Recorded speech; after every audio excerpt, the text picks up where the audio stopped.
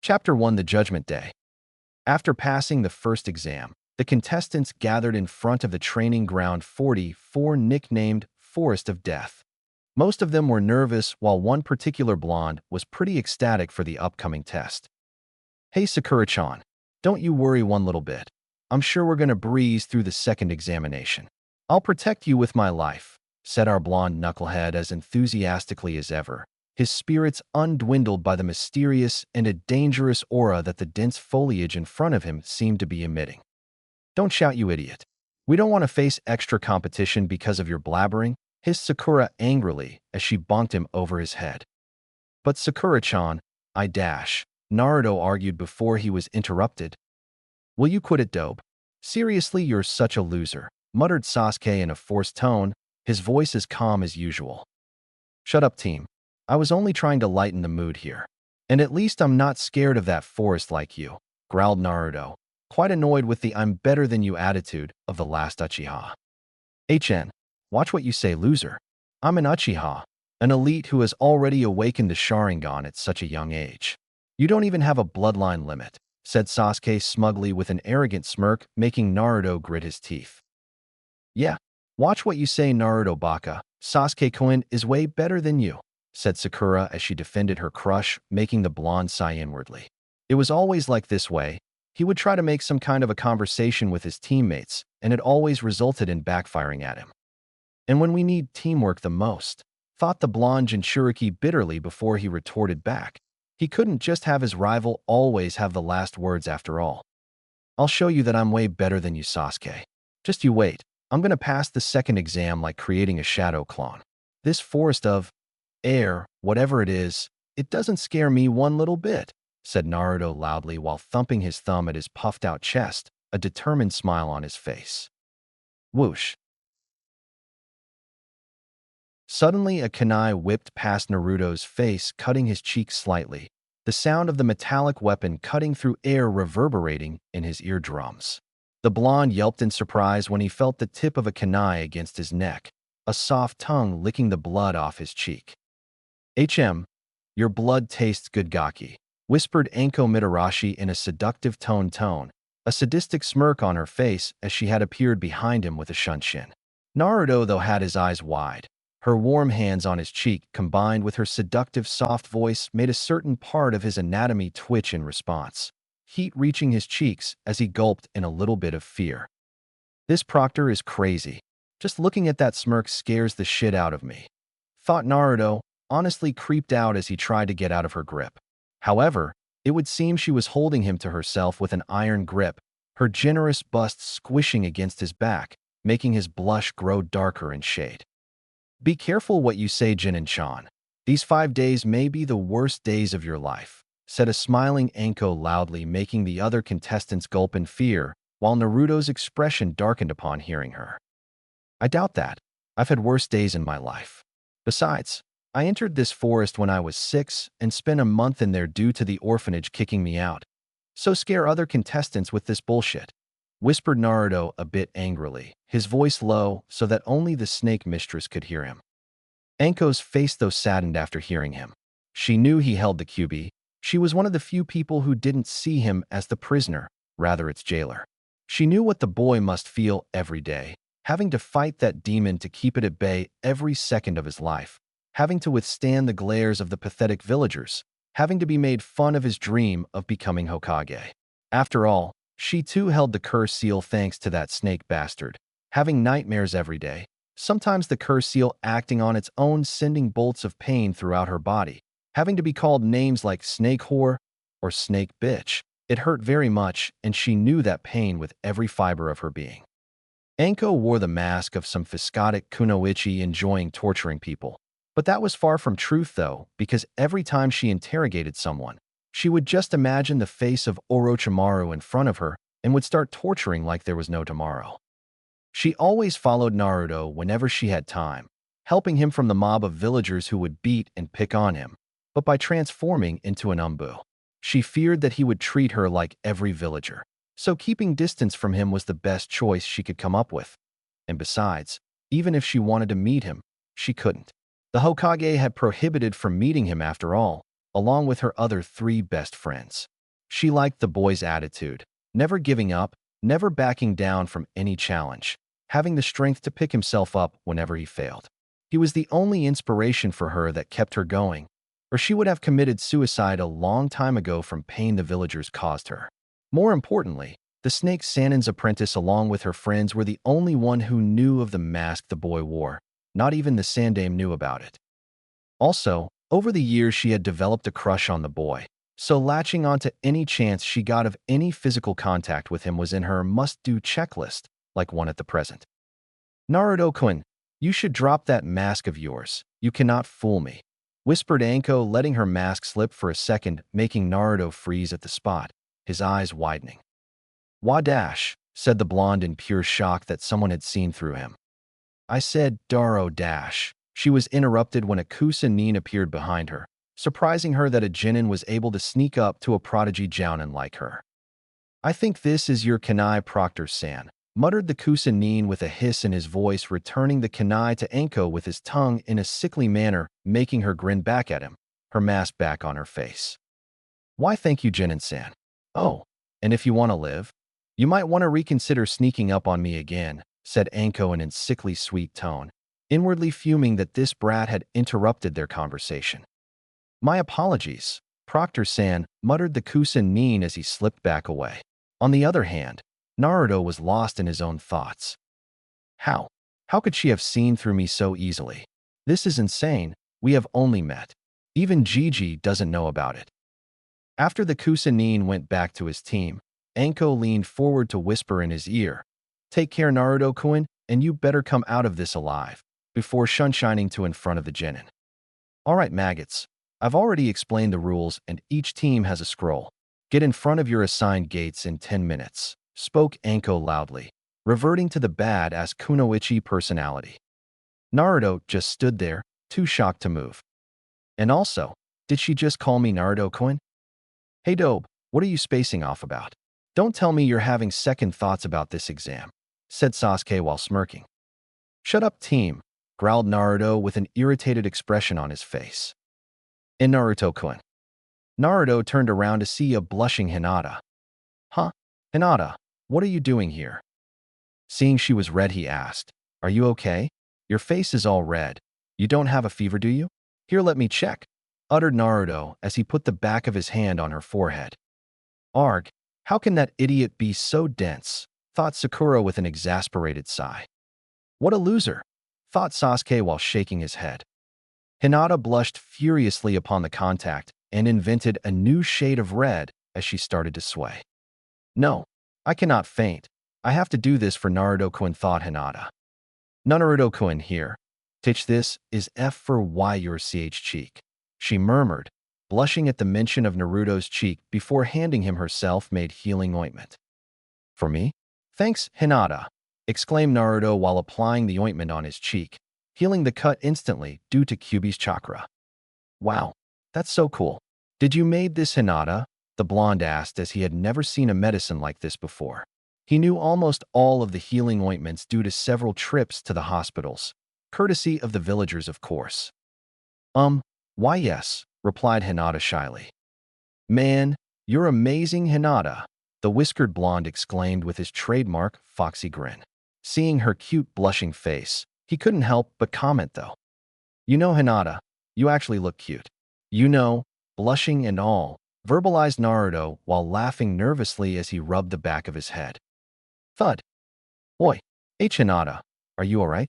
Oi, wake up, the second exam is about to start, articulated Naruto frantically, not knowing what was wrong with her. Kemi-sama, how can he be so dense? He was flirting with her without even realizing it. Sometimes, I really feel for Hinata, thought Sakura. Kiba and Shino arrived to see Hinata lying on the floor, blushing up a storm even though she was unconscious. Her face twisted into a smile as if she had just experienced a mind-numbing orgasm. Kiba sighed. Don't worry, Naruto. We'll take over from here. Is she all right? The blonde asked, worry etched on his face. Don't worry, Uzumaki-san. She just fainted from excitement and anxiety, answered Shino in his monotone voice. Oh, okay. Well, good luck to you guys. Thanks. See you at the tower, idiot, replied Kiba confidently with a smirk. You bet, dog breath, replied Naruto, making Kiba growl at the nickname. Sakura giggled lightly to herself, whereas Sasuke had a smirk on his face. Okay, dope, let's go, uttered the Uchiha while walking towards their assigned gate. All right, maggots, time to go wild. At the count of 3, the gates will be opened. Oh, and one last advice before you go. Don't die, said Anko while putting on the most badass look she could muster. One common thought running through all the Chunin except Gaara: she's scary. Yeah, even Neji, even though he's a stuck-up Hyuga. All right, get ready. 1, 2, shouted Anko, pausing dramatically as the Chunin waited with bated breath. Meh, get out of here, spoke Anko with a bored expression on her face, doing the shoe motion with her hands. All the Chunin sweat dropped, already past the gate as they dashed into the dense foliage. Team 7. Naruto, Sasuke, and Sakura blurred through the gate, opting to go through the trees due to possibility of traps on the ground. After some time, a Chunin, you know he's Orochimaru, so no point in creating suspense. I'm gonna use Orochimaru after this instead of Chunin, started following them after easily dispatching his supposed teammates. Soon Sasuke-kun, I will obtain your Sharingan, thought Orochimaru while grinning like a maniac. After 3 hours of traveling, Sasuke saw a clearing ahead with his Sharingan. Stop, he ordered with a serious expression. What's the matter? Is someone ahead of us, Sasuke-kun? Asked Sakura with some worry and anxiety visible on her face. There's a clearing ahead of us. We've been traveling for 3 hours now. We should take a break, he suggested with a sigh. Who told you we're the fucking leader, Sasuke team? Growled Naruto with a scowl on his face. Shut up, Naruto baka. He's right, Sakura interrupted sternly while Sasuke smirked victoriously. Naruto, however, gritted his teeth in anger. If it wasn't for my mask, I would have slapped this pink-haired bitch. One day, Sasuke, I will show you what I'm truly capable of. Just you wait. All right, let's go, the Uchiha uttered smugly while Sakura followed him. Swoosh. As soon as Sasuke and Sakura landed in the clearing, a huge gust of wind approached them at high speeds. Sasuke's eyes went wide when he saw Chakra in the wind with his Sharingan, copy wheel eye. Sakura, Naruto duck, shouted Sasuke while himself ducking in the process. Sakura barely dodged the powerful current, while Naruto couldn't dodge due to him being in midair when he was just about to land. Oh shit, thought Naruto before he was swept away by the strong tide of wind, blown away from the clearing. The blonde skidded across the ground, far from the clearing before coming to a halt. That was a Jounin-level wind jutsu with a high amount of chakra in it which no Chunin should possess except me. The one who attacked us is clearly a Jounin level or above. I have to warn Sasuke and Sakura before they get themselves killed, thought Naruto with a grim expression on his face. Just as he was about to head back to the clearing, a huge snake attacked him. He jumped high in air just in time to dodge the snake as it had lunged forward, intending to eat him. Phew, that was close. If it weren't for my keen senses due to QB, I probably would have been eaten. Clearly this snake is a summon, and if my hunch is correct, it's sent by the one who attacked us. Meaning he's after Sasuke as he's the one having Sharingan, the last Uchiha, while Sakura doesn't have anything special. He wants to keep me busy for some time. I better hurry, don't have any time to play. The blonde pondered, landing on a branch in crouch position as he stared at the large reptile with narrowed eyes. Kage Bunshin no Jutsu, shadow clone technique, he mumbled, creating 10 shadow clones. All right, guys, I know you're going to hate me for this, but you have to be eaten by that snake, said Naruto, making the clones erupt in an outrage. What? Are you crazy? There's no way I'm going in that shithole, yelled a shadow clone while pointing his index finger at the snake. Yeah, if you want to do it that badly, why don't you go in there? Asked another shadow clone in curiosity. At this, Naruto's eyebrows twitched as he took a deep breath. I'm the real one. So there's no point in me getting killed if I can use you. Now get hell outta here, you lazy bastards, or no ramen for you. All the shadow clones paled at this as they jumped towards the snake without any second thoughts. You're gonna pay for this, yelled a clone in midair. As soon as they landed in front of the snake, it immediately leaped forward, eating all of them in a swipe. Naruto grinned as he went through 3 hand seals before exclaiming, Kage Bunshin Bakan no Jutsu, Shadow Clone Explosion Technique. Immediately, the snake's stomach began to glow red, increasing in size until shum. It exploded in a huge blast, its body fluids spraying all around the area. Ugh, I really pity my clones, muttered Naruto, disgusted by the scene in front of him. I should get going. He spoke to himself before leaping in the direction of clearing where his team was. Sasuke and Sakura after Naruto was blown away. Sasuke and Sakura had some bruises, but nothing life-threatening. The Uchiha stood up, brushing the dust of him as he looked around for the attacker. Hello, Sasuke-kun, greeted Orochimaru, suddenly landing in front of the duo. Sasuke and Sakura's eyes widened upon seeing the same Kusa Nin from before. You are that Kusa Nin who returned the kunai to the proctor, the pink-haired Chunin pointed out in realization. Why yes, little girl, and I know you guys have the heaven scroll in your possession, said Orochimaru. How did you dash? The Uchiha trailed at the end in surprise. So, you Chunin want the earth scroll, huh? Asked the snake Sannin with a smirk, showing them the earth scroll before gulping it down his throat. Sakura almost threw up at seeing the sick display. If you want it, you'll have to fight me, Sasuke-kun, the Sannin hissed while grinning, leaking large amounts of chakra. Sasuke and Sakura were immediately brought down to their knees, not being able to withstand the pressure as they panted due to the strain.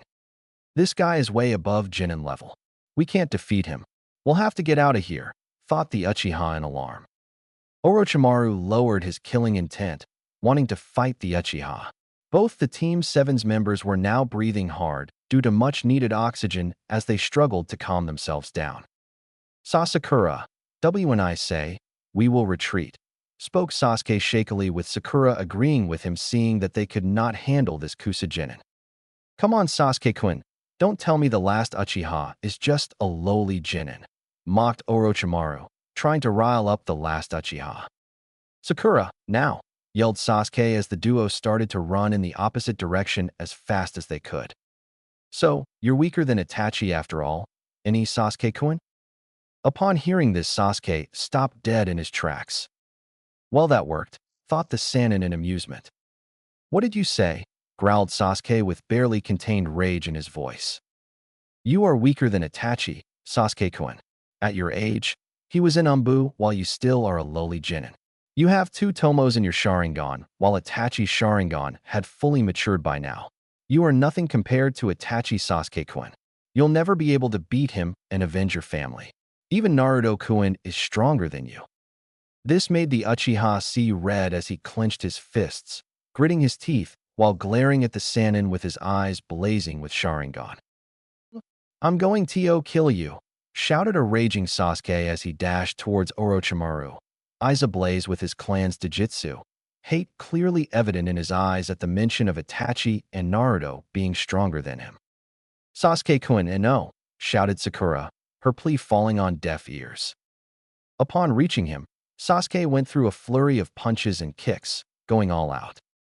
Frontal attacks like these won't work, Sasuke-kun, spoke a smirking Orochimaru, fluently dodging Sasuke's every single strike like a snake. Sasuke went for a right uppercut when Orochimaru flipped backwards, landing gracefully before dashing forward again. He aimed a blurred kick at Sasuke's midsection, who dodged it barely before jumped backwards using chakra beneath his feet.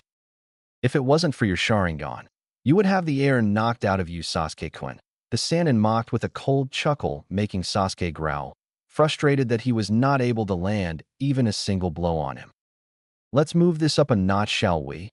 Uttered the snake Sannin, the smirk ever present on his face. Sasuke's eyes widened when Orochimaru disappeared from his view. Wham! He felt an immense pain at his rib section, currently flying back at high speeds before crashing into the bark of a tree, getting the wind knocked out of him, courtesy of the Kusa Nin appearing out of nowhere to deliver a powerful kick to his ribs. Sasuke spat some blood from his mouth, trying to stand as his legs wobbled a bit. What was that? I didn't see him move even with my Sharingan, and his kick felt stronger than even Kakashi-sensei's, thought Sasuke in surprise.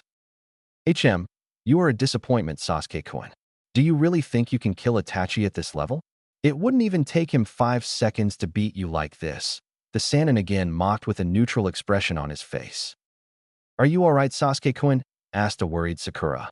She turned her head to glare at Orochimaru for hurting her crush like that. You want something, little girl? Asked Orochimaru in amusement, never leaving his eyes off Sasuke. How dare you hurt Sasuke-kun like that, you bastard? Yelled an angry Sakura. She dashed towards Orochimaru with a kunai in her hands, intending on killing him. She tried to slash him on the chest when Orochimaru easily dodged her sloppy attack, delivered a crushing blow to her stomach. Act! Sakura was sent flying backwards as she skidded on the ground to a halt, blood dripping down her chin. You are a pathetic excuse for a kunoichi, you lowly genin. Your attacks are academy level at best. Katan. Gakakyu no Jutsu. Fire release. Grand Fireball Jutsu, yelled Sasuke after going through a couple of hand signs, sending a huge fireball towards Orochimaru. It hit him dead on, resulting in the area getting covered with fire where Orochimaru was previously standing. Sasuke smirked while panting as he had spent a lot of chakra on that last attack. That'll teach him to mess with an Uchiha, he thought smugly, a confident expression on his face. After the smoke cleared, Orochimaru stood there with 3-degree burns while the skin on his face was currently torn off to reveal a pale skin, eyes yellow with slitted pupils. Sasuke's eyes widened as he saw his face. What is he? Nice try, Sasuke-kun, but you'll have to do more than just basic jutsus, said a laughing Orochimaru before dissolving into mud. What? A mud clone, thought Sasuke while frantically searching for the Kusanin with his Sharingan. Sasuke-kun, behind you, yelled an injured Sakura, making his eyes widen upon hearing her. You shouldn't let your enemies get behind you, Sasuke-kun, whispered Orochimaru in Sasuke's ear from behind. The Uchiha quickly turned around to receive a bone-shattering punch to his face as he was sent flying back. He flipped several times in midair due to force of the punch, rolling roughly on the ground before skidding to a halt. He could now feel several of his bones crack due to his roughly landing, coughing more blood along some teeth. Sasuke-kun, are you alright? Yelled a worried Sakura. Does it look like I'm alright? He shouted back in frustration, wiping the blood off his chin. Let me ask you, do you want power, Sasuke-kun? Asked Orochimaru with a serious expression on his face now. What? Stuttered Sasuke, taken aback by what he was hearing. I can grant you power beyond imagination, Sasuke-kun. The snake Sannin continued. Who are you? Asked Sasuke, clearly terrified of this mysterious entity. Orochimaru peeled off the Kusajinin skin to show his pale complexion face. My name is Orochimaru, of the legendary Sannin, he answered, a grave expression on his face. Sasuke and Sakura's eyes widened upon hearing this. No doubt we were no match for him. He's a freaking Sannin, thought Sasuke, having read about them in the academy. He must be the traitor the textbooks didn't mention about, thought Sakura in realization. What do you want with me? The Uchiha asked shakily. You'll know in due time, Sasuke-kun. For now, I'll leave you a parting gift, said Orochimaru with a smirk before his neck elongated to impossible lengths, giving Sasuke a hickey. Air bit him on the side neck before retracting his head.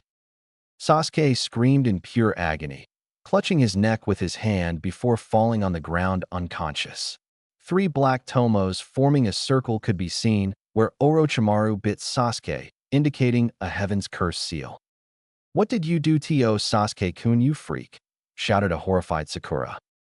Just a little gift. In time, he'll seek me for more power.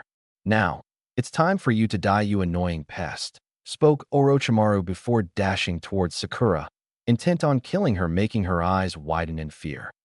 Orochimaru was halfway through when a kunai attacked with a paper bomb landed just in front on him, though at a safe distance from Sakura.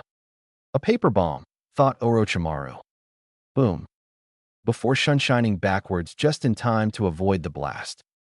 Looks like I made it just in time, spoke Naruto, currently standing on tree branch above Sakura. Naruto, what took you so long? Yelled a relieved Sakura, happy to see the blonde for the first time in her life.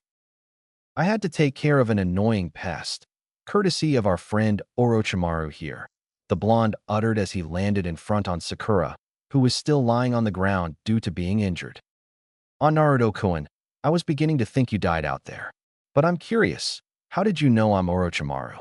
I'm pretty sure the Academy doesn't tell about me except Jiraiya and Tsunade, and you were not here when I told Sasuke-kun, asked Orochimaru, intrigued by the Jinchuriki. Well, your pale snake-like face is a dead giveaway. And Gigi told me about you too, the whiskered blonde answered. Oh, and who is this Gigi of yours? Asked Orochimaru in amusement. It doesn't concern you, snake face. What did you do to Sasuke? Asked Naruto with narrowed eyes. He's just unconscious as he couldn't take me on. I'm hoping for a better challenge from you, Naruto-kun, the Sannin verbalized with a cold, playful smirk. I am no match for him. I have to stall him and hope the guards around here were alerted due to such high amount of chakra he used in that wind jutsu, thought Naruto with a grim expression on his face. What are you waiting for, Naruto-kun? Don't tell me you're scared, mocked Orochimaru, amused by the Jinchuriki's lack of answer. Shadow clones and exploding shadow clones wouldn't work against a Sannin. Guess I have to use that style, although it's quite risky. But it can stall him for some time due to the element of surprise, thought Naruto, beads of sweat rolling down his forehead as he closed his eyes. All right, Naruto-kun, if you just want to stand there, then allow me to key dash. Orochimaru stopped when he saw red chakra start to leak out of Naruto, his hair becoming more spikier, his whiskers more defined now. Eyes turning from cerulean blue to crimson red with black slits in the middle, while his nails and canines became elongated, pointed at the edges. The ground he was standing on cracked under the pressure of demonic chakra, creating a small crater, greatly shocking the snake Sannin. How is this boy intentionally using the Kyuubi's chakra?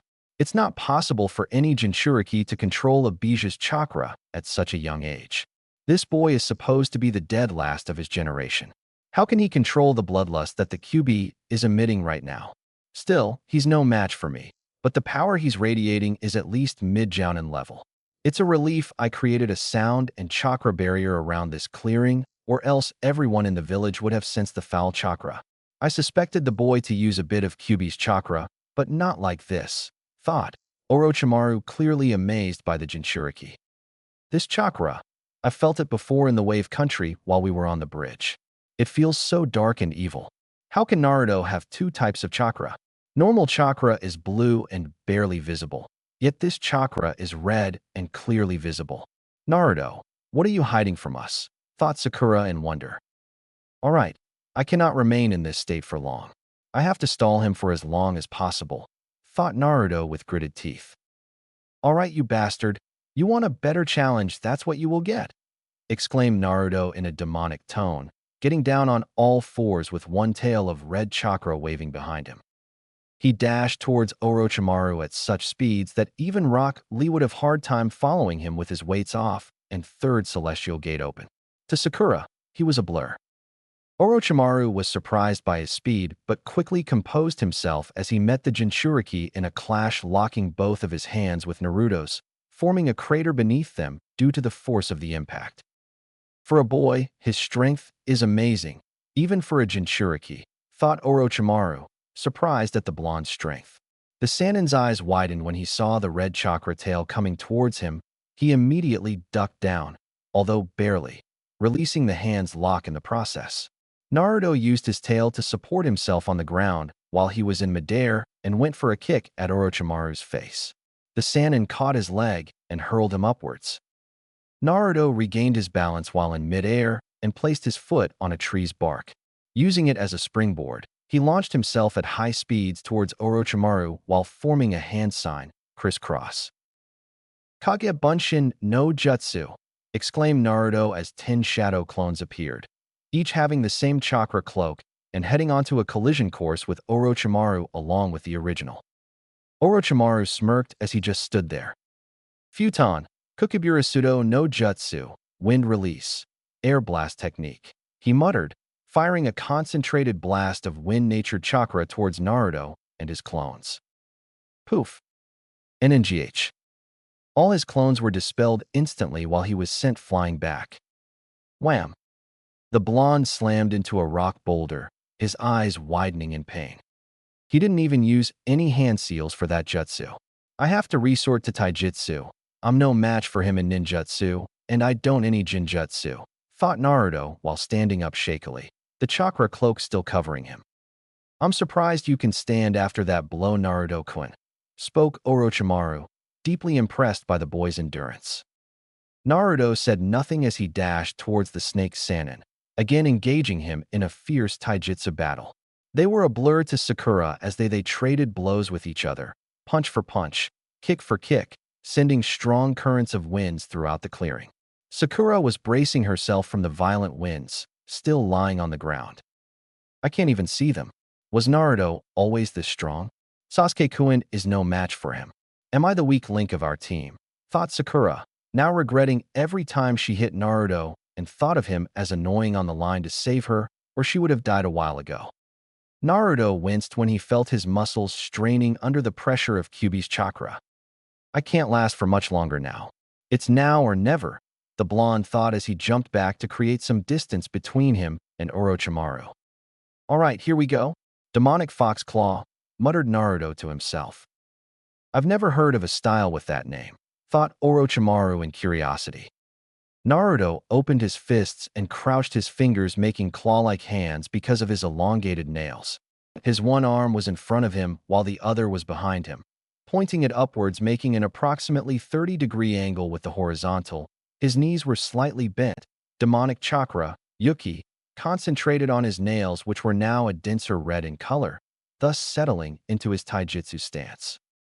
He then dashed towards Orochimaru on all fours, and upon reaching, unleashed a flurry of claw strikes with a fox's agility. What is he doing? He's only trying to slash me. His nails cannot do enough physical damage, thought Orochimaru while dodging his strikes. Meanwhile, Sakura had slipped into unconsciousness due to fatigue and her injuries. When one of Naruto's nails slightly slashed one of Orochimaru's hands, Naruto smirked and flipped backwards. What's so funny, brat? Asked the Sannin with a raised eyebrow, getting annoyed with the Jinchuriki. Let me tell you the essence of my taijutsu style. You would be dying anyway. This style is only useful if someone has demonic chakra. A Biju's chakra is poisonous to human body, but has less effect on a Jinchuriki himself as they get adapted to it. I concentrate my Yuki at my hands, and if my nails cut someone even the slightest bit, then the demonic chakra enters the system of the victim. Meaning when my claw slashed your skin, the Yuki entered your system and is currently working like a poison. This is just like the gentle fist, meaning even the slightest contact is deadly. However, I only need one successful strike, unlike the gentle fist in which chakra points are closed one by one. Thus my style is more deadly without the need of accuracy and precision. Hence the name Demonic Fox Claw, explained Naruto with a proud and a confident smirk on his face. Orochimaru was shocked to the core by the deadliness of this taijutsu and only had one thought running through his mind. This boy is a genius. One thing which I didn't tell him is that style requires large amount of Kyuubi's chakra, and hence every time I use it, it puts huge strain on my muscles and my lifespan is shortened considerably. Its use is very limited, thought Naruto with a sigh. Orochimaru, however, could feel the poisonous chakra acting and disrupting his normal body functioning and chakra coils. Well, Naruto-kun, your taijutsu may be invincible, but not against me, said Orochimaru while smirking. What? His question was answered when Orochimaru's upper body started to become like a balloon and his mouth opened to an impossible size from which another Orochimaru extruded, dripping with saliva. Naruto's jaw dropped to the ground in shock. This guy is a freak, he thought in horror. Suddenly, the blonde started to feel immense pain as he was on his knees, coughing more blood while red chakra began to recede back into his body. Damn, several of my muscles have been torn. I can't even stand properly, he mused to himself, the Biju's red chakra now completely dissipated. Guess your body couldn't handle any more of the Kyuubi's chakra, Naruto-kun, Orochimaru verbalized with an amused smirk. How see can you still be standing? Asked Naruto, who was currently writhing in pain. I can regenerate my whole body if it gets damaged. Still, it does take a lot of chakra. Why do you think I've been doing human experiments all these years? He asked in a proud tone. Why, you're sick, spat Naruto, his one eye closed as he gritted his teeth in pain. Orochimaru walked towards Naruto before picking the blonde by his throat. Well, you clearly gave a better fight. A much better fight, Naruto-kun. It's time to end this, though, the Sannin declared with a grim expression on his face, lifting Naruto's orange jumpsuit to reveal Jinchuriki's stomach with a spiral like seal. "Oh, please don't rape me," said a horrified Naruto as Chibi Naruto ran in his mindscape while screaming, "Dash, he's gonna take our virginity. Run for your lives." Orochimaru's sweat dropped while his eyebrows twitched. "I'm not raping you, brat." "What do you think I am, a gay?" said an annoyed Orochimaru. Naruto tilted his head to the side in genuine confusion. Yeah. Art, that's it, brat.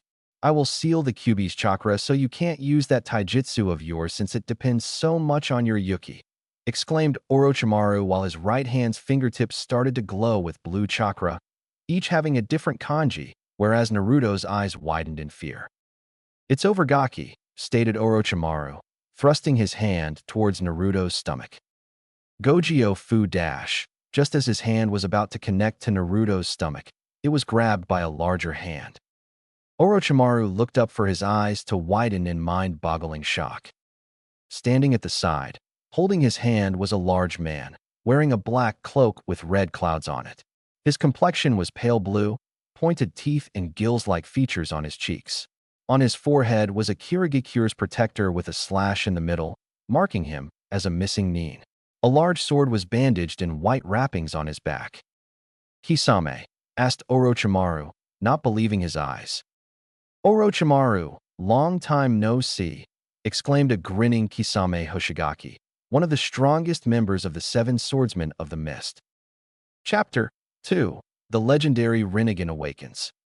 "Orochimaru, long time no see," said Kisame, having a maniacal grin on his face. "Kisame? What the hell are you doing here?" asked a shell-shocked Orochimaru. "I'm hurt, Orochimaru. Aren't you happy to see me?" mocked Kisame. Orochimaru growled before dissolving into mud, dropping Naruto onto the ground and reforming a distance away. Damn snake, my hands are all muddy now," said Kisame, waving his hand. Naruto's sweat dropped while thinking, "Great. Another nutcase." Who are you?" asked Naruto while trying to stand dismissing him as a possible enemy, as he saved him one way or the other. "Stay down if you want to live, brat," said Kisame while standing in front of Naruto, facing Orochimaru with a serious aura surrounding him. "How can Akatsuki be here?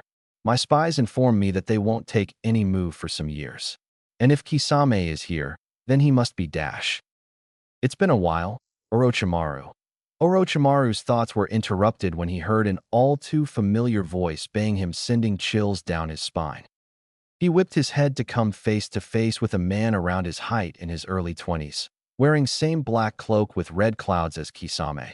His face like an elder version of Sasuke, black onyx eyes and hair, an emotionless face, and a leaf protector with a slash on the middle on his forehead indicating he too was a missing nin.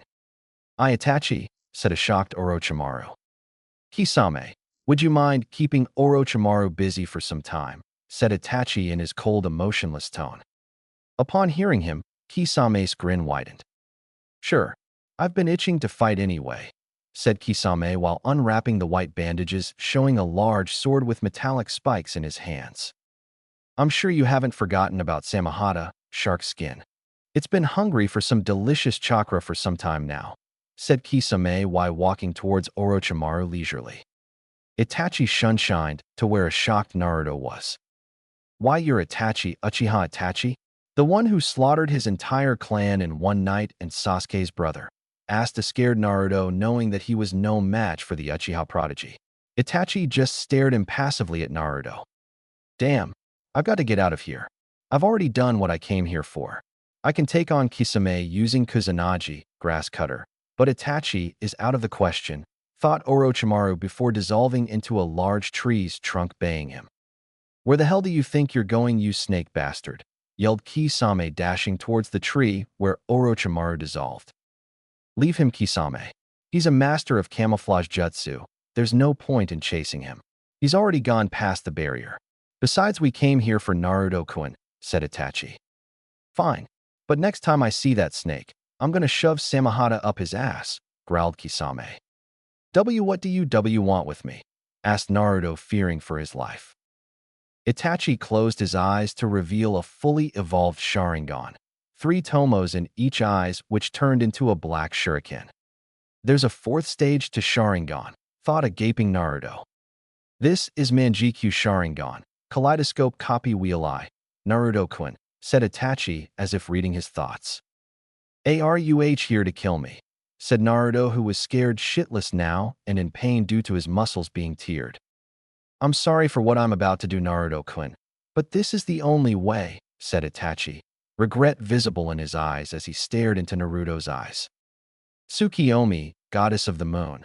Naruto's eyes widened as the world around him faded. World of Tsukiyomi. He noticed that he was tied to a cross-like post, sky blood red with a moon.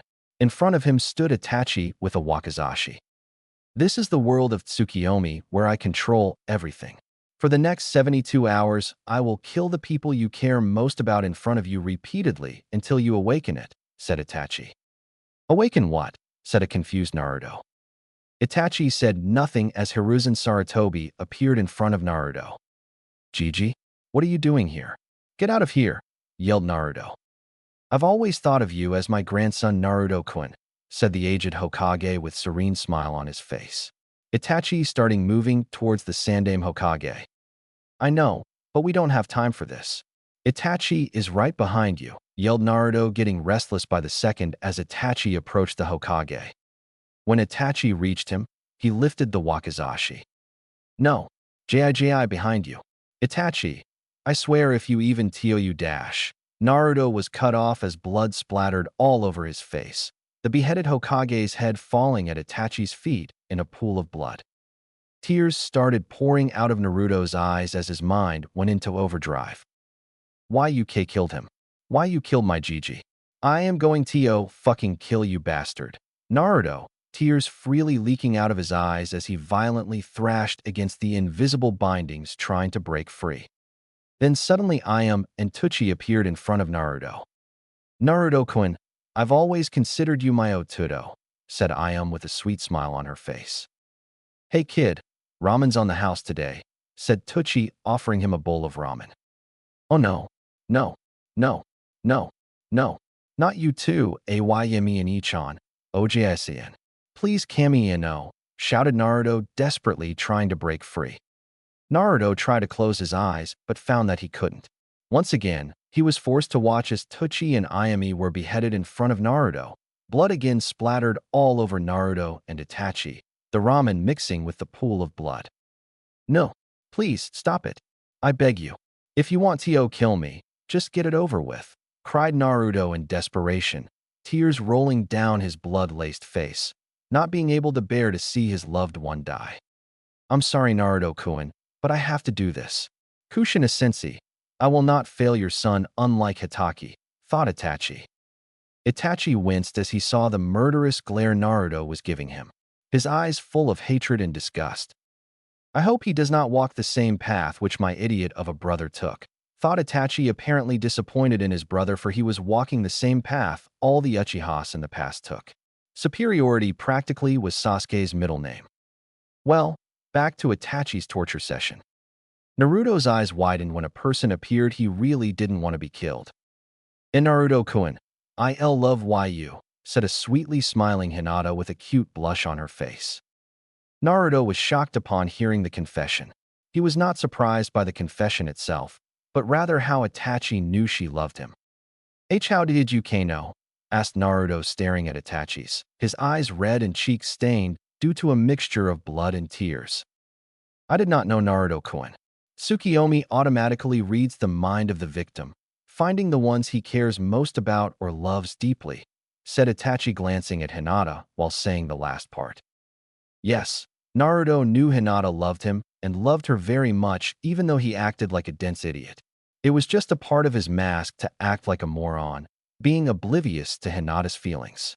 Due to his heightened senses, he could easily feel the presence of Hinata every time she followed him. What Hinata didn't know was that sometimes Naruto followed her too, curious to know about his stalker, what she liked, what she disliked, her hobbies, etc., and over time fell in love with her. He loved her smile, her kindness, her scent, her lavender eyes, her blue hair, everything about her. She was the purest soul he knew. And now to watch her get killed in front of him, he could not even bear to think about it. Damn it. I'm sorry, Hinata-chan, said Naruto while fresh tears leaked from his eyes. I couldn't protect my precious ones. What good of a Hokage would I become? Said Naruto in a heartbroken tone, like his world was shattered in front of him. It's over for her, Naruto-kun, said Itachi as his sword pierced through Hinata's heart, instantly killing her. Blood oozed out of Hinata's mouth, light leaving her eyes as her body dropped in a pool of blood and laid there motionless. Naruto's face went blank as his mind still couldn't believe that his Hinata-chan was now dead. A few moments later, seemingly never-ending tears started falling from his face. Hinata-chan is dead, thought Naruto over and over again. A few moments later, pure white chakra started leaking out of Naruto's body, forming a chakra cloak around him. Itachi smirked at seeing the white chakra. Great. It worked. He's awakening it. Our plan dash. His thoughts were interrupted by an ear-deafening scream. I hear Garg. What are you doing to me, you bastard? My eyes, head. My whole body hurts, screamed Naruto, who was violently thrashing around the invisible posts he was tied to. I'd better end Tsukiyomi now. I have to preserve as much chakra as I can, for we need to come back here in a few minutes, thought Itachi before ending the Jinjutsu. Outside the clearing, Kisame had no idea what was going on. 1 second, Itachi and the blonde brat were standing, and the next, white chakra was leaking out of the brat's body while he was screaming in pain. Tsukiyomi is not supposed to do that, is it? Itachi, what the hell is going on? And what is that white chakra? I thought the chakra is supposed to red or blue in color. Wasn't he supposed to awaken the Rinnegan, ocular eye? Asked Kisame. Calm down, Kisame. It's part of the process. Remember that Rinnegan is a very powerful Dojutsu, even powerful than Sharingan and Byakugan. So the process of awakening it is very painful, said Itachi while he winced when the screams of Naruto got even louder. It's a good thing that I covered this area in a high-level Jinjutsu and a double-layer soundproof barrier. No one should be able to interrupt us for a while, thought Itachi. In case of Naruto, he had never felt so much pain in his life. Every inch of his body was hurting. He felt like his head and mainly his eyes were put on fire. He could feel large amount of chakra flowing through his coils, straining them, increasing their size, his muscles being torn apart and new ones being formed. Itachi and Kisame were awed by the display of power by Naruto, although he was doing it unintentionally. His white chakra completely surrounding his body. A small crater had formed on the ground just by the force of chakra, releasing powerful gusts of winds, dust particles, pebbles, and large chunks of earth were rotating around Naruto in midair. Some trees were uprooted by the force of wind. Sasuke and Sakura, who were unconscious, skidded back several meters. Itachi and Kisame had to apply chakra to their feet to keep themselves still. Their eyes were closed and arms in front of their faces to brace themselves properly. Damn, this GKI has one hell of a chakra. How much longer, Itachi? Yelled Kisame. Just a bit longer, Kisame, Itachi shouted back. Kisame's eyes widened upon hearing Itachi. Did Itachi just shout? Nah, I must be hallucinating because of the chakra, thought Kisame. Hey Itachi, did you just shout? Are you alright? Yelled Kisame. Itachi's eyebrows twitched at hearing him. Shut up, Kisame, said an annoyed Itachi. What? I can't hear you, shouted Kisame, not being able to hear due to ear-deafening screams Naruto was making. A vein popped on Itachi's forehead. I said shut the hell up, Kisame, shouted Itachi. Whoa, you shouted again and cursed too. Itachi, I think the last Tsukiyomi messed up your head, Kisame shouted back. By now Itachi was fuming and his face was so red that you could think he was blushing like Hinata. Author's notes. What if Itachi and Kisame acted like Hinata and Naruto? Kisame Kikun, I'll love you, said Hinata-ish Itachi. I love you too, Itachi-chan Databayo, said a grinning Naruto-ish Kisame in an orange jumpsuit. Imagine Kisame in that retarded jumpsuit. It's hilarious. Author's notes end. Kisame immediately stopped his ranting when he saw the shuriken blades of Manjikyu Sharingan spinning wildly as Itachi glared at him. Itachi and Kisame were suddenly blown away when a huge tide of chakra swept through the area, both crashing into the trees, and suddenly the anguished screams of Naruto stopped. What the hell was that? Kisame asked as he got up to see Itachi staring at something wide-eyed with his Sharingan. He turned to see nothing but smoke and dust arising from where the brat was standing. "Oi, Itachi, what's the matter? Did he die or something?" said Kisame as he picked up his sword. Itachi only stayed silent while he was in trance-like state. "Oi, say something, damn it," shouted Kisame as a tick appeared on his forehead. His chakra is now white, but the scroll said it is only temporary, only when you're in the process of awakening the Rinnegan, said Itachi still in his trance-like state, Sharingan activated. Kisame still couldn't see anything as the smoke was obscuring his vision. The white chakra was said to be possessed by Rakudu Sannin, Six Realms Sage, which means his chakra is of light type, whispered Itachi, not believing his eyes. For once, he couldn't believe what his Sharingan was showing him. And his chakra coils, they are huge. His own reserves are mid-Kage level, not counting Kyuubi. Itachi, still whispering to himself. "Oi, what are you blabbering about?" said an annoyed Kisame. There was a sudden gust of wind, not as violent as before, which came from the epicenter Naruto seemed to have created, also clearing the smoke in the process. Itachi and Kisame's jaws dropped to the ground, their eyes almost bulging out of their sockets when they saw Naruto. There standing in the middle was a man, with height about 5 feet 4 inches, not a shrimp. His jumpsuit was straining under the muscles, which were a lot more noticeable now. His spiky blonde hair were glowing, if only a bit. They seemed to have grown a lot, pointing in every direction with bangs covering his eyes. Itachi could have swore he saw a chibi yandere there. Anyone could mistake Naruto for Minato now, but his whisker marks were a dead giveaway as they were more defined, adding to his ferocity. Naruto's going to kill me for all the fangirls he's going to attract. Not that he will spare me now for what he endured in Tsukiyomi, thought Itachi. Meanwhile, Kisame was having a hard time controlling the Samahata as it seemed to have taken a liking to Naruto's huge chakra reserves. Naruto lifted his head to show his eyes for the first time after his seemingly super transformation. They were still a shade of blue, somewhat purple. One black ring surrounded a black dot-like pupil in the center. Naruto was surprised when instead of normal visibility, he could see chakra of almost everything. The trees, the ground, and a double-layered barrier. He could also see the Jinjutsu, which surrounded the area.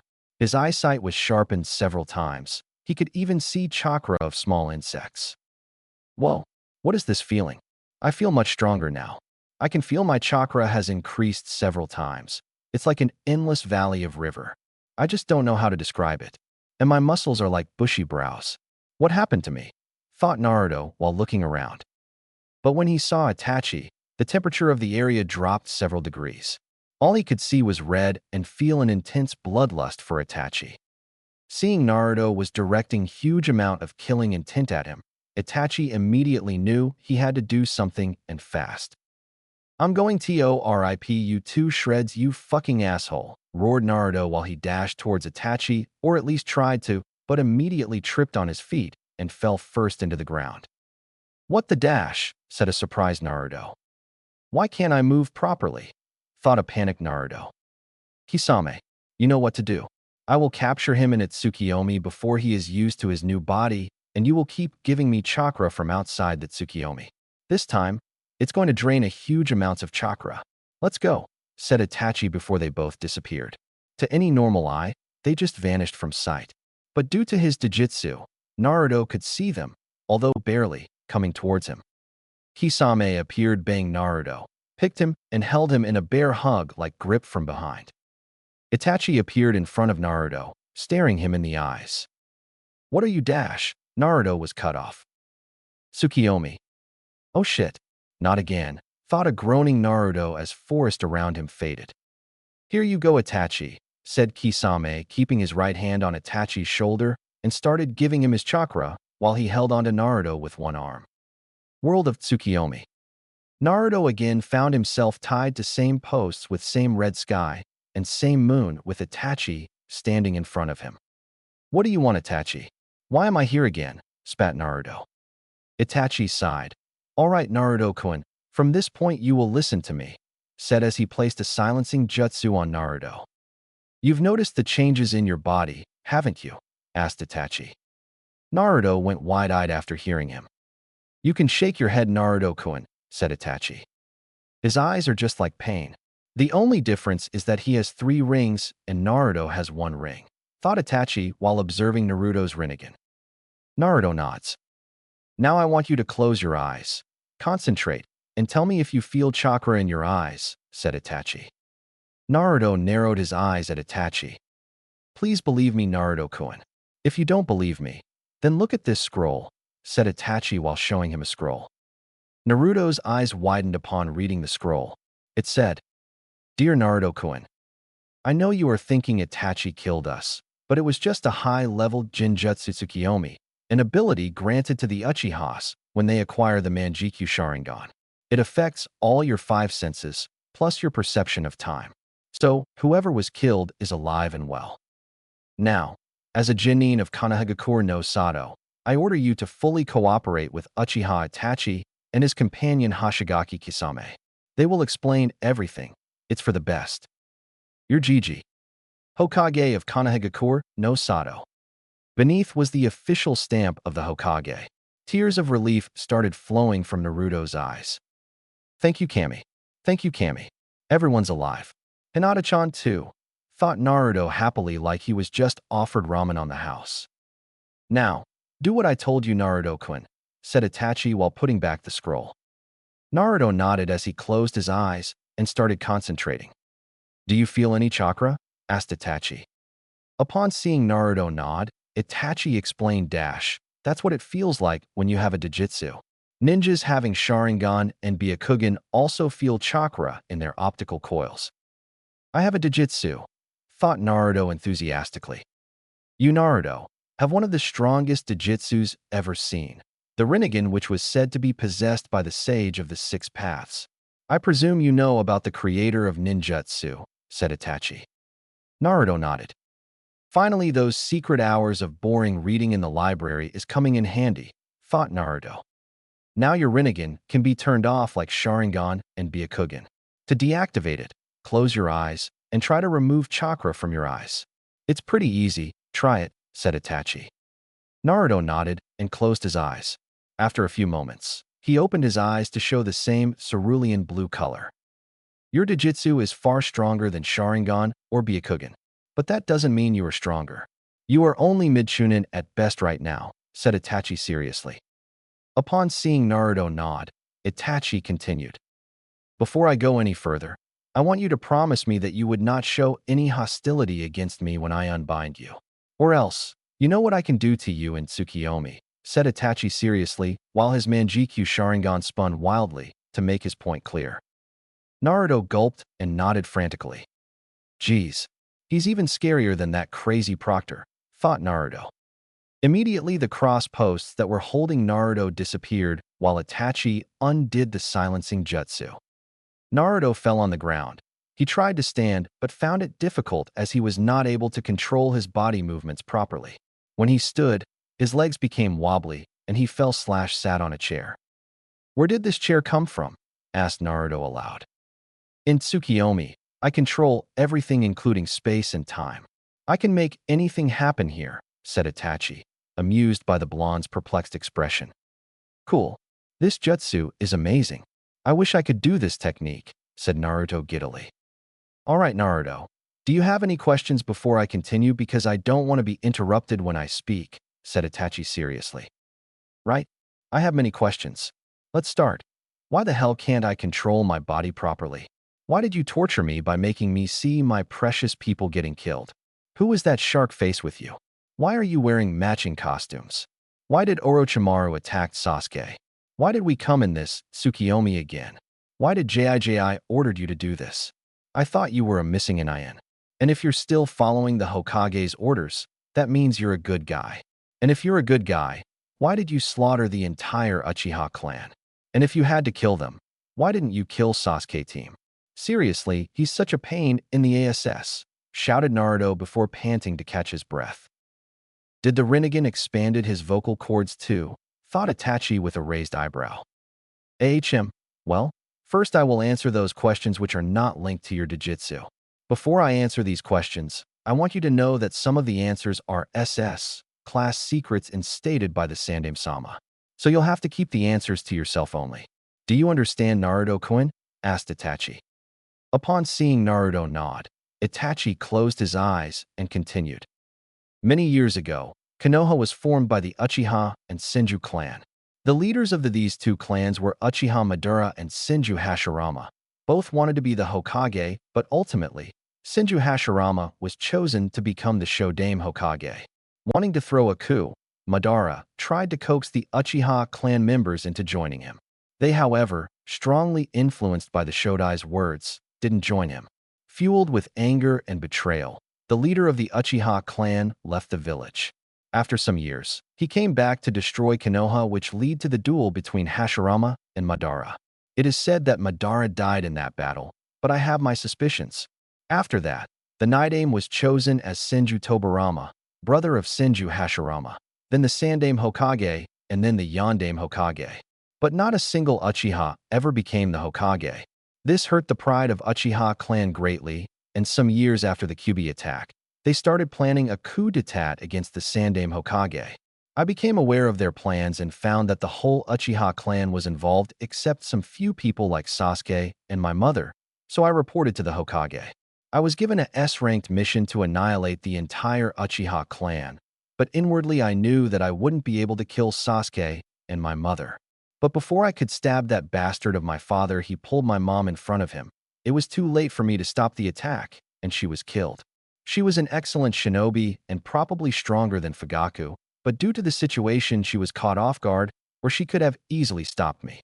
I put Sasuke in a comatose state for 2 weeks using Tsukiyomi and made him believe only power mattered to me.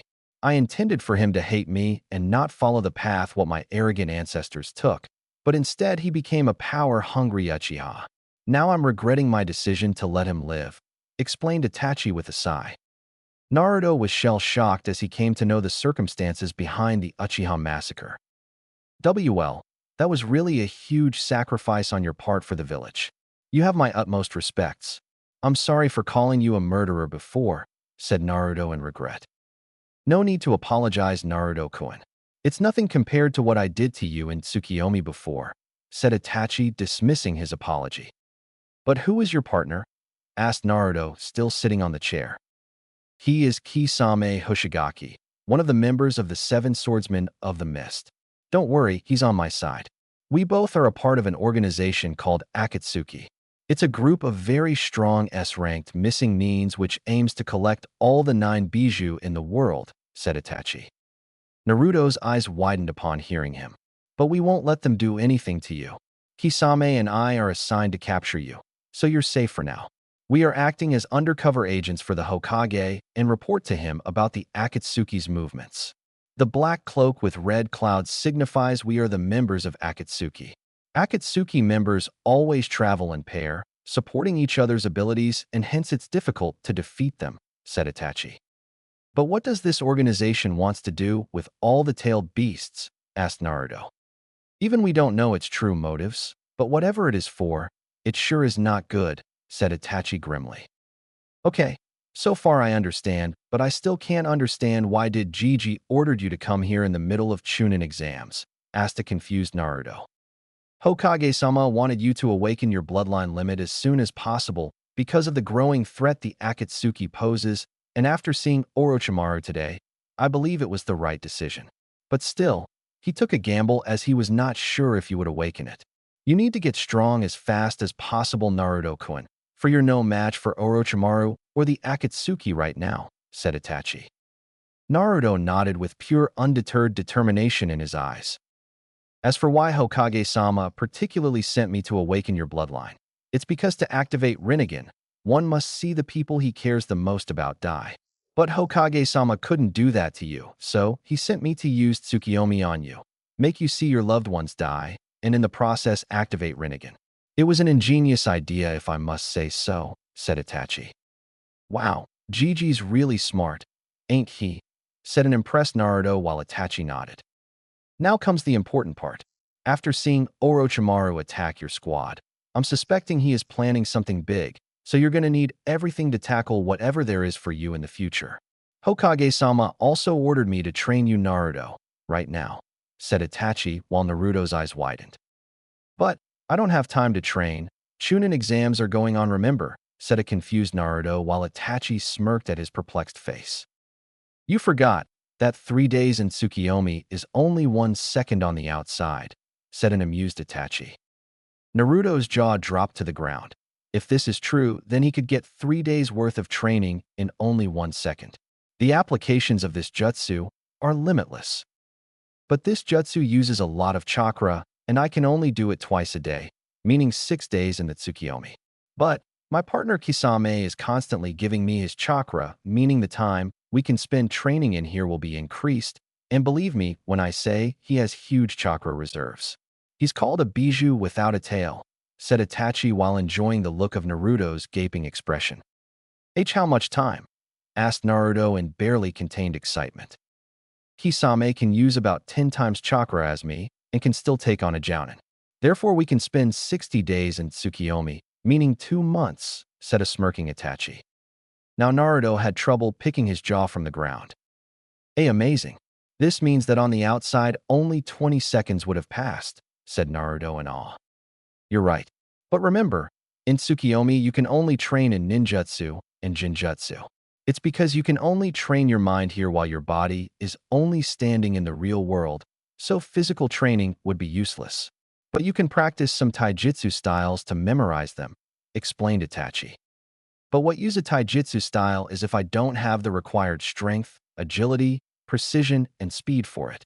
Even if I master all the katas of the taijutsu, it still wouldn't as effective as it should be, said a confused Naruto while Itachi nodded. That's where I answer the question why you are not able to properly control your body.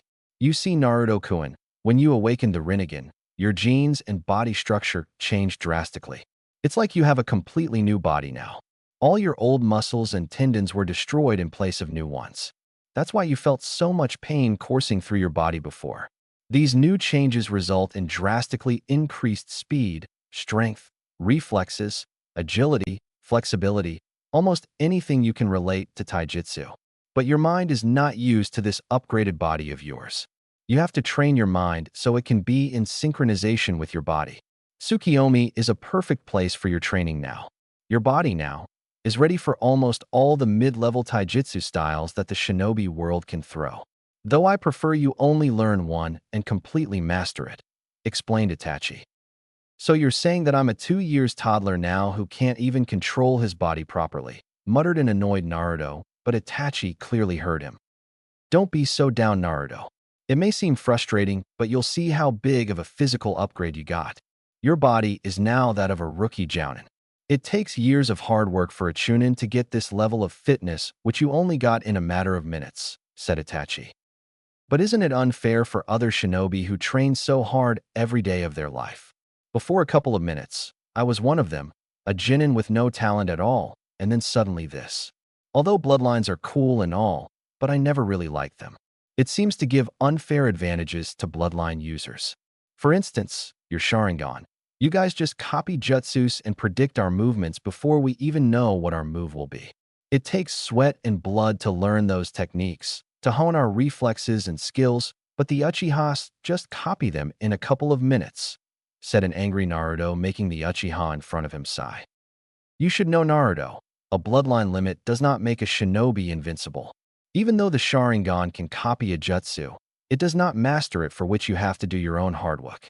For example, let's take a simple fireball jutsu. If you copy it with your Sharingan, it only shows the required hand seals and the amount of chakra to be applied. So when we do it after the copying it, we do the weakest form of the respective jutsu. To improve it, we have to do our own training so that we can burn as much oxygen as we can using our fire nature chakra without using excess amount of chakra than required.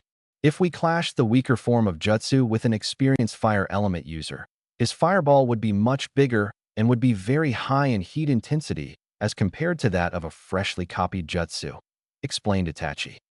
But during our first C-rank mission, Kakashi-sensei fought a Kiri missing nin, Momochi Zabuza. During the fight, he copied his water dragon jutsu, and when they both fired the dragons at each other, they just canceled each other. Then how can a freshly copied jutsu be as strong as compared to Zabuza's jutsu, as he was proficient in water element? Asked Naruto while Itachi smirked after listening to his question. That was not the first time he did that jutsu, Naruto-kun. In fact, I have seen him use that jutsu many times when he was in Umbu. He was only bluffing so that the enemy may think that his Sharingan can perfect any jutsu that he throws at him. Didn't you ever think that Kakashi no Sharingan, the man who has copied over 1,000 jutsus, wouldn't have copied a jutsu as common as water dragon jutsu before? Deception is an important part of being a ninja, Naruto-kun. Every bloodline has its strengths and weakness. In Sharingan, even though you can see fast movements which are barely visible to naked eye, but if that Uchiha is not fast enough, what use it is of then? Also, take Byakugan, White Eye, for example. Even though it can see chakra points and 3590 of vision, you can increase your chakra so much that the immense amount of light forces the Byakugan user to either deactivate or stun him temporarily. And believe me, as I have already done that. Also, a long-range fighter can defeat a Hyuga as they only rely on gentle fist and closing the chakra points of their opponents, said Itachi. Upon seeing Naruto silent, he continued. The world of shinobi is not fair, life is not fair. You should know it best. You were always scorned, hated, glared, ignored, and beaten upon for something you had no control over. Grow up, Naruto-kun. Akatsuki members would always attack you in pair. It will probably be 1-on-2 battle. They wouldn't give a damn shit about the fight being unfair. They will do whatever it takes to capture you. In missions, if you're surrounded by enemies, you can't complain of it being unfair. You can't just whine about something you can do nothing about. Instead, you have to get over it. The three legendary Sannin, Jiraiya, Tsunade, and Orochimaru, none of them had any bloodlines, but they defeated many formidable bloodline users in the Third Great Shinobi War and are now S-ranked ninjas. It takes guts, determination, and the will to never give up to become the best. Tell me, Naruto-kun, do you have what it takes to become the strongest shinobi I know you can be? Can you continue to bear the burden of being the Jinchuriki of Kyuubi no Kitsune? Can you make the bridge of peace the shinobi world so much needs?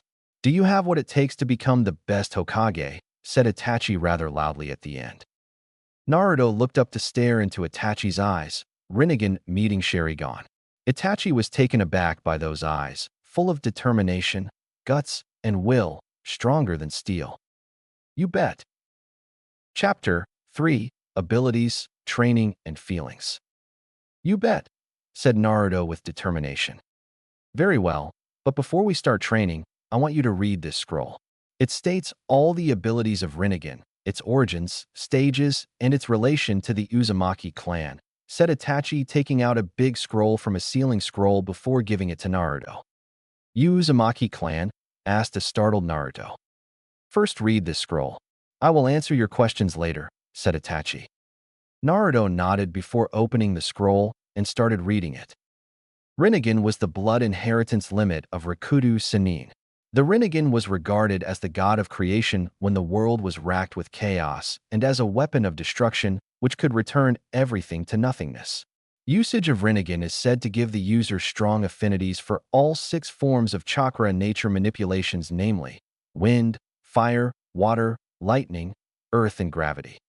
It also gives strong affinities for sub-elements, which today are present in clans possessing 1 or 2 of these elements. But a Rinnegan user can master all the basic and sub-elements, but needs large amounts of training, especially to master the sub-elements. Sub-elements are also called secondary elements as they are the combination of 2 basic elements. Some of these elements are boil, ice, wood, storm, lava, scorch, etc.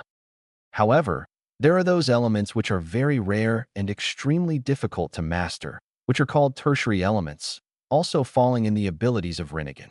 At the present, there are only 3 present known tertiary elements: dust, crystal, and steel.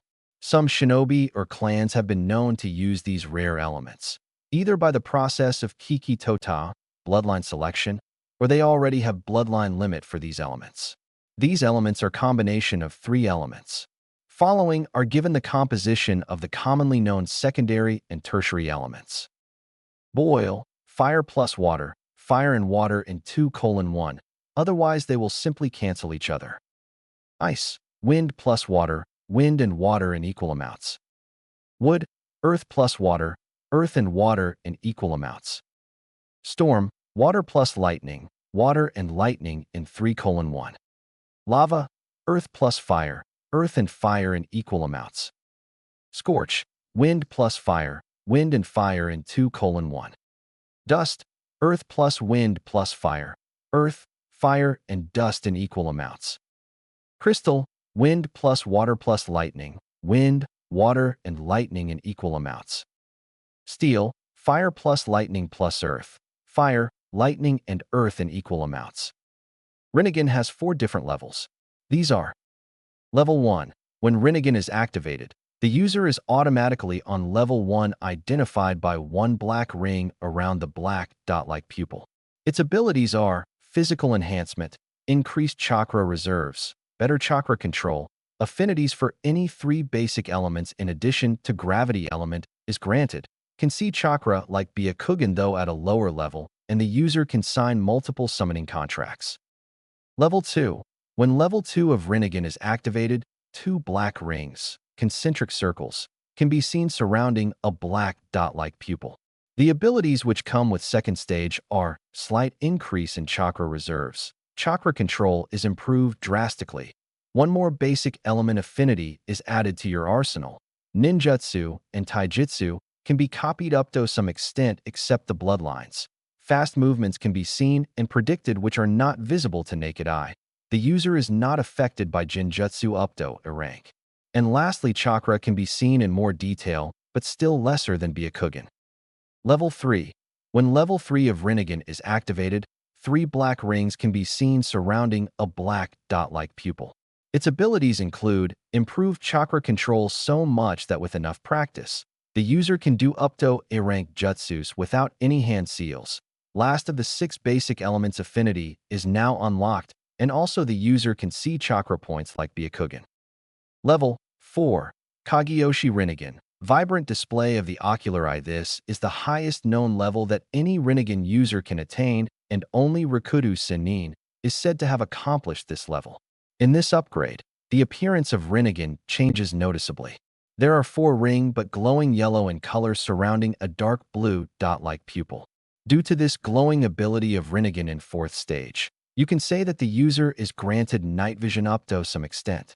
Its other abilities are Chibaku Tensei, bursting earth celestial body, Izanagi, forefather god, and the user can revive a dead person by using some of his life force. Although, there might be some other abilities since not much is known about the 4th stage. Chibaku Tensei and Izanagi are one of the strongest techniques in the world. Much more is explained about these 2 in separate scrolls which requires chakra of a Rinnegan user to open them due to a chakra receptor seal, as the chakra of a Rinnegan user is unique. Only users possessing the level 4 can open these scrolls. One should also keep in mind that this scroll does not state all the abilities of the Rinnegan. There may be some that the user may discover by himself. However, there are some other techniques which are only special to Rinnegan and are gravity-based, which are explained in detail in gravity manipulation scrolls. It was said that the Senju clan were descendants of Rikudo Sennin's Dojutsu, but some say that it was the Uzumaki clan that acquired the genes for the Rinnegan. However, it is said that some people did activate Rinnegan before the formation of Senju, Uchiha, or any other clan. But since then no one has been able to activate it. In ancient scrolls, it is stated that during the activation, the person leaks white chakra temporarily, which was said to be possessed by Rikudo Sennin. After the activation, the chakra is said to turn back to normal blue color. It is also said that when the user sees someone close to him die, the pain causes him to awaken the Rinnegan. But today the existence of Rinnegan is denied by almost all of the shinobi, stating that is only a myth. One last thing is that nobody knows how to unlock the 2nd, 3rd, and 4th levels, just like the tomos of Sharingan. It might happen when a user experiences immense pain, emotional stress, or during the heat of the battle. Some abilities of Rinnegan are still unknown, but it truly is the most powerful Jujutsu in the world. Naruto just remained silent after reading the scroll, contemplating on the information he just read about his Jujutsu and what Itachi told him until now. Itachi stared at the new transformed Naruto, wanting to see how Naruto would take such info. Yeah. The author was interrupted by a loud shout of joy as Naruto hooped his fist in the air, in the process dropping the large scroll. I've got the best Jujutsu in the world. Huh. Take that, Sasuke team. I have a bloodline, and guess what? It's better than yours. I'll become the strongest shinobi in Konoha and then the Hokage. That old monkey really needs a retirement, Databeo, said Naruto as the dam of emotions he's been keeping in check broke. Itachi to restrain himself from laughing at that last comment. He totally agreed with Naruto. Konoha needed Minato's successor. He really is your son Kushina-sensei. I see he inherited some of the anxiety and excited quirks you had, thought Itachi while remembering his sensei's habits. So what are you going to teach me, Itachi-sensei? I know my 3 basic elements would be awesome. Are you going to teach me some ultra-cool super jutsu? And how do I control my Rinnegan? Tell me, tell me, tell me, Databeo, said an excited Naruto with stars in his oceanic blue eyes. Although Naruto was far mentally matured than anyone of his age, he was still a sucker for ninjutsu, and boy was he excited about his bloodline abilities. Itachi-sensei, I like the sound of that, thought Itachi. Calm down, Naruto-kun. First we're going to work on synchronizing your body and mind with each other. You still can't control your body, remember? Said Itachi, not wanting Naruto to jump the gun. Damn, Naruto slumped in his chair. First, Naruto-kun, I'll explain to you the benefits of shadow clones and the reason it is stated in the Forbidden Scroll, said Itachi. I already know them. When a shadow clone dispels all its memories, experiences, or in case of training, mentality progress, is transferred to the original user. One shadow clone cuts the time required to train in something in half as compared to that of only original user. But in my case, if I summon 500 shadow clones, it will take me 1/1000th time to train in something than the original time required. Hence, it's a gift from Kami for shinobi with large chakra reserves. But its downsides are that it causes a huge headache when mass shadow clones are dispelled after training due to rush of information, and it can kill people with low chakra reserves due to chakra exhaustion. Another reason it is stated forbidden because if it falls into the hands of a shinobi from another village, well, you get the point. And before you ask me why didn't I train with shadow clones is because I had nothing to learn and the only thing I could do was try and improve my chakra control using the tree climbing exercises, said Naruto seriously. Itachi blinked, then blinked again. How did you know all that? It's not even stated in the Forbidden Scroll, asked a surprised Itachi that a genin had learned the secret of shadow clones so quickly, and you should know that if you are able to surprise Itachi, then heads off to you. Well, duh. I have been using a large amount of shadow clones since I became a genin. You have to be a total idiot not to figure it out. And the rest? Well, it's pretty obvious, said Naruto offhandedly. He's a genius, not to mention, he has amazing analytical abilities. I can't believe how much talent he used to hide under all that acting, thought an amazed Itachi. Okay, now tell me earlier when you used half of your chakra reserves, how many shadow clones were you able to make? About 250. What? He is mini Kisame in terms of chakra, thought Itachi. Now you again use half of your chakra reserves. Let's see how many shadow clones you are able to make, said Itachi while Naruto shrugged. Taju Ukage Bunshin no Jutsu, Mass Shadow Clone Jutsu. Neither of them were prepared for what they saw. They were at least 500 shadow clones yelling obscenities at Naruto as they were not able to stand. Holy shit, both thought simultaneously. This is half of your chakra reserves? Questioned Itachi dumbly. Whoa, my chakra reserves have skyrocketed along with my chakra control. I could easily mold my chakra this time, said an excited Naruto. After coming over his initial shock, Itachi ordered Naruto's clones to start training to control their bodies. All you could see were a bunch of 12-year toddlers trying to walk properly, while the original Naruto was still in his chair. Itachi-sensei, whenever I use chakra after awakening my Rinnegan, I get this warm feeling. I feel very peaceful when it flows through my chakra coils. My chakra is so light, but at the same time very strong. I just don't know how to describe it, said a perplexed Naruto while Itachi nodded. I don't know how, but your chakra nature has changed. It is now white in color like the Rikudo Chunin. I also felt it when you use chakra. While using Sharingan, all I can see is white chakra flowing through your coils with a mixture of red in it. But how? White chakra was supposed to be temporary, not permanent. But it's not bad, is it? Asked Naruto, but it sounded more as a statement. Absolutely not, Naruto-kun. The fact that your chakra is white means you have light-type chakra, which is very pure, and only the Rikudo Chunin was said to have possessed it in the past. Guess I have to ask Gigi about this, pondered Naruto. While your clones train, let's check which basic elements you have now along with gravity, said Itachi, handing him a chakra paper. When Naruto channeled his chakra through the chakra paper, first it started floating in midair, then 1/3 part of the paper crinkled and burst into intense sparks of electricity. Then 2/3 part of paper was completely dissolved in water almost to molecular level, and the last part was torn to millions of small bits of paper due to the unreal amount of cuts it received. Itachi whistled at the display. As expected, you have very strong affinities for all your current elements as stated in the scroll. Your current elements are wind, water, lightning, and gravitation. The other elements are ice, storm, and crystal, said Itachi. I'm so awesome. So Itachi-sensei, what jutsus are you going to teach me? Will I able to use ice jutsus like Haku?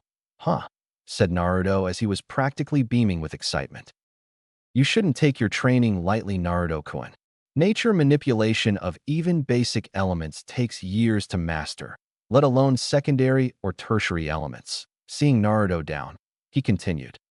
But with around 1,000 shadow clones for 2 months, I'm sure you can master ice and storm along with basic elements. I'm not sure about crystal though, as it is a tertiary element, and as such extremely difficult to master, said Itachi while Naruto's clones were training. Don't know if you can call trying to walk training. Then I'm going to train as hard as I can. I'll show them I am not a dead last, said a determined Naruto as he too started training. While Itachi took out a very familiar brand new orange book with the title ICHA Ike in the Bed Tactics with a golden strip at the bottom on which was written Ultra Limited Gold Collector's Platinum Edition. On the top left was the author's stamp, the gallant toad sage, Jiraiya-sama. In the middle of the front cover was a drawn picture of a long spiky white-haired man giggling perversely while he was groping a blonde-haired woman's voluptuous breasts and was giving a V for victory sign.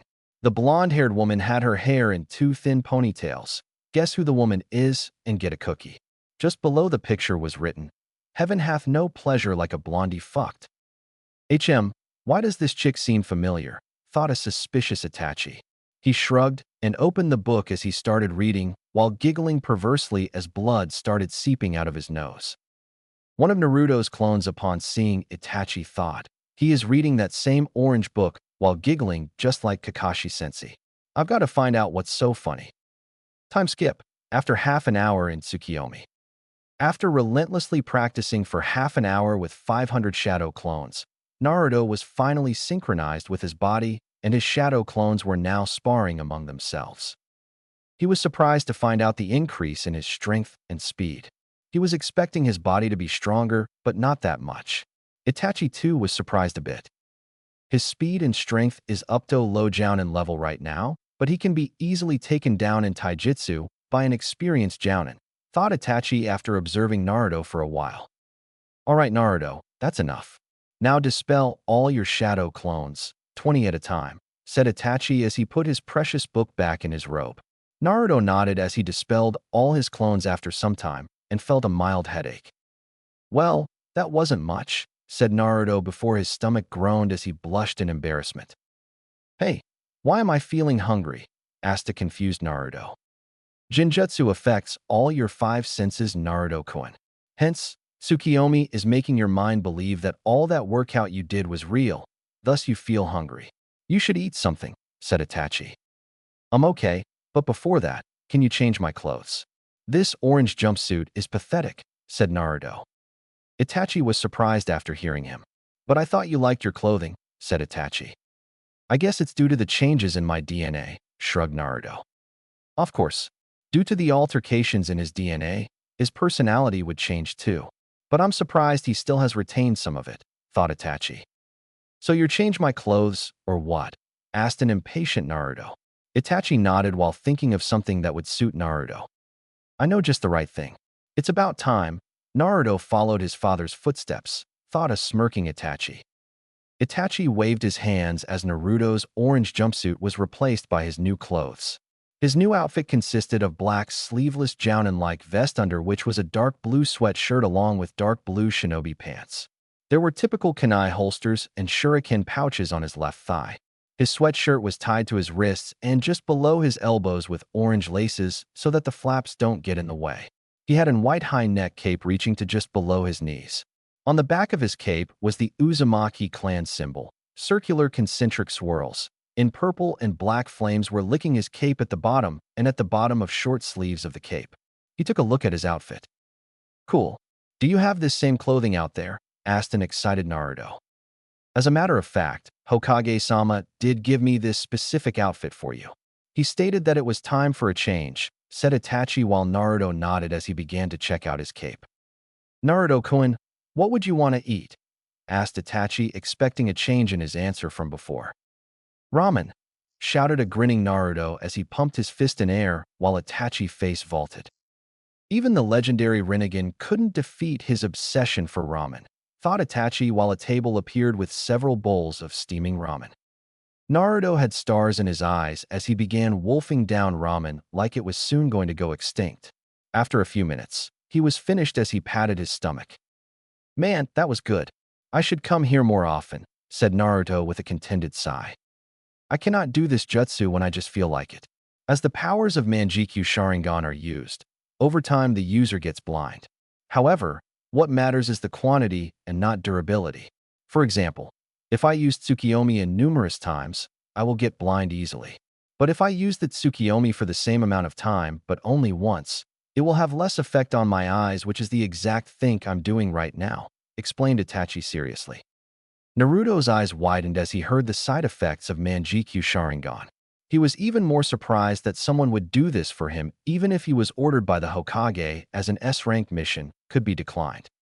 I really appreciate you using such jutsu for me, Itachi-sensei, said Naruto with a lump in his throat as he bowed his head. No worries, Naruto-kun. But enough talk. From now on you will train extensively for 2 months. Also, I want to tell you that with your improved chakra control, you can also learn Jinjutsu, although at this point of time you can only learn up to C rank once. Now, first you have to completely master your 3 basic elements before moving to your secondary or tertiary elements. First, create 1,000 shadow clones, said Itachi as the environment around him changed to that of a beautiful forest. There were green lush trees everywhere surrounding them with a huge waterfall in the middle. Naruto was not too sure about the Jinjutsu part, but for the first time in his life someone was willingly teaching him something, and he would be damned if he wasted this opportunity. So he nodded as he created 1,000 shadow clones and was panting by the end of it, but recovered via food pill, while Itachi unsealed 3 scrolls, each having a kanji for wind, water, and lightning. Good. Now I want 3 groups of 250 shadow clones to take a scroll of each element and train according to the instructions.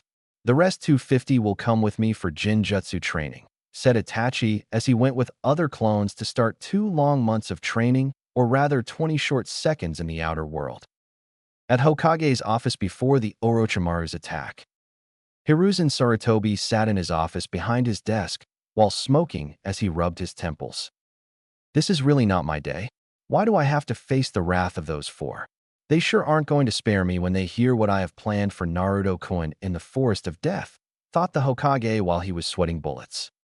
In front of him stood the famous 4 ice queens of Konoha who have never gone on a date with any man. While they were only 19 years old, they had the body of a goddess, each having her own traits. They were the hottest and most wanted kunoichi in the village, and probably the most dangerous. They were always found in group and watched each other's backs. All of them were prodigies in their own way, having made Jounin at the age of 16 and were best friends. The first was a woman of striking beauty with milk, creamy, flawless skin. Her black curly hair, red lipstick, bluish eyelids, and crimson eyes only added to her appearance. She had all the curves in the right places with luscious D-cup breasts, slim waist, and toned legs. She wore a red short-sleeve loose shirt over which were white wrappings covering the upper half of her body to her upper thighs, while having a leaf Hittite on her forehead. The second was a sexy woman with a tan flawless skin having purple pineapple-like hair, no lipstick, and brown eyes. She wore a rather revealing fishnet almost showing her D-cup breasts with a peach-colored trench coat and a very short skirt easily crossing the boundary of appropriate. The third was also a beautiful woman having brown hair, black eyes, reddish-pink lipstick, blue stripe markings on her cheeks, two longer than normal canines, C-cup breasts, and her skin tone was the fairest amongst them. She wore a typical Jounin attire with the exception that she wore tight black shorts instead of dark blue shinobi pants. And the last of them was a woman of amazing beauty. She had long blue silky hair, emerald green shining eyes, blue lipstick, C-cup breasts, amazingly soft creamy skin for a kenjutsu user like her, and had two swords wrapped to her back. She wore a typical Jounin attire with the exception of having an armor in place of a Jounin vest which accentuated her figure all the more. They were Yuhi Kurenai, Jinjutsu mistress of Konoha specializing in Jinjutsu who already had taken a team this year, Mitarashi Anko, snake mistress of Konoha specializing in ninjutsu, just like her teacher, and was an interrogation and a torture specialist, Inazuka Hana, Inazuka heiress of Konoha specializing in taijutsu and her clan's techniques, who was currently working as a vet, and Yuzuki Yugao, Kenjutsu mistress of Konoha specializing in Kenjutsu, who had recently left the Umbu and became a Jounin. Each of these four had different personalities. Kurenai was calm, collected, and social. Anko was loud, brash, and spontaneous. Hana had her typical Inazuka fiery personality with a touch of softness, and Yugao was a serious and a reserved kunoichi, but she had her moments. But these four kunoichi had one thing in common. They liked a certain blonde to death. His sun-kissed blonde hair, whisker marks, and electric oceanic blue eyes made him incredibly cute to them. Just like Anko, they liked his attitude and kind personality. And his foxy grin, oh how it made their heart melt. They all knew of his mask and understood his reason for acting loud and obnoxious. They always saved him from those stupid villagers time to time, but didn't let him know who they were courtesy of their Hokage. They were ordered by him not to approach the boy as he didn't quite trust them like the villagers and other shinobi. They practically begged to Hiruzen in the past to let them be near the boy, but he didn't fudge from his decision. Thus they always remained indifferent to him. And now they were standing in front of him because he requested all of them in his office while for some reason had sent his Umbu out and activated the private seals. "What do you want, Hokage-sama?" asked Kurenai in a cold tone while Hana and Anko were glaring at him, whereas Yugao just remained emotionless. Sarutobi winced at the tone. If THRY was anybody else, he immediately would have punished her, but he understood their situation, and that was the reason he called them. He sighed before speaking the only words that would get their full attention. "It's about Naruto," said the aged Hokage as he closed his eyes. The next thing he knew, he was barged with questions from them at the same time. What happened to Naruto-chan? Is Naruto-kun all right? Grr, what did they do this time? If the villagers did something to him, I'm gonna rip their heads off with my blades, said Anko, Kurenai, Hana, and Yugao simultaneously, worry written all over their face for their favorite blonde. Relax, relax. I assure you nothing has happened to Naruto-kun. Yet, said Sarutobi nervously. Kurenai narrowed her eyes dangerously. What will happen to him? You tell us right this instant, or I'll trap you in a yaoi jinjutsu with a naked guy, warned Kurenai, while Sarutobi paled at the implications of the jutsu. That jinjutsu should be a forbidden S rank, thought the nervous Hokage. Why, you see, it's for his own good, Hiruzen tried to explain. Just tell us what the fuck is going to happen already, shouted an impatient Hana. All right, but first you must know about the circumstances concerning the Uchiha massacre. Just keep in mind that it's a forbidden secret, so don't tell anyone, said Sarutobi seriously. For next 10 minutes, he told them about Itachi being his undercover agent and reasons regarding the Uchiha massacre. They were all shocked just like Naruto, but quickly recovered as Naruto was their first priority. But what does this have to do with Naruto-kun Hokage-sama? Asked Yugao with a hint of irritation in her voice. It has everything to do with Naruto-kun. Yesterday, Itachi came to the village along his companion for the time being to inform me about an organization he recently joined called Akatsuki. Akatsuki? Asked Kurenai. It is an organization consisting of 10 to 12 extremely powerful S-ranked missing nins which aims to collect all the 9 bijou in the world, which means they have to hunt down the Jinchuriki, explained Hiruzen while all of their eyes widened. Then that means they're after Naruto too, whispered Anko. Indeed, and if they succeed in capturing Naruto and extracting the QB, he will die, said the aged professor with a frown with his hands folded under his chin. If they even so much as touch a hair of Naruto-kun, I'll rip them to shreds, growled Hana while showing her clawed nails. I will protect Naruto-kun with my life, said Yugao seriously while the rest of three nodded with her. But the good news is that Itachi and Hoshigaki Kisame, one of the 7 swordsmen of the mist who also works for me, are assigned to capture Naruto-kun. So he's safe for now. All of them breathed a sigh of relief. At least they had some time to prepare. Then we must train him and make him stronger as fast as possible for the future battles, Hokage-sama, said Yugao. That's what's going to happen in the Forest of Death. He's going to get very strong in a couple of minutes, said Sarutobi while inwardly smirking at their confused faces. What do you mean? Isn't he currently taking part in the Chunin exams? Asked a confused Kurenai. Naruto has a Jujutsu, said Hiruzen with a dramatic pause. Although, I'm not quite sure if he would awaken it, further thought the Hokage while all of their faces were priceless as if they were told that they were pregnant with Naruto's child. I wish I had a camera, thought Hiruzen. But stuttered Anko. But we have never seen him any kind of bloodline limit. His eyes are always those beautiful, charming, exotic, and a magnificent shade of deep cerulean blue, said Kurenai with a dreamy sigh. Yeah, others said in unison with a faraway look on their faces while Hiruzen sweat dropped at their antics. If they ever see someone hurt Naruto, make Kami save him, her from these 4. After that thought, Sarutobi mentally grinned as an idea popped into his mind. I know just the right punishment for Itachi for stealing my brand new Iko book, thought Sarutobi evilly. After a cough from the Hokage, all the 4 ice queens came out of their dreamland. His Jujutsu hasn't been activated yet. That's why I have sent Itachi to help Naruto in activating it. Wait, but what is his Jujutsu and how can Itachi awaken it? Asked a confused Hana.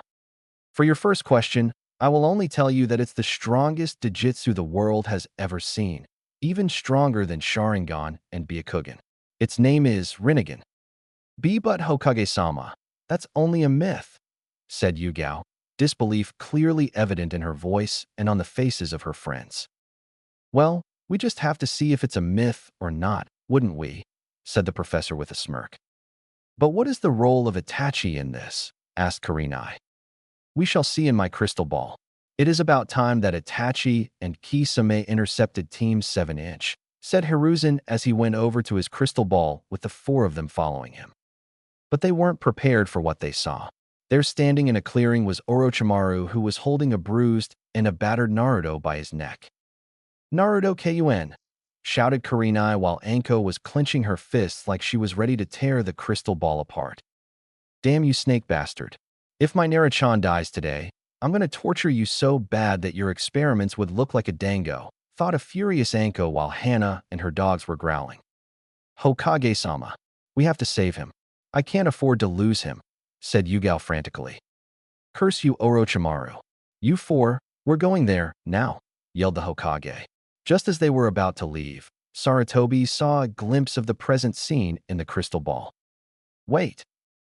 What now, you old coot? Naruto can die any second now, shouted a frustrated Anko. Calm down. Itachi and Kisame are there. They'll take care of everything. There's no need for our interference in the second examination, said the Hokage while all of them breathed a sigh of relief. They then gathered around the crystal ball and saw that Orochimaru had fled the scene. Hey, what the hell is happening? Why is Naruto screaming, and what is that white chakra? Said Hannah after observing for some time.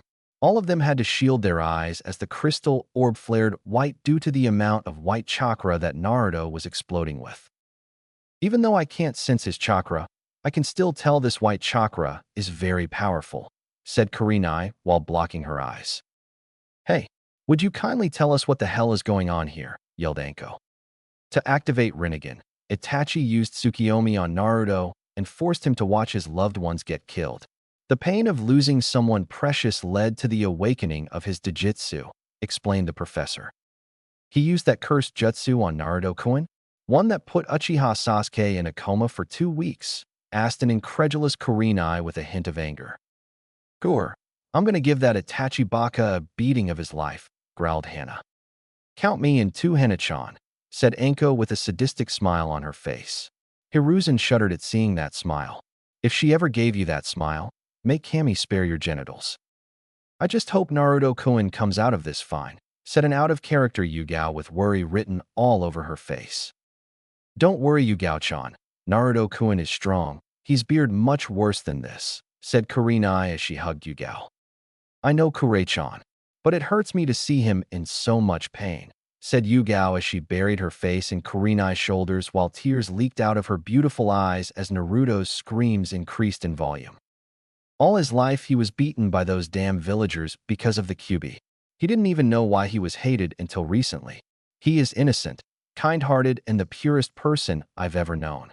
We had to watch him sit lonely at the parks while others played. We had to watch him sniff, cry at nights while he begged for someone to embrace him. He is so lonely, Kure-chan. His eyes clearly reflect all the sadness and pain he feels every day. And now, he's going through so much pain, and we can only watch. I, Sniff, want to change those eyes. I want to hug him, kiss him, tell him that he's Sniff, not alone, and will never be. I love him so much even though he's younger than me. I just want my Naruto-kun in my arms. I'm tired of seeing him get hurt, said Yugao as she broke into a fit of sobs while Kurenai comforted her as she wiped her own tears. Sarutobi himself looked sad and ashamed at the foolishness of the villagers. He considered Naruto as his grandson just like Konohamaru, and it pained him to see Naruto's life so miserable. We all love him deeply, Yugao-chan. We're never going to leave him even if Hokage-sama forbids us from approaching him, said Hannah as she glared at the Hokage. I'm sorry that your son's life was so miserable, Minato. But I know that these four would be excellent for Naruto-kun, thought Sarutobi. I know that you four are very upset with my decision, but it was for Naruto-kun's safety. But now I deem it fit to raise the restrictions on approaching him, said the Hokage with a serene smile. Their eyes widened upon hearing him. After all those years, they could finally help him with his burden. They could finally give all the love they felt for their object of affection. You see, Yugao-chan, we can see Naruto-chan. Stop crying now already, said a grinning Anko while Yugao nodded happily as she wiped her tears and stood beside Kurenai. Thank you very much, Hokage-sama, said Yugao as she bowed for the first time in years in front of the Hokage. You all can thank me by becoming Naruto-kun's future wives as he falls under the CRA, said a grinning Sarutobi. All of them blushed as they began dreaming about being Naruto's wives. Yes, they already know about Naruto's heritage. Look, he stopped screaming, exclaimed Sarutobi. All of them concentrated on the crystal orb to see Naruto covered with dust smoke. But when the smoke cleared, all of their jaws dropped on the ground. Even Hiruzen couldn't believe his eyes. Although the scroll did said physical enhancement, but this was absurd. He had total lady killer looks now. While Anko and Hannah were openly drooling at the sight of Naruto's muscular body, Kurenai and Yugao were blushing furiously. All of them could only summarize him in only one way. Hot. Steamy hot. When Naruto lifted his head, they all gasped upon seeing his eyes. Is that the Rinnegan? Whispered Kurenai, finding his eyes even more attractive now. Wow, Naruto-chan looks even more sexy with those eyes, said Anko. He really has awakened a legendary and a mythical Dijitsu, said Hiruzen as he stared at the all-powerful Rinnegan. To read about Rinnegan was one thing, but to see it was on a whole another level. Well, what did you expect, old man? Naruto-chan is amazing after all, said a grinning Anko with pride in her voice, while Sarutobi's eyebrows twitched in annoyance. I'm not old, yelled an angry Hokage. Then what? You dyed your hair white, old man, asked Anko innocently. A tick mark appeared on his forehead, while the others snickered. I can still stop you from approaching Naruto-kun, you know that, said a smirking Sarutobi. All of them stopped snickering immediately, while words like old monkeys being too smart for their own good. So now what? I can see that Naruto-kun isn't used to his new body, said Hana while glancing worriedly at the current scene as Naruto fell face first on the ground. Hiruzen nodded as he told them of his plans for training Naruto in 20 seconds. That's an excellent idea, Hokage-sama, said Yugao while the others nodded with her. Just as he was about to reply, all of them heard a knock on his door. Enter, said Sarutobi as he deactivated the seals. The door opened to reveal his secretary. Hokage-sama. Mizukage-sama has arrived, and Reikage-sama has been sighted approaching the village gates. Chapter 4.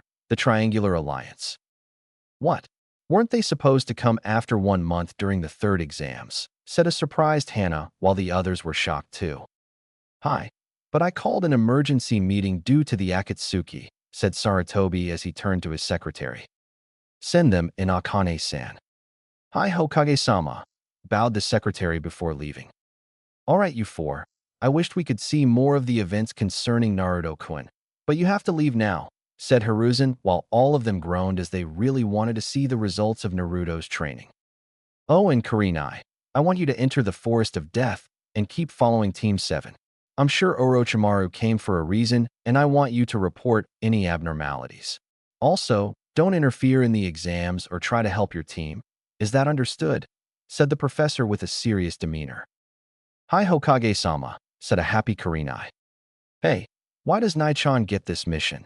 Yelled Anko while Hana and Yugao were glaring at the Hokage. Because Anko, Kurenai is a Jinjutsu expert, and she can easily blend in with the surroundings and hide her presence, replied Sarutobi calmly. Tough luck, Anko-chan, Yugao-chan, Hana-chan, said a grinning Kurenai before disappearing in a puff of smoke. Damn her! All three of them muttered simultaneously before shining out of the office. Sarutobi sighed at their antics. Even if they were matured as a shinobi, they were like kids or sometimes even acted like fangirls when it came to Naruto. But one thing that he was sure about was that they loved him deeply. He had seen their eyes whenever they talked about Naruto or watched him. They were filled with love, compassion, affection, care, and today, a new feeling took birth in those eyes: lust. After seeing Naruto's transformation, their eyes still had the loving gaze for him, but with a hint of lust. He sighed as he came out of his musings. Now to face the Reikage and the Mizukage. Hope this goes well too, he thought as he went over to his desk waiting for them to arrive. Meanwhile, in the Forest of Death, the clearing, 20 seconds after the beginning of Tsukiyomi. Kisame was panting, but not much due to the loss of so much chakra. He began to feel tired at about 10 seconds after he started giving Itachi his chakra. If you think rationally, it would look absurd that such high amount of chakra could be depleted in just 20 seconds, which Kisame was currently wondering about. After a few seconds, Naruto and Itachi slowly opened their eyes.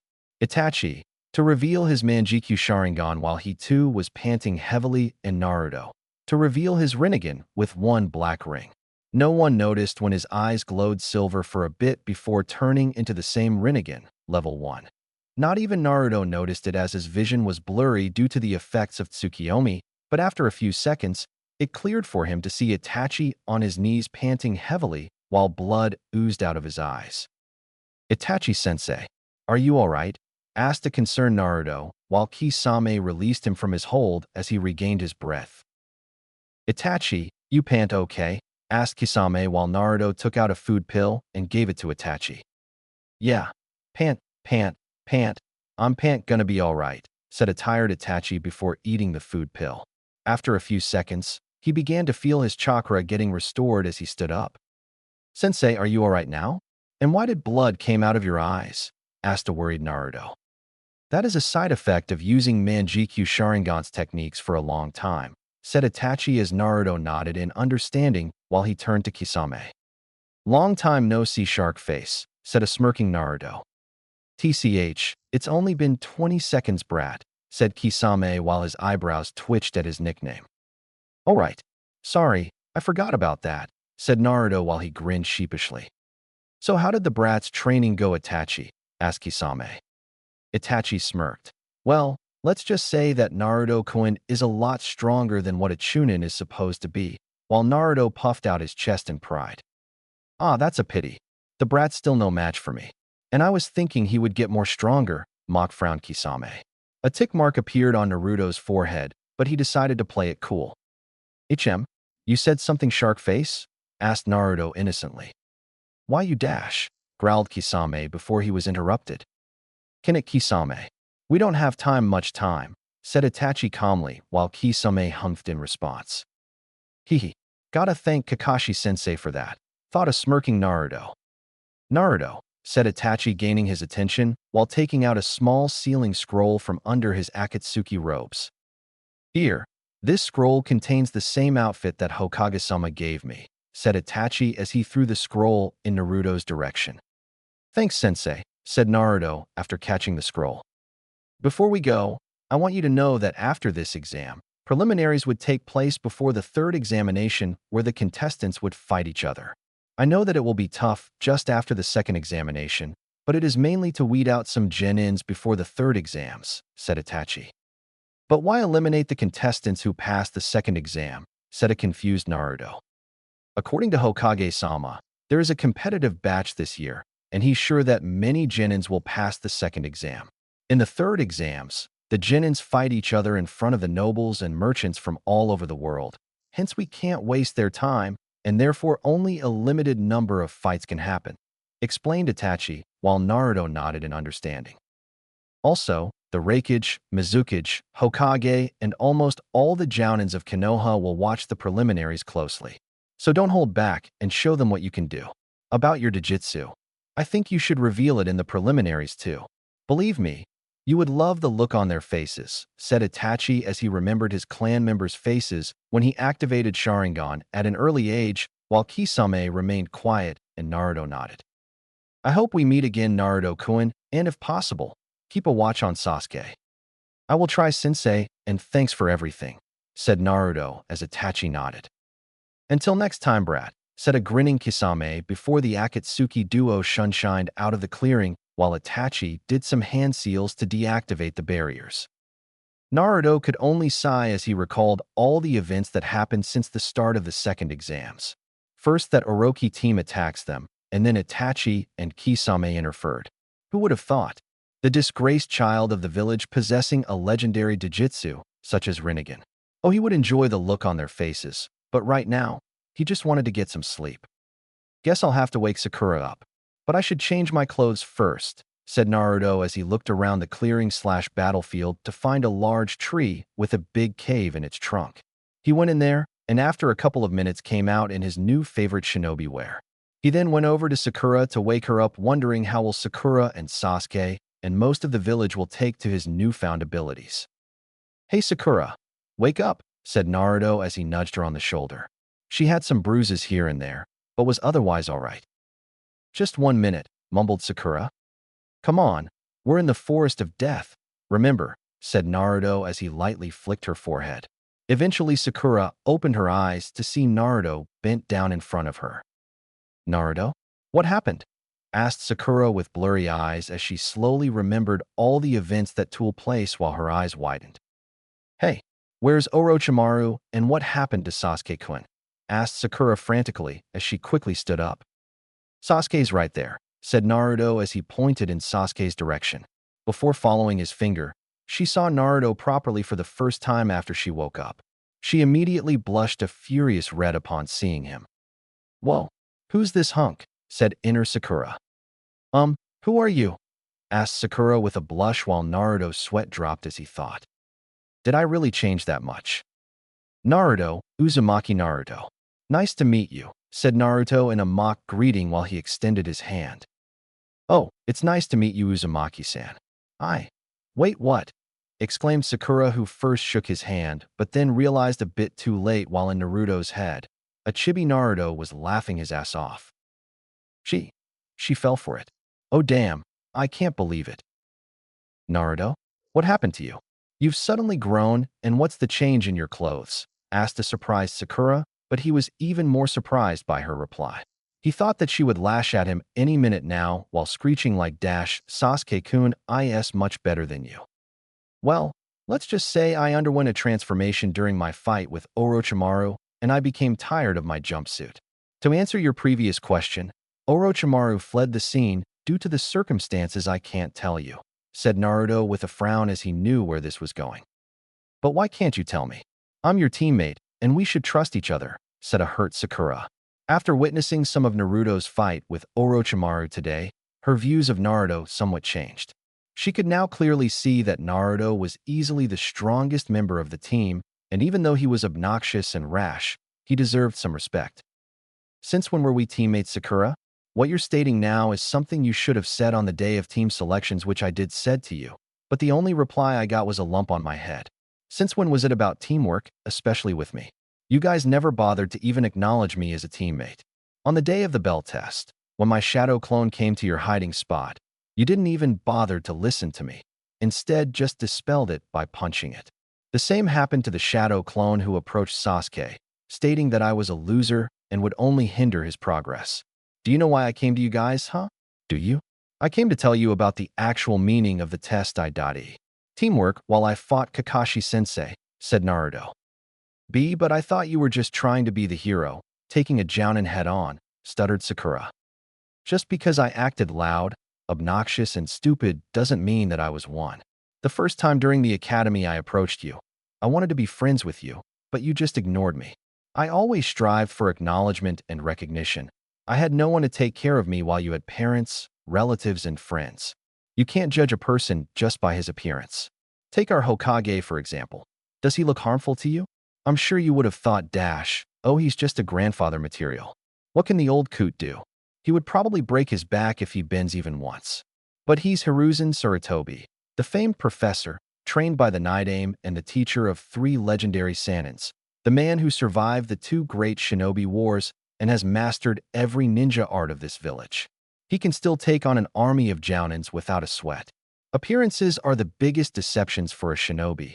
Seeing Kakashi-sensei's lazy attitude, you would have thought he would be taken down rather easily by a surprise attack, but he's always dead on alert and ready for any kind of attack. If you would have tried to know me, you could have seen the real me. You guys, the Rookie 9, don't have the flukest of idea about what kind of burden I carry every day. My life has no place even in the most hellish nightmares you have ever seen. I dare you or anyone in this village to live my life for at least 1 month. Then you'll know what Uzumaki Naruto is all about. Then you'll know the story of the so-called dead last, said Naruto angrily, while Sakura was shocked to the core. All that was just a mask that none of us could see through. We always thought that he was the weakest of us, but in reality, he was the strongest, much stronger than us. But the bottom line is that you've nothing to gain my trust, Sakura, and you know it. So don't even bother asking anything, said Naruto in a cold tone while he went over to Sasuke and slung him on his back. Meanwhile, Sakura bowed her head in shame as she remembered all the times when she looked down on Naruto for no apparent reason. She will make sure that she'll at least be able to remain friends with him. I'm sorry, Naruto, but from now on, I'll treat you with the respect you deserve even if Sasuke-kun objects to it, thought Sakura. Come on, over here. I found a cave for us to rest up a bit. We still have 4 days left, said Naruto while pointing to the large hole in a tree trunk. Sakura followed while she felt more sad as she noticed the lack of chan to her name. He laid Sasuke down while Sakura entered the lightly lit cave, seeing that the sun was now setting down. Those clothes look good on you, Naruto, said Sakura with a sincere smile. Naruto was surprised when he heard the compliment. Sakura had never said anything nice to him. What was up with her all of a sudden? I know that I treated you very badly ever since I met you, but I'm now determined to change and earn your trust and friendship, said a determined Sakura. Naruto was taken aback by the fact that Sakura wanted to be friends with him, something he wanted in the academy, while his lips slowly turned into a small smile. I guess everyone deserves a second chance, but I have to keep an eye on her if she's planning something, thought Naruto with an almost unnoticeable smile. I'll think about it. But you should check on Sasuke's condition. He's pretty beaten up, said Naruto as he pointed to Sasuke beside him with his thumb. All right. I almost forgot about Sasuke-kun, said Sakura while she hurriedly went over to Sasuke before she started applying bandages to his wounds from a first aid medic kit she seemed to carry. Naruto, he's running a high fever. What do we do? We need cold water, but I don't think there's a source of water nearby, said Sakura worriedly. Leave that up to me, said a smirking Naruto as he combined his wind and water chakra to form a big block of ice in his hands. He then used his wind-natured chakra to cut the block into small cubes, still in his hands. Will these do? Asked Naruto as he gave her the cubes. Meanwhile, Sakura's expression was priceless. She couldn't believe what she saw. First, Naruto created ice just like that Mist Haku and sliced them from out of nowhere. She could only nod dumbly and accept the cubes as she put them on Sasuke's forehead. And Naruto, how did you do that? Asked Sakura after tending to Sasuke's injuries. Naruto sighed as he knew how many questions would be coming, not just from Sakura and Sasuke, but from almost everyone who knew him. Look, Sakura, I can't tell you anything right now as it is an S-rank secret, but from now on you'll see me do things that'll make you go haywire. So whatever it is, just take it in without any questions, and if you gain enough of my trust, I may tell you everything after the Chunin exams are over, said Naruto seriously while he took out his own sleeping bag and sealed his cape to get comfortable, which resulted in Sakura being gobsmacked as she didn't know that Naruto knew how to use sealing scrolls. Okay, Naruto, if you say so. But really, that was awesome and I know that you'll definitely become Chunin this time, Databeo, said Sakura while giggling at the last word and took out her own sleeping bag as she dragged Sasuke onto it. Yeah, I hope so, mumbled a faintly smiling Naruto as he closed his eyes to get some sleep. I guess the battle between me and Orochimaru opened her eyes to the reality. Maybe she still has a chance, thought Naruto. Well, I'm going to keep watch as I don't feel like sleeping. I'll wake you up if something happens, said Sakura as she walked towards the exit of their temporary shelter. Sure. Thanks, Sakura, said Naruto before drifting off to sleep. Hokage's office, just after the Ice Queens left. Hiruzen Sarutobi sat on his chair smoking when the door to his office opened. First to enter was a beautiful busta lady with an angelic body most women would kill for. She had long flowing silky red hair, hazel green eyes with attractive black eyelashes, milk creamy skin, D-cup breasts, slim waist, and toned legs. She was Terumi Mei, Godai Mizukage of Kirigakure. She had a bit of makeup on her face with red lipstick and bluish eyelids like Kurenai, wearing a blue top which was reaching to just above her knee. Under this outfit, she wore a mesh armor. She had the Kiri's blue Kaguya hat with a kanji for water on it, and wore a cheerful expression on her face. Greetings, Hokage Dano, said Mei with a smile. Along with her were her two bodyguards, namely Ao and Chijiro. Welcome, Mizukage Dano. I hope your journey was safe, said a smiling Sarutobi. Of course, Hokage Dano, replied the Mizukage cheerfully before signaling Ao and Chijiro to come forward. These are my bodyguards, Ao and Chijiro. We are honored to be in your presence, Hokage-sama, said Ao while bowing, whereas Chijiro also bowed, somewhat timidly without saying anything. This was the famed Hiruzen Sarutobi after all, the professor and the man who survived 2 great shinobi wars. He was a shinobi of virtue and wisdom, trained by the best and trained the best, so naturally they were somewhat nervous. At ease, you two. No need to be so formal, said the smiling Hokage while radiating a warm aura. Understood, Hokage-sama, said Ao as he bowed again. Mei and Hiruzen sweat dropped. He understood nothing. Both thought simultaneously. The door opened again, and the next one to walk in was a tall and a dark muscular figure. He wore a loose Kaguya robe revealing his front muscular chest and abs. He wore black shinobi pants, gunmetal boots, heavy metallic bracelets on his forearms, and had white hair. He was a Yondaime Reikage of Kumogakure. With him entered 5 more people. Among them was a man with similar physical characteristics as A, only differences being his attire with black shades, a white bandana, and a blue tattoo on each cheek. He was Kirabi/Killer Bee, Jinchuriki of the Hachibi. Next was a 17-year-old teen with long blonde hair, greenish-yellow slitted eyes with an orange contrast to the pupil. She had red lipstick, her hair in a single ponytail. She wore a Jounin attire and had a Kumo Hitai on her forehead. She was Yujito ni, Jinchuriki of the Nibi, and was an epitome of beauty, having an hourglass figure, C-cup breasts, and flawless tan skin. Next was her adoptive sister, Samui ni, having short blonde hair, light blue eyes, and was rather well endowed for her age, especially her chest region. She had D-cup breasts, often leading to cramps and aches in her shoulders, was 14 years old, and wore a Chunin attire. Next to her were her two dark-skinned 14-years-old teammates, Karui and Omoi, who wore identical Chunin attires. Karui had an will-take-no-bullshit look on her face, while Omoi was sucking on a lollipop, having an anxious look on his face. Hokage Dano, Mizukage Dano, bowed in respect along with his companions. Hiruzen too stood up from his chair and bowed. "I'm glad that you could take time from your busy schedule to attend this emergency meeting," said the Hokage with a smile. "I hope your journey was safe, Raikage Dano," said Mei with her usual cheerfulness. "Of course. Who do you think I am? I am best taijutsu user in the Lightning Country after all," said it with a grunt. Yujito's sweat dropped. Has he ever heard of the word modest? Geez, thanks for stating the obvious. With all those overgrown muscles, who wouldn't think of him as a taijutsu specialist? Thought Mei sarcastically while still smiling on the outside. True, Raikage Dano. But let's get to the business, said Hiruzen as he suddenly became serious. I presume those two are among the 5 of your bodyguards behind you, continued Hiruzen as the Raikage nodded seriously. All right, please take a seat all of you, and don't worry. The privacy seals are already activated along with the visibility barrier that even the Byakugan or Sharingan can't penetrate through. All of them sat around the table while Ao quietly checked the seals with his Byakugan, but Hiruzen noticed it. Meanwhile, the Raikage introduced his brother. This here is my little brother Karabi, said a while pointing towards Killer Bee. Yo-yo, the name's Killer Bee.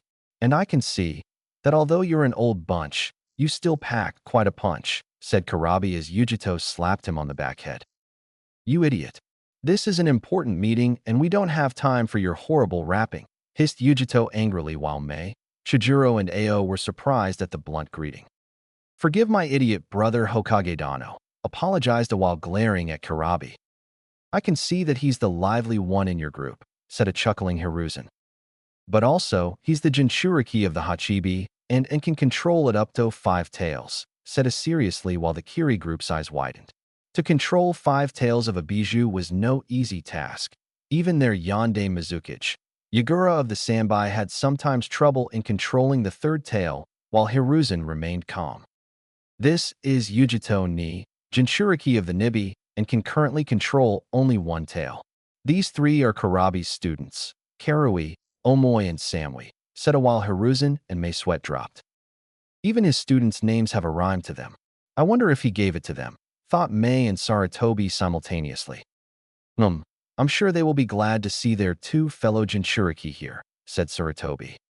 The Kyubi Jinchuriki. But who's the other one? Asked Mei. The other one is the Suna's Jinchuriki, Sabaku no Gara, hosting the Ichibi and son of the Yondaime Kazakage, said the Hokage seriously. All right, I think it's time we the main issue here, i.e. the Akatsuki, said while Saratobi nodded.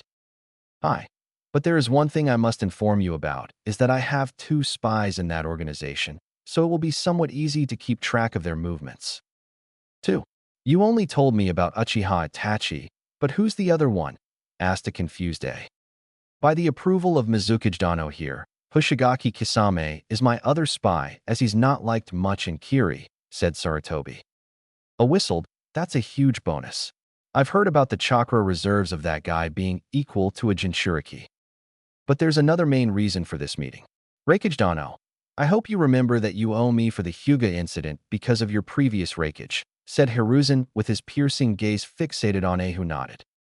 And Mizukage Dano, I'm sure that after the Bloodline War just being finished, that Kiri is in its weakened state right now and you would be looking for some alliances, continued Saratobi. Mei nodded, but what are you dash? But she was interrupted by a loud cry and the sound of glass being broken. Dynamic entry. Saratobi face-palmed himself while crying anime, tears muttering things like, Why now? And what have I done to deserve this? Everybody, except the Hokage, turned their heads to see the most horrible sight in their ninja careers that would haunt them in their most vicious nightmares for the rest of their lives. There standing in front of them was the weirdest human they had ever seen. A male with a tight green spandex, bowl-shaped hair, had the biggest and thickest eyebrows in the history of Homo sapiens. What added more to his nightmarish appearance was that he was standing in a thumbs-up pose and his teeth were shining so much that even Amaterasu and Tsukiyomi would feel jealous. So much shine was there that all of them had to cover their eyes. Even Killer Bee, who had his shades, couldn't pierce through this strange flash illumination effect. Damn, I forgot the physical barrier. I hope they can sleep properly from now on, thought a pale-faced Sarutobi. YSH, Hokage-sama. My youthful ears have picked up some youthful information that Reikage-sama and Mizukage-sama have arrived, shouted this epitome of weirdness. Shit, shit, shit, damn shit. I should have warned those four about keeping this to themselves. Mentally cursed the Hokage, who was currently sweating bullets on how to handle this situation. Hey, that was a cool, entry fuzzy eyebrow. Although you look like shitty scarecrow. Tried to wrap the Jinchuriki, followed by a typical punch to his head by the fellow Jinchuriki, resulting in him falling face first on the ground.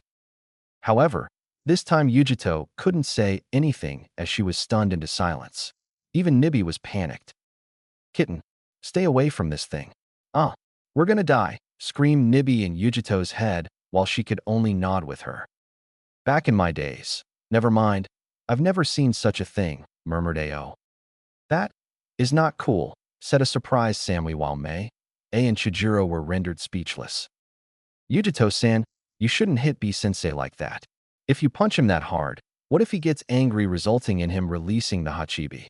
Then it will go on a rampage, slaughtering us all and destroying Konoha in the process, which would further result into a fourth great shinobi war and ultimately leading to the extinction of the human race, said Omoi while he anxiously sucked on his lollipop. A vein popped on Karui's forehead, followed by a punch to his head, resulting in him throwing his lollipop in the direction of Guy. Oh, thought Karui. What is this unyouthful thing? Said Guy after catching Omoi's suck toy and was currently inspecting it. All eyes were on Guy, wanting to see his reaction, but what he did next threw them for the loop. He put the lollipop in his damn mouth and started sucking on it. WSH. Twish thwinged saist shoutful, said Guy, who's sucking on the lollipop and was grinning like an idiot. Please tell me this is not happening, thought Mei with a look of dread on her face. No, how dare you eat my lollichan? Yelled Omoi with a look of horror on his face while pointing an accusing finger at Guy. Your flames of youth have dampened my boy. You should share such youthful things with youthful people. Like hell I would share something with a freak like you. And what's this youthful crap you're blabbering about? Screamed Omoi, whereas Karui was surprised as she had never seen him so worked up. No wonder Konoha is the strongest village. With people like him here, wars can be won with just his appearance, thought A as Omoi and Guy continued to argue. Hokage Dano, I would advise that you send this man out and continue with this meeting, said a smiling Mei while her eyebrows twitched constantly. She was really resisting the urge to melt this man's unyouthful balls. Hiruzen nodded and ordered Guy to leave the office. As you wish, Hokage-sama. Reverse dynamic entry, yelled Guy before leaving the office and breaking another window in the process, the cursed lollipop still in his mouth while a tick mark appeared on Sarutobi's forehead. He just had to break another window, thought the Hokage while Omoi was sulking at the corner, muttering words like, Lollichan getting raped and all. Let's not waste any more time, Hokage Dano, said A after regaining his composure. Hi, but what were you implying before the disturbance, Hokage Dano? Asked Mei while everyone else paid attention at that. Right, said Sarutobi while clearing his throat. I, Hiruzen Sarutobi, Sandame Hokage of Konohagakure no Sato, propose an all-out triangular alliance with Kiri and Kyumo consisting of military, trade, and political alliances, said Sarutobi with a smirk while his Kage hat shadowed his face, creating a rather dramatic effect. Everyone else's jaws dropped on the ground, and their eyes as wide as saucers. What? Stuttered Mei. If what she heard was true, then this was a huge moment for Kiri. Never had she thought that Konoha, the strongest village in the world, would propose an alliance with any village, much less Kiri, which was now the weakest. She herself was going to talk about a possible alliance in this meeting in hopes that the Hokage might agree. If she accepted this alliance, not only will they be alliance to Konoha, but also Kyumo. It would be like hitting two birds with one stone. And what more, it was a complete traditional alliance consisting of military, trade, and political alliances, meaning that the villages would get full access to each other village's military, resource cooperation, and they could share their political affairs with each other. Meanwhile, the Raikage was also thinking along the same lines, but he was a bit skeptical. But what's the catch, Hokage Dano? Surely a village as strong as Konoha would like to remain neutral and not risk war with our enemies. You wouldn't want an alliance for nothing, would you? Said the suspicious Raikage. There's no catch about it, Raikage Dano. I simply want this alliance to confront Akatsuki, our common enemy, protect our Jinchuriki, and prevent a possible fourth great shinobi war, said Hiruzen seriously. Mizuki-sama, and you have all experienced wars. We know that it is an endless cycle of hatred, fear, and pain. I just don't want this generation to go through it, continued Sarutobi while glancing in the direction of Karui, Omoi, and Samui, as A and Mei too nodded with sadness. So what do you say, Raikage Dano, Mizuki Dano? Asked Hiruzen. Sure, Hokage Dano.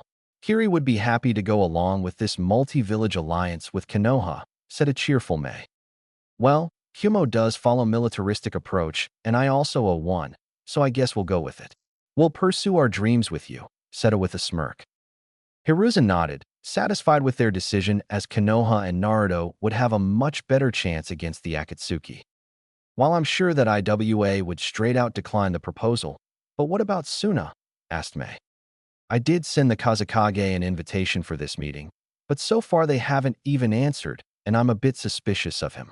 Lately, the Wind Daimyo has been cutting Suna's missions short and turning them over to us. Thus they are financially lacking, and I think they are about to take some action soon, said the Hokage seriously, while Mei and A nodded with a grim look on their faces. Oh, now that we have Kirikono Kyumo alliance, the Akatsuki are going to face on hell of a defiance. You know who opened his rap box. For once, I agree with Sensei. This alliance is cool, said Samui with a smirk, while everyone nodded with her with a smile. So where's the Kyubi Jinchuriki? He must be around 12 years old, asked a curious Raikage.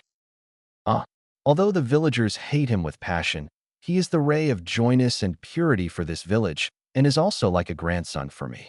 His name is Naruto, and is currently taking part in the Chunin exams. Is he strong, Hokage-sama? So far the only thing we've heard about him from the villagers is that he is a shrimp, loud and annoying, a prank master, and a dead last who flunked his graduation exams twice, said Yujito. Do not believe those foolish villagers. It was just a part of his mask, and he thinks that I don't know about it. You're a Jinchuriki. You should know that the leakage of a Bijuu's chakra in your chakra coils messes up your chakra control, hence it's difficult to create a Bunshin, which requires a small amount of chakra, thus the reason for failing twice in the academy, said Sarutobi seriously. But I and Karabi-sensei passed the examinations in the first year, argued Yujito. That was because Naruto had it worse than a normal Jinchuriki like you should, said Hiruzen. What do you mean, Hokage Dano? How was the boy's life until now? Asked a confused while the others listened intently. The Nibi, Hachibi, or any other Bijuu except the Kyubi have not caused the magnitude of destruction to a Jinchuriki's village as compared to the destruction the Kyubi caused 12 years ago. More than half of our village was destroyed, 3/4 of our shinobi having families were killed, which gave birth to an infinite amount of fear, pain, anger, and hatred to the villagers and the shinobi here. They had to vent their anger on someone, which resulted in Naruto being the scapegoat of their hatred. I'm not justifying their actions, just telling you. For Jinchuriki like you, although people in your village still hate you, they only prefer to keep their distance from you and ignore you. But in Naruto's case, I'm not going to go into the details, but he was treated much harshly than you guys.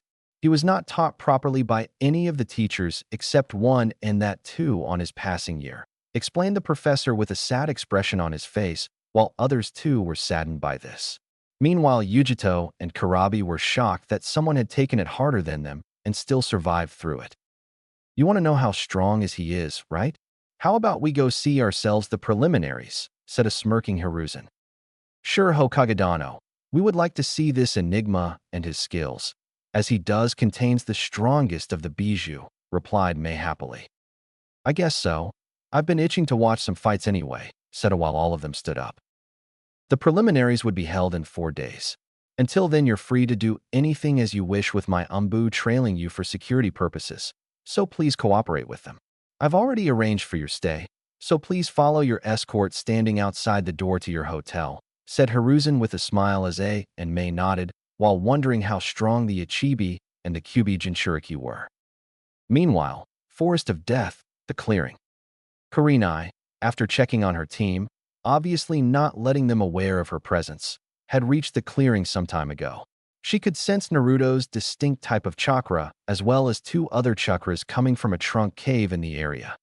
So far, she couldn't see or feel anything out of the ordinary coming from Team 7, so she applied a high-level Jinjutsu on herself and kept herself hidden for the time being while keeping a watch for anything out of the ordinary. After some time, she saw Haruno Sakura come out, who then started laying traps around their temporary residence. The traps were nothing special, but good enough for a bunch of weak genins. While Sakura was busy, Naruto had already drifted to sleep. Naruto's mindscape. Drip, drip. Where am I? Thought Naruto as he found himself in some corridors where water was filled to his knees. One moment he was sleeping, and another, he was in this damn sewer. The area was dimly lit, and he had no idea how. He then started walking wherever the path was taking him. After some time, he heard a faint sound of crying coming from ahead of him. He then started running in the direction from where the sound was coming from, but it strangely sounded feminine. He came to a halt in front of a large cage, a small piece of paper on the middle with a kanji for seal on it. He could clearly hear the sounds of someone crying from the other side of the cage and was really nervous now. First, he found himself in this sewer, and then this. It could also be a trap or something. He then noticed that he didn't have any kunai or shuriken holsters wrapped to his thighs, but was shocked when suddenly a kunai materialized in midair in front of him. What the hell? I was thinking of drawing out a kunai, and it materialized, thought Naruto, but was dragged out of his musings when the sounds of crying got louder. He cautiously approached the cage with a kunai in front of him, but could see nothing in the cage as it was dark while he activated his Rinnegan. He gasped when he saw a bright source of overflowing red chakra. He put the 2 and 2 together as he thought about the cage, the seal kanji, the red chakra, and came to an obvious conclusion. The K-Kyuubi. It's crying? What the hell? Am I dreaming, and why didn't anyone tell me that it was a female? Thought Naruto before he stopped just outside the cage. Hello? Anybody there? Said a nervous Naruto. He was talking to Kyuubi no Kitsune after all, so had to be careful. The crying suddenly stopped, and he could hear, and as well as see, that she was shuffling inside while wiping her tears. Who it? And Naruto-kun, is that you? Said a shaky feminine voice which was even more scared than Naruto's. The hell is going on here? Why is she scared of all people? Or demons? Thought Naruto as he slowly progressed towards the inside of the cage. Although he knew that he could be dead within seconds, but something in him told that he should comfort her. She didn't look all that scary, and he thought that Kyuubi was a giant fox and not a feminine human or whatever. Yeah, my name is Uzumaki Naruto, your vessel. Pleased to meet ya, said Naruto while he laughed nervously. He was now completely inside the cage, but the next thing he knew, he was tackled by a red blur resulting in him falling on the wet floor. She was so fast, even his Rinnegan couldn't follow it. He thought that he would be dead any time now as he mistaked it for an attack, but when he opened his eyes, all he could see were 2 small cute fox ears while Kyuubi's face was buried in his jounin vest. She was sobbing uncontrollably, repeatedly saying sorry. He also noted the 9 tails swishing in midair and her long silky red hair, which reached to her lower back. He couldn't bear to see any female cry, even if it was the Kyuubi. If she was as bad as the legends told, then she already would have killed him. Why are you saying sorry? Asked a confused Naruto while he absent-mindedly started stroking her ears. Kyuubi immediately blushed while she started to purr and leaned more into his touch. She was brought out of her comfort when Naruto voiced the same question again. She lifted her face to find that she was only inches away from his face. Both of them blushed crimson red as they saw each other's facial characteristics. To Naruto, he had never seen someone so beautiful. Her heart-shaped face, red eyes with black slits, small nose, and pink supple lips all seemed to yell angelic. Her complexion was glowing white, and he couldn't help but wonder, how the hell did she maintain herself in this sewer? To Kyubi, he was very adorable, cute and handsome at the same time. His spiky blonde hair, thin skin and whiskers added to his appearance. But what really threw her for the loop was when she noticed her eyes. Naruto was brought out of his trance-like state when he heard her gasp. "The Rinnegan, I can't believe it. It truly has finally awakened after so many years," whispered Kyubi with a look of astonishment on her face. Her eyes were watery red and her cheeks were puffy due to crying so much. Naruto could only stare at her beautiful face. He didn't know why or how, but he kind of felt attracted to her, like there was a bond between him and her. He felt a pang in his heart to see the almighty Kyubi no Kitsune cry. How ironic. So instinctively, he brought his hand to her face and wiped her tears. At first, she blushed furiously, but then leaned into his touch. "Why are you crying?" asked Naruto softly. At this, more tears started forming in her eyes, but she controlled herself. "Just now, I saw all of your memories. I saw how you were treated all your life just because of me. I'm so sorry." At this, she again broke down as she sobbed uncontrollably while hugging Naruto tightly to her. He blushed when he felt her breasts tightly pressed against his chest, but he had more important things to do. He hugged her back while rubbing her red hair lovingly, whereas she continued to cry. After some time, she stopped crying and began to enjoy the warmth that Naruto seemed to be radiating. "Q-chan?" asked Naruto while still rubbing her hair. She blushed at the addition of chan to her name, while Minji, in response to indicate she was listening. "What did you mean by just now? Why didn't you appear early in my life, and I thought that you were a giant fox, not a beautiful lady," said Naruto, still clueless that he was flirting with her while her blush got darker in shade. But he couldn't see it as her face was buried in his chest. "First, I would like you to know why I attacked your village," said Kyubi as she lifted her face and stared Naruto right in his purple eyes. "What do you mean? Didn't you just go on a rampage?" asked a confused Naruto while Kyubi shook her head. "Your mother, Naruto-kun, was my previous host," said Kyubi, shocking Naruto to his very core, but before he could speak, she continued. "When she gave birth to you, someone attacked her. After a Jinchuriki gives birth, her seal gets weakened considerably. So that day, a man with a black cloak wearing an orange spiral mask on his face attacked her just after giving birth to you. I still don't clearly remember the incident, but I do know that he somehow released me. He had the Sharingan, although I couldn't clearly see what form it was, but it was definitely Manjikyu or above. When I saw him in the eyes, something snapped in me. After that, the only thing I remember is me attacking your village, and the rest is somewhat blank, only blurred visions of that incident, just like amnesia. What I know is that he trapped me in very powerful Jinjutsu, which was active till today. After the sealing, I got some of my consciousness back and tried to dispel the Jinjutsu, but couldn't do it until you awakened your Rinnegan. That's why you could easily control one tail of my chakra, because some part of me was constantly trying to help you since the sealing. Remember your battle at the bridge in the Wave Country, when you first time accessed my chakra because of your emotions? Well, my guess is that that somewhat weakened your seal. So after that, when you tried to willingly harness my chakra, even with your sensei's help, didn't you find it surprisingly easy? It was because I was giving you my one tail worth of chakra whenever you needed it, explained Kyubi while Naruto was shell-shocked. He didn't know that she was trying to help him all along. He always chased academy teachers or other shinobi for any kind of help, but she was all along helping him. Whenever he was injured, she made extra effort besides the seal to heal him as quickly as possible, as the seal didn't leak much of her Yuki to heal critical wounds. Tears slowly started forming in his eyes as he tightly hugged her to his body again. "Q-chan, thank you very much. You don't know how much it means to me," said Naruto happily. "With what you have endured, Naruto-kun, I would do anything for you to redeem myself," said Kyubi while blushing as she could feel his tight muscles under his black, jounin-like vest.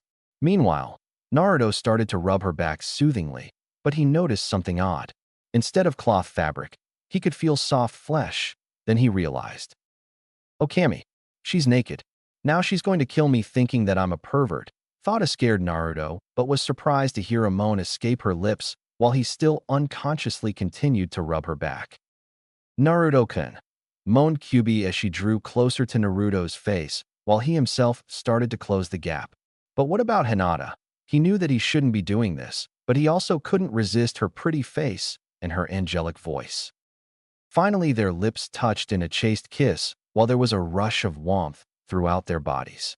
Her lips were so soft, he could practically feel his lips melting in the tender embrace of her warm lips. It was just like how two hot molten metals fuse with each other to form a whole new element. Never had he thought that a simple kiss could feel so good. Well, if you had your first kiss with a boy who radiated the superiority of the combination of his whole dead clan and the broodiness of a guy who lost his dick at the hands of his brother's wakizashi, who wouldn't? Foolish little brother, your dick will always be weak. It's best if you get rid of it. My goal is to cut the dick of a certain someone. Yeah, that kind of brooder. Well, back to the kiss. Soon they deepened their kiss while Naruto started to rub her lower bare back and Kyubi started to rub his scalp lovingly. They were on the 9th cloud right now. But he was surprised when her tongue touched his lower lip. He didn't know what to do, but followed his instincts by opening his mouth.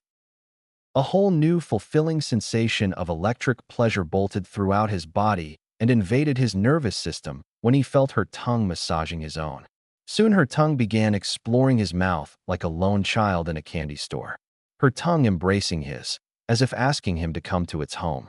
Upon his barely controlled instincts, his tongue tenderly entered her mouth before he fervently explored her angelic insides. Her mouth tasted like wild strawberries with a tinge of ripened peaches. She moaned in his mouth while slurping sounds were made as they deliriously kissed each other, saliva dripping from both of their tongues. If Jiraiya would have seen this, he surely would have died of blood loss with a content smile on his face. But upon feeling something hard poke her in her lower region, she moaned loudly, leading to an abrupt stop to their makeout session, both panting heavily with blood-red blush on their faces. What's wrong with me? Thought Naruto, while both of them were breathing heavily. On the other hand, Kyubi too felt confused but somewhat excited at the strange attraction she felt for him. Although they had only met now, but she could say that she knew him better than anyone in the village. She had watched his memories after all. She knew all of his traits, quirks, his funny persona, his unshatterable confidence, determination, and the unbreakable will to never give up, his obsession with ramen, his fondness for his Ayame-chan, Hinata-chan, Benaheim-chan, Sum-chan, not the Inuzuka clan head, Yugi-chan, and a girl whose name he never came to know about. But a small part of her knew that she had already fallen for him the moment she watched his life and how he tackled it head-on. Sorry, stuttered Naruto while she watched the other way with a blush, not matching his gaze. Me too, she said meekly. Hugh-chan, do you like me? Like, in that way? Asked Naruto while she sighed sadly as she rested her head on his chest. I don't know. I'm so confused. I feel very much attracted to you. But I'm not sure if you'll accept me. I know you like that Hinata girl. But she inhaled deeply while trying to stop her tears. But at least give me a chance, Naruto-kun. I know that I was the sole reason you lost everything and had to endure something which no one else should. But I'm ready to do anything for you. Anything to redeem myself, anything you ask for. I know that a demon like me does not deserve the love of someone like you. But please, I can't. I just can't live without you, she said in a choked voice while she was barely restraining her tears. But when she felt warm droplets on her head, she looked up to see Naruto smiling warmly at her while tears were freely flowing down his face, and that his eyes were back to normal blue color. Naruto had never felt so warm and wanted in a long time. He had another person who liked him, or rather was attracted to him in a romantic way. While he had grandfatherly, sisterly, and brotherly characters in his life, he deeply yearned for physical contact or a romantic relationship. And now he was possibly getting what he wanted all his life. Love. Such a simple four-letter word, but so strong that even the demons bow before it. It can fill a person's life with happiness, compassion, and joyness beyond imagination. It is what gives the definition of heart and makes the person forget all his memories in his lover's embrace. Keeping his thoughts of love for another day, he took hold of her chin before he kissed her lightly on her cute nose, leading to a pink tint on her cheeks. Silly Q-chan, it does not matter to me if you're a demon or not. To me, you're my cute kitsune, the one who stayed with me from the day I was born, the one who constantly helped me in my hardships, the one who I would die to protect. Although I too feel attracted towards you, but I would like to know you, to be your friend, and if possible, maybe more. But one thing I promise you on my dream of becoming Hokage, that I would never let the Akatsuki capture you, ever. That's the promise of a lifetime, said Naruto with determination while cupping her cheek, whereas Kyuubi was extremely happy that he considered her his precious person. I will never leave your side, Naruto-kun. In just a few moments, you have shown me how caring, forgiving, kind, and a loving person you are, she thought while rubbing his whisker marks, but giggled when she heard him purr. I didn't know your whiskers were sensitive, Naruto-kun, said a giggling Kyuubi while Naruto blushed in embarrassment. Can I stand now? Asked Naruto with a sheepish grin. She melted right away at seeing his infectious grin. She was a kitsune after all. Why wouldn't she like the smiles of her own kind? Sure, she stuttered before standing up. However, there was one thing that Naruto didn't account for, and that was seeing the Kyuubi in all her naked glory. His face became steamy red before he was propelled back by a large nosebleed. She had the body of a goddess. All the body curves were in the right places, leading to an hourglass figure, and her perky C-cup, soft but firm breasts accentuated her beauty. Naruto-kun, yelled Kyuubi as she came running towards him. Now he had an even larger nosebleed when he saw her bouncing mounds while she ran towards him. Uzumaki Naruto can't have a normal day in life, he thought while pinching his nose to prevent any more loss of blood. Upon reaching him, she tenderly put his head in her lap with a worried expression on her face. Naruto-kun, what happened? Are you all right? Naked, Kyuubi, clothes, muttered a dazed Naruto. She blushed heavily when she realized her indecent condition, but inwardly was satisfied with his reaction. But this is your mindscape, so you should be able to materialize whatever you want, she said while he stood up. I don't know much about clothes. I guess a jounin attire would do for now, pondered Naruto as a jounin wear appeared out of nowhere on her body. Q-chan, do you have a name? Asked Naruto while Kyuubi nodded as she didn't like the name Nine-Tailed much before speaking. Hi, it's Ayumi. That's what your mother used to call me by. It's a nice name, but can you tell me about my mother? Asked Naruto with a sparkle of hope in his eyes. Ayumi's eyes softened at his question. She could only imagine the frustration and pain of not knowing anything about the one who gave birth to you. Inside this matured Naruto, she could see a boy desperate to know about his parents, a boy who never knew what a mother's love was, a boy who cries every day wanting to see his mother at least once, to be in her embrace, to tell her about his accomplishments, to rest his head on her lap while he cries and tells her about his failures, for her to teach him petty things, to scold and correct him when he does something wrong. Behind this man was a shadowed child desperate for attention and maternal love, or maybe more from her. Hi Naruto-kun. Your mother was from the Whirlpool country, Uzumaki Kushina, who came to Konoha when she was young. You can say that she was as beautiful as me, if not more. She was the definition of angel for men and jealousy for women. But what really made her infamous across the elemental nations was her godly master of water element, equaling your Nidame's prowess in the element, and her status of being a seal master that even Jiraiya, the Toad Sannin, could not hope to surpass. The complex seal Shiki Fujin, Reaper Death Seal, on your stomach which binds me to you, was her art. She was easily a Kage-level shinobi who was given S rank in the bingo books of all the elemental nations. She too, like you, had extremely large chakra reserves, fast healing rate, and had a natural talent for taijutsu and ninjutsu. The Uzumaki clan were a natural with seals, had faster healing rate and longer lifespans than normal, so they looked like 18 to 20 years old even if they reached their 50s, but their history is for another day. Your mother had a tomboyish attitude when she was young, but became more womanly with time. That's the main reason your mask was even able to confuse the people who knew her closely. You see, When you acted loud, spontaneous, and obnoxious, ironically it matched with her personality.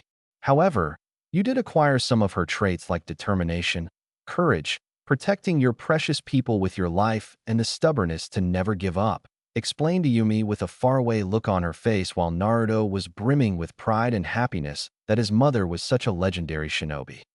"Did you ever talk to her?" asked a smiling Naruto. "Hi. She would often tell me about her experiences and how she loved you with every fiber of her being when she was pregnant," she said with a serene expression. "But what about my FA dash?" He stopped speaking when suddenly the sewer around him started fading. "We'll talk later, Naruto-kun. For now, it seems that you're waking up. Something out there is going on," she said while giving him a small smile and a wink. "I'll come later, Ayumi-chan," he said while smiling before completely disappearing from his mindscape. Forest of Death, the clearing. For Kurenai, something fishy was going on here. Sometime after Haruno Sakura had laid the traps, the sound team appeared, demanding for the Uchiha to come out. Here the Haruno girl did the smart thing by surrendering her Heaven Scroll as the Odo team possessed the Earth Scroll. But it seemed that they were not interested in the scroll, rather fighting the Uchiha. But why wouldn't they concentrate on the task that they were assigned like every other team? Were they given orders by someone to attack Team 7, and especially the Uchiha? She couldn't help but feel that something really big was going on here.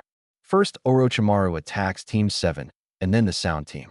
When they found Orochimaru, he was in the process of attacking Naruto, but because of the intervention of Itachi and his partner, he fled the scene. Had he already achieved what he came for? But then she realized that she saw something black on Sasuke's neck, something which she had dismissed as a possible injury and didn't pay any attention as she was worried for Naruto at that time. But now when she put the pieces together, the curse mark, of course, the Sharingan.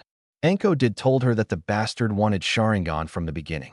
But why is this sound team concentrated on Uchiha and not the exams? Could it be that Orochimaru was somehow connected to Odo Geikure? They were recently formed after all. She would have to inform Hokage-sama about this. While thinking, she completely lost track of time. So when she looked down from her hiding position, she was surprised to see an injured Sakura with a short haircut. There was the Taijutsu Genin, Rock Lee from Team 9, who was unconscious at the moment, and Team 10 was standing in front of the otherwise okay sound team in battle-ready positions. "Thanks, Ino," said a grateful Sakura who was taking care of Lee at the moment. "Don't mention it, forehead. Besides, the last time I checked, we were friends, although a bickering ones at that," said a chuckling Ino. "Although this is troublesome, but I guess it won't be too bad to help a fellow team," said Shikamaru lazily as he bent on his knees and formed the hand seal for his shadow possession technique, whereas Chuji was still chewing his potato chips rapidly. "Guys, I think we should retreat. The Uchiha is unconscious. There's no way we can fight more than one team," said Kin, whose clothes were torn in several places, showing a bit of cleavage. She was rather well developed for her age with C-cup breasts, an hourglass figure, creamy tan skin, and had a pretty face. Currently, she was sustaining minor cuts and bruises, but nothing critical. Before Dosu could reply, she was backhanded rather harshly as she fell to the ground while blood oozed out of her mouth. "Shut up, bitch. Because of your weakness, that pink-haired slut was able to survive this long," spat Zaku while Dosu remained indifferent with his teammates' behavior. But, you two dash. She was interrupted by a kick to her ribs, breaking several of them while she cried out in pain. "You dare say that, you bitch?" "Huh," he said while he continued to stomp on her. Meanwhile, all of them except Dosu were disgusted by what they were witnessing. How can he treat his teammate like that? Thought a shocked Ino with a look of horror on her face. On the other hand, Kurenai was barely restraining herself from killing this Genin. Chunin exams or not, she couldn't see any female treated like that. Just as she was about to do something, a malicious and an evil aura washed over the area. Zaku too immediately stopped his stomping when he felt this evil chakra. But Dosu was familiar with this chakra, the same chakra he always feel whenever Orochimaru or anyone possessing the curse mark was around. All of them turned their heads to see Sasuke coming out of the cave, while black stripe markings covered his face and forearms. The Genins were rooted at their spots in fear of this powerful and an evil aura that he was emanating. Sasuke had a psychotic grin on his face while he scanned his surroundings, Sharingan activated with bloodlust clearly evident in his eyes. This strength, what is this amazing power that I'm feeling? This is what I wanted all along. Just you wait, Itachi, you will get killed by my hands very soon now, thought Sasuke with an arrogant smirk. So the great Uchiha decides to grace us with his presence, eh? Had a nice nap? Asked Zaku with a cocky smirk on his face. Zaku, I think we should really retreat now. We're in no condition to fight, said Dosu, who could feel Sasuke's cursed chakra growing stronger and more potent with every second. What? You two. Just wait a second while I take care of Dash. Before Zaku could continue further, he was punched in the gut so hard that he instantly lost consciousness while he coughed, and his eyes rolled back in his head even before touching the dirt. Except Kurenai, nobody saw him move. At one instance he was walking slowly, and at another, he just vanished to appear in front of Zaku. TSCH, pathetic, remarked Sasuke with a smirk. Troublesome, thought the lazy genius. Sasuke-kun, what happened to you? Thought Ino and Sakura simultaneously. He's fast. I didn't even see him. We have to get out of here, thought Dosu while Sasuke kicked Zaku in his stomach, who was currently laying unconscious on the ground, whereas Kin was trembling in fear of the bloodlust that Sasuke seemed to be emanating. But her blood ran cold when Sasuke's blood-red eyes turned to her before he started walking towards her. He wanted to test his newfound strength. Weaklings like you don't deserve to live. You should be honored to die by the hands of an Uchiha, said a smirking Sasuke as he started going through a couple of hand seals. Everyone's eyes widened at hearing him. While it was common to die in these exams, here it was no need to kill her. She was already severely injured and was no threat to them. Sasuke-kun no! Screamed Sakura, but it fell on deaf ears. Somebody, please help me. I don't want to die, thought Kin while tears formed in her eyes. Before Sasuke could finish the hand seals for whatever jutsu he was going to throw at her, he sensed a huge chakra spike behind him while a calm, peaceful, and a serene aura washed the area, overpowering his dark demeanor and bloodlust.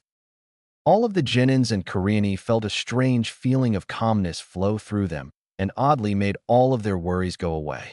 Kin could almost no longer feel any pain, which was currently being overwhelmed by this sense of peacefulness and comfort. This is not troublesome, thought an unusual Shikamaru while Chuji was still eating his damn chips, albeit a lot slowly than before, and his eyes were closed in contempt like it was getting a blowjob while eating, the dream of every Akamichi. Meanwhile, Sakura, Dosu, Ino and Kurenai too were feeling the effects, whereas Lee was still unconscious.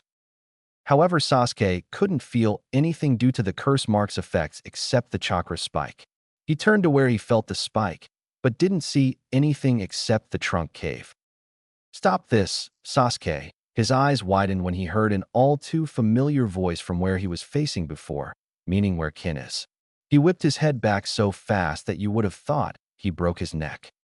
Sasuke's and everyone's eyes widened when they saw Naruto standing there in front of Kin facing Sasuke, his hair and cape flowing with the breeze while his ice-cold blue eyes pierced through Sasuke's Sharingan. Naruto? What happened to him? Doesn't matter, he's still a loser. With this power, no one can stop me, not even Itachi, thought Sasuke arrogantly after coming over his shock. What happened to you, Dobe? Did you hit puberty? And what's with the change in clothes? Asked Sasuke while smirking. Meanwhile, Kurenai was also smirking, but for a different reason. Looks like the hero always arrives at the last moment. Let's see how much you've improved, Naruto-kun. It does not concern you, Sasuke.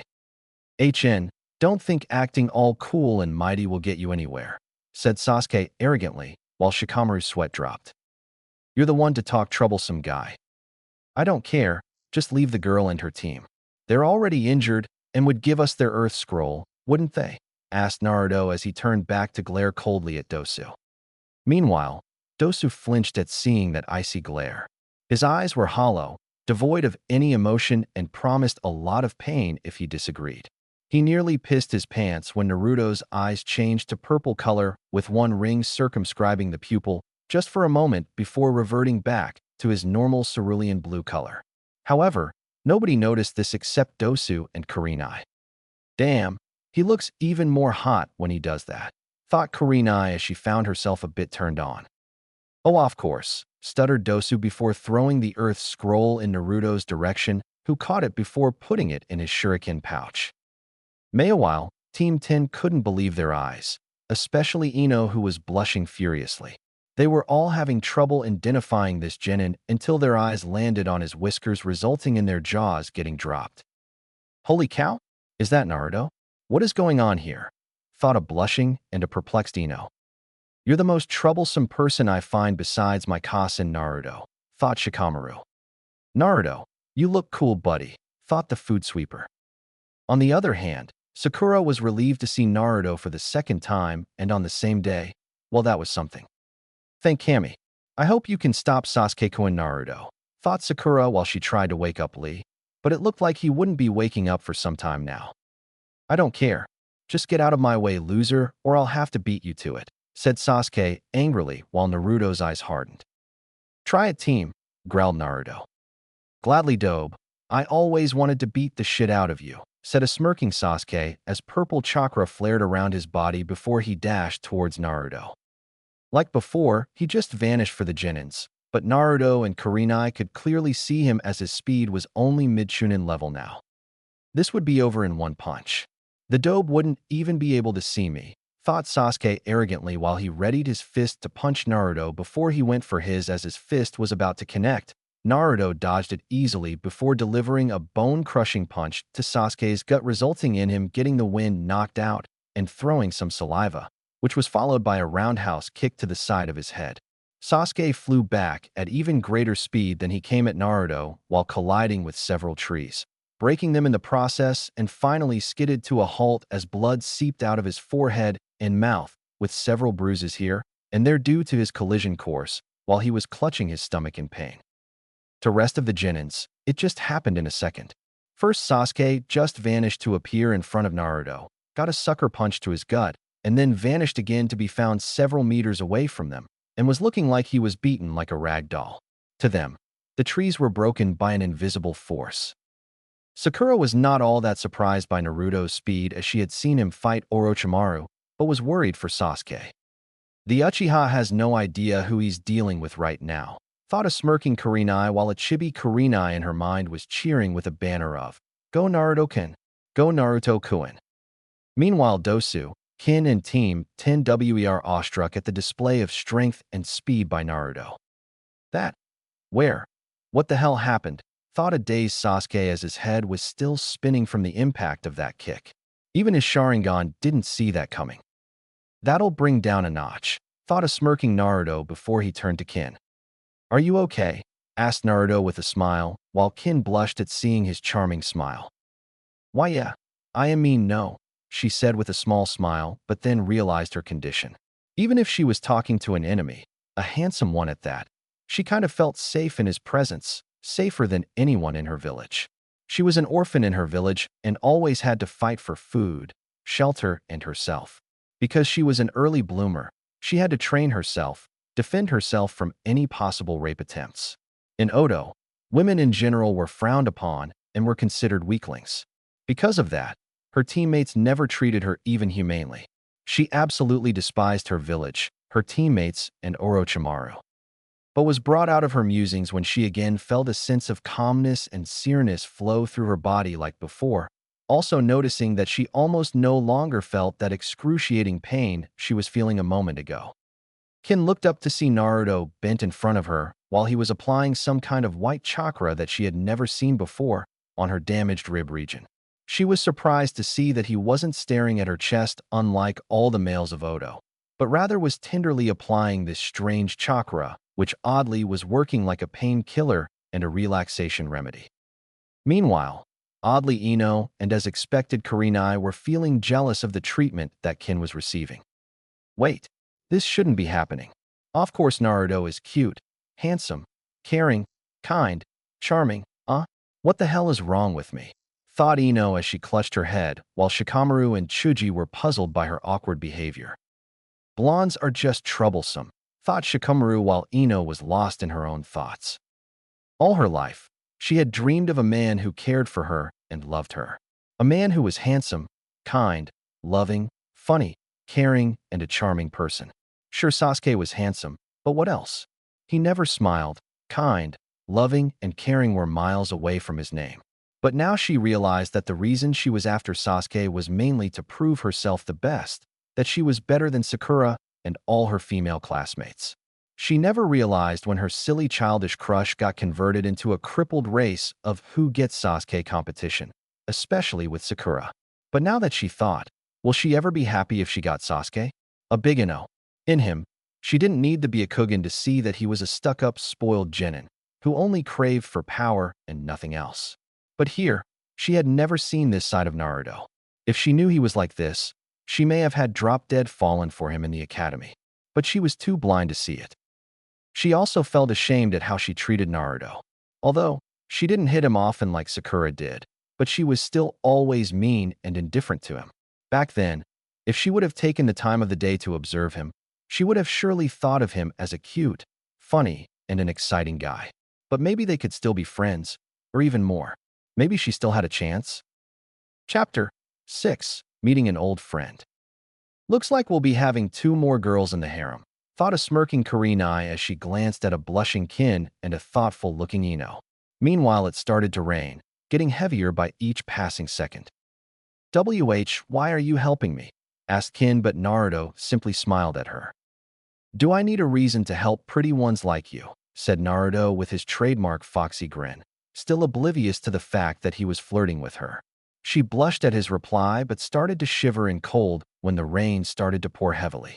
Naruto, seeing her torn clothing, covered Kin with his cape. He was about to stand when he heard Sasuke yell. Katan, Housenka no Jutsu, fire release, mythical fire phoenix technique. Kin's eyes widened when she saw numerous compressed fireballs coming their way. What a fool, using fire jutsu when it's raining. Sometimes I question his sanity, thought Naruto as he picked up a blushing Kin bridal style and easily dodged the fireballs. Alright team, it's time to end this. I've wasted enough time with you, growled Naruto as he created 3 shadow clones. Kin still in his arms, who was unconsciously snuggling into his chest. Right now, I'd give anything to be in her position, thought Kurenai longingly. Shut up, dope. I'm an Uchiha. You should be honored that you're fighting me, spat Sasuke as his purple chakra flared. I would rather be honored to kick that stick deeper into your stinking ass, said Naruto with a bored-like expression on his face, while everyone present except Sasuke and Sakura were struggling to control their laughter. That curse mark is getting out of control.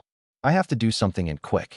I should preserve my chakra, so sub-elemental jutsus are out of the question, but the basic ones, he'll just copy. No way I'm giving him anything on a silver platter. But wait. Yeah, that might work, thought Naruto as an idea popped into his mind. Why you loser dash, growled the Uchiha before he was interrupted by Naruto. Look, Itachi, behind you, yelled Naruto while pointing his finger behind Sasuke. What? Where is he? I'm gonna kill that traitor, exclaimed Sasuke as he looked around frantically behind him. Meanwhile, Naruto signaled his first shadow clone, who went through a couple of hand signs at mid-Chunin pace. On the other hand, Naruto and Kurenai were having trouble controlling their laughter. The Uchiha prodigy fell for a lame trick. Unfucking believable, both thought simultaneously. Megan, Narakumi no Jutsu, demonic illusion, hell viewing technique. Sasuke's eyes widened when he saw Itachi shimmer into existence with the dead bodies of his clan laying at his feet. You'll always be Wiko Tudo, said Itachi in a monotone voice. Sasuke immediately became enraged and was about to attack Itachi when his Sharingan noticed the chakra fluctuations around his surroundings. A Jinjutsu, thought Sasuke as he immediately dispelled it. Hee, too late, Sasuke team, said the real Naruto, who was currently holding Kin while the shadow clone who casted the Jinjutsu had his palm open to face Sasuke. Banzo Tenin, all creation attraction. Sasuke's eyes widened when he felt an invisible attracting force on his body and was pulled towards the shadow clone at high speeds. Meanwhile, the second shadow clone was already going through a short set of hand seals. Suetun, Suijin Hiki, water release. Water encampment wall, whispered the second shadow clone as he slammed both of his palms onto the ground, and using the water from rain, created a water wall in front of them while the third clone also went through a couple of hand seals. "Let's fry the team," thought the third shadow clone with a smirk. "Right on. Kaminari Kingekiha, lightning release. Thunder inspiration wave," exclaimed the clone as he shot a concentrated wave of intense white electricity from his index finger into the water wall, the other hand holding the wrist of his attacking hand. He kept his finger in position to control the electricity so that it only flows through the water wall and does not electrocute anybody else. When Sasuke collided with the wall, he could only scream from the intense pain he was feeling, his whole body twitching due to the shockwave, while the others flinched at his condition. The curse mark receded back, while Sasuke slipped into unconscious as he fell on the wet ground with a thud. Naruto dispelled his shadow clones while everyone's jaws were on the ground. He just pulled off a feat that not even Chunins are capable of. He already knows chakra nature manipulation, and that too with 2 elements? What was that jutsu that pulled the Uchiha? And most of all, how in the name of 9 holy flaming hells can he do a Jinjutsu? Thought Kurenai as she rubbed her temples in frustration. He's on a whole other level than us, thought all the Genins except Kin, who was currently enjoying the warmth of Naruto's body. At the same time, Neji and Tenten arrived to see the current scene. Tenten went over to wake up Lee while Neji landed in front of Naruto. He had seen the fight between the Uzumaki and the Uchiha from his Byakugan and was surprised to see Naruto's skill, but still, fate has decreed this Genin a loser. "Fate has decreed you a hindrance, Uzumaki," said Neji in his cold tone as he glared at Naruto, his Byakugan blazing to add to the effect. "And fate has decreed you a stuck-up asshole, Hyuga," growled Naruto as he glared back, while Kin restrained herself from laughing at the comment. "Neji, let's go. Lee's not waking up. We'll have to carry him," said Tenten, but not before blushing when she saw Naruto. "Know this, that your fate has already been decided," said Neji as he left the area with his teammates. "Phew. Well, that went well," said a grinning Naruto. "Kin, what do you think you're doing laying in his arms? Let's get out of here, you weakling," spat Dosu. Naruto frowned at the way Dosu talked to her. He could tell she was not treated well by her teammates, if her shivering in fear was not any indication to go by. He looked at her when he felt her clutch him tightly to her, and was surprised to see her eyes. They were pleading, almost begging him to not let her go, just like his were when he was with the Hokage after an attack from the villagers. Her face looked so pretty and cute. Small glistening raindrops on her lips and her sparkling black eyes made him want to kiss her, and he almost did. "She'll not be going anywhere. We'll take her with us to the tower. You already have 1 injured teammate to deal with. I'll take care of her," said Naruto with authority while glaring at Dosu. But she's our teammate dash." Dosu was interrupted was Naruto. "And you don't treat her like one. Now get out of here before I kick your ass like the team," said Naruto with a threatening glare. Dosu did not argue much, rather took an unconscious Zaku and got out of the area. Meanwhile, Kin was barely holding back tears of happiness. For the first time in her life, someone had helped her and treated her humanely, well except for her best friend Tayuya. Thank you so much," said a blushing Kin as she felt him clutch her to his chest tightly. "Not a problem, Kin-chan. By the way, my name is Uzumaki Naruto," said a grinning Naruto while Kin nodded with a smile and a pink tint on her cheeks.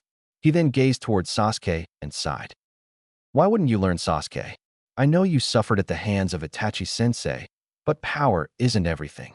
I promised Sensei that I would look out for you, but if I have to break every bone in your body for you to see the reality, then so be it," thought Naruto with sadness while eventually it stopped raining.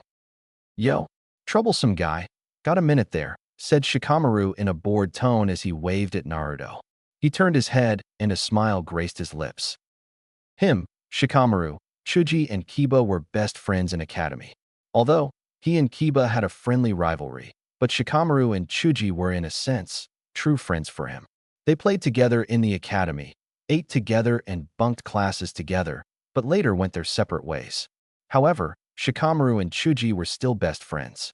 But among the rookie 9, ones that Naruto trusted the most were Chuji, Shikamaru, and Hinata. "Hey there, lazy ass," said Naruto with a goofy grin. "Ramen," greeted Chuji with a smirk. "Barbecue. I see you still managed to sneak some food from the proctors." said Naruto as he glanced at the potato chips packet in Chuji's hands. So Naruto, no offense, but tell me one thing. Are you the strong, genius and a prodigy one we saw a moment ago, or the weak, idiot and a dead last we've seen in the academy? Asked Shikamaru with rare curiosity in his voice. Oh ho, so I've confused the Shugi genius. That counts for a party, he? Well, for your question, mix both the personalities, what do you get? Asked a grinning Naruto. An enigma, said a bored Shikamaru. That's what I am, Shika. That's what I am, said Naruto while Kin could only blink at the awkward conversation going between them. This was the Chunin exams, damn it. Every team for itself, and they were acting like nothing was going on. But she could tell that Naruto was on his guard if they tried to attack him. So Naruto, care to tell us about your changes? Asked Chuji. That, you'll have to ask the Hokage. But that aside, you aren't going to try anything funny, are you?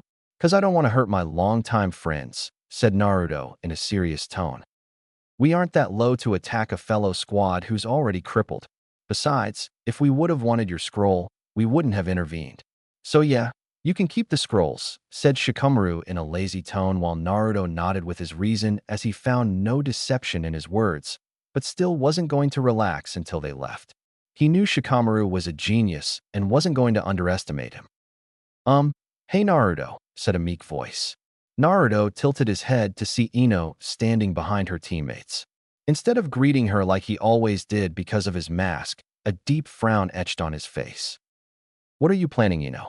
If you think that your nice scroll act would get you the scrolls, then you're dead wrong, said Naruto seriously, while Team Ten's and Kin's eyes widened at his hostility. What are you talking about, Naruto? We told you dash, spoke Chuji, but he was interrupted. I don't care. I trust you and Chuji, but not her, never, spat Naruto, his insecurities rising to the surface. He could accept Sakura's sudden change in behavior due to the trauma of fighting a Sannin, and that she was his teammate. But here Ino, who wasn't even his teammate, just coming out of the blue and greeting him like that, he couldn't trust her. After all, she too treated him like trash, though not to Sakura's extent. But still, this might be a plot to steal their scrolls and impress her oh-so Sasuke. But I don't want the scrolls, Naruto. I was just greeting you, said Ino in a sad tone. Stop your bullshit, Ino. You mean to tell me that after all these years you're properly greeting me now? When the Chunin exams are going on? I don't believe that crap. Why shouldn't I think that you're trying another lame trick to impress Sasuke? Said Naruto angrily. Tears threatened to fall from Ino's eyes, and they did, but weren't noticeable as they mixed with water droplets on her face due to the rain. While Shikamaru and Chuji could understand Naruto's logic, she did treat him badly, so they can't accept him to even treat her as a peer so quickly. We should be going. See you at the tower, Shika, Chuji, said Naruto as he went past them with Kin in his arms towards Sakura, who was currently tending to Sasuke, whereas Team 10 went their separate way with a silently sobbing Ino. Kin was confused as to why he behaved that way, but she knew better than to interfere into someone's personal matters. Great. Now Sakura's gonna revert back to her fangirl mode. To think that I thought she could change, thought Naruto with frustration evident on his face. He sighed while Kin watched him with confusion. How is his condition, Sakura? Asked Naruto while expecting a banshee screech of, Naruto Baka? Look what you did to my Sasuke Kun. But he was really flabbergasted when she instead smiled at him. Oh, he's much better now. He only has a mild fever.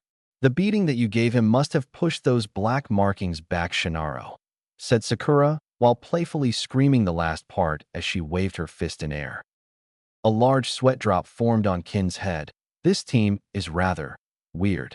I can see why Orochimaru had an interest in this squad. The team always had a fetish for weird things after all, she thought afterwards while Naruto was just gobsmacked.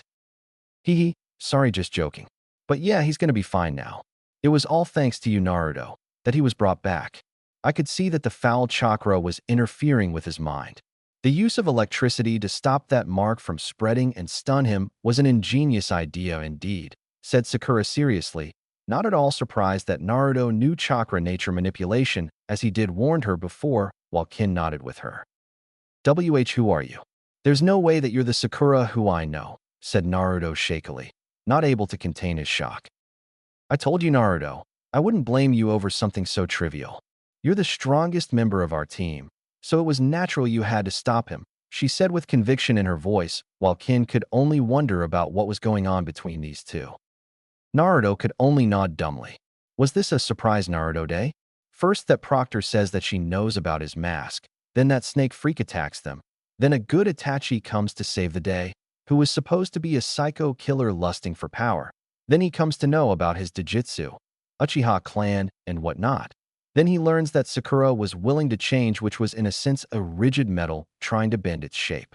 Then the biggest shocker, the Kyuubi no Kitsune, the supposed almighty demon so fearsome that even the Kage-level shinobi pissed their pants in its presence, was a female, a damn hot female, and if that was not enough, she was attracted to him.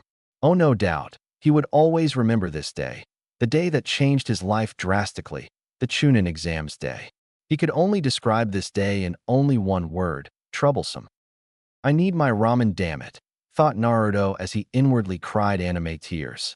The other shinobi may find it funny, but ramen was his stress buster, his way of coping with so much stress and depression in his life, along with training, of course. That aside, he was brought out of his musings when he felt a soft hand on his cheek, whisker marks to be specific. Naruto-kun, are you alright? Naruto. What? Asked a blushing Naruto when he felt Kin's soft touch and heard her soft voice followed by a shout from Sakura. Sheesh. What's wrong with you? I was asking you about what should we do next, asked Sakura with an annoyed expression while Naruto laughed sheepishly. Meanwhile, Kin was as red as a tomato. What's wrong with me? We've just met, and I'm already calling him Naruto-kun. Seeing his tired expression, she couldn't help but worry for him. Seeing his cute whisker marks, she couldn't resist but touch them. Seeing his sheepish smile, her heart fluttered. What was this strange feeling emanating from the pit of her stomach which spreads through her body like a wildfire? Sorry, but I think we should get to the tower as fast as possible, seeing as we already have both scrolls. There's no need to rest here or the other teams might attack us. We have 3 days to reach there, so we can head there at a steady pace, he explained while Sakura nodded. But what about her? She's our enemy and attacked us. She tried to kill me even though I offered our scroll, said Sakura while glaring at Kin. I am really sorry, but I had no choice. If you didn't notice, I was constantly holding back against you and fought you myself so that my teammates couldn't injure you badly. I was trying to stall time as much as I could. When your fellow team came to assist you, I advised my team to leave in hopes that they would agree, but they only treat me like some useless pile of trash, said Kin as she sobbed at the last part, while clutching Naruto's cape to her chest tightly, which was currently acting as a blanket for her. Sakura looked at her with pity and sadness. She could only wonder what would happen if Naruto and Sasuke treated her like that. She's just like me.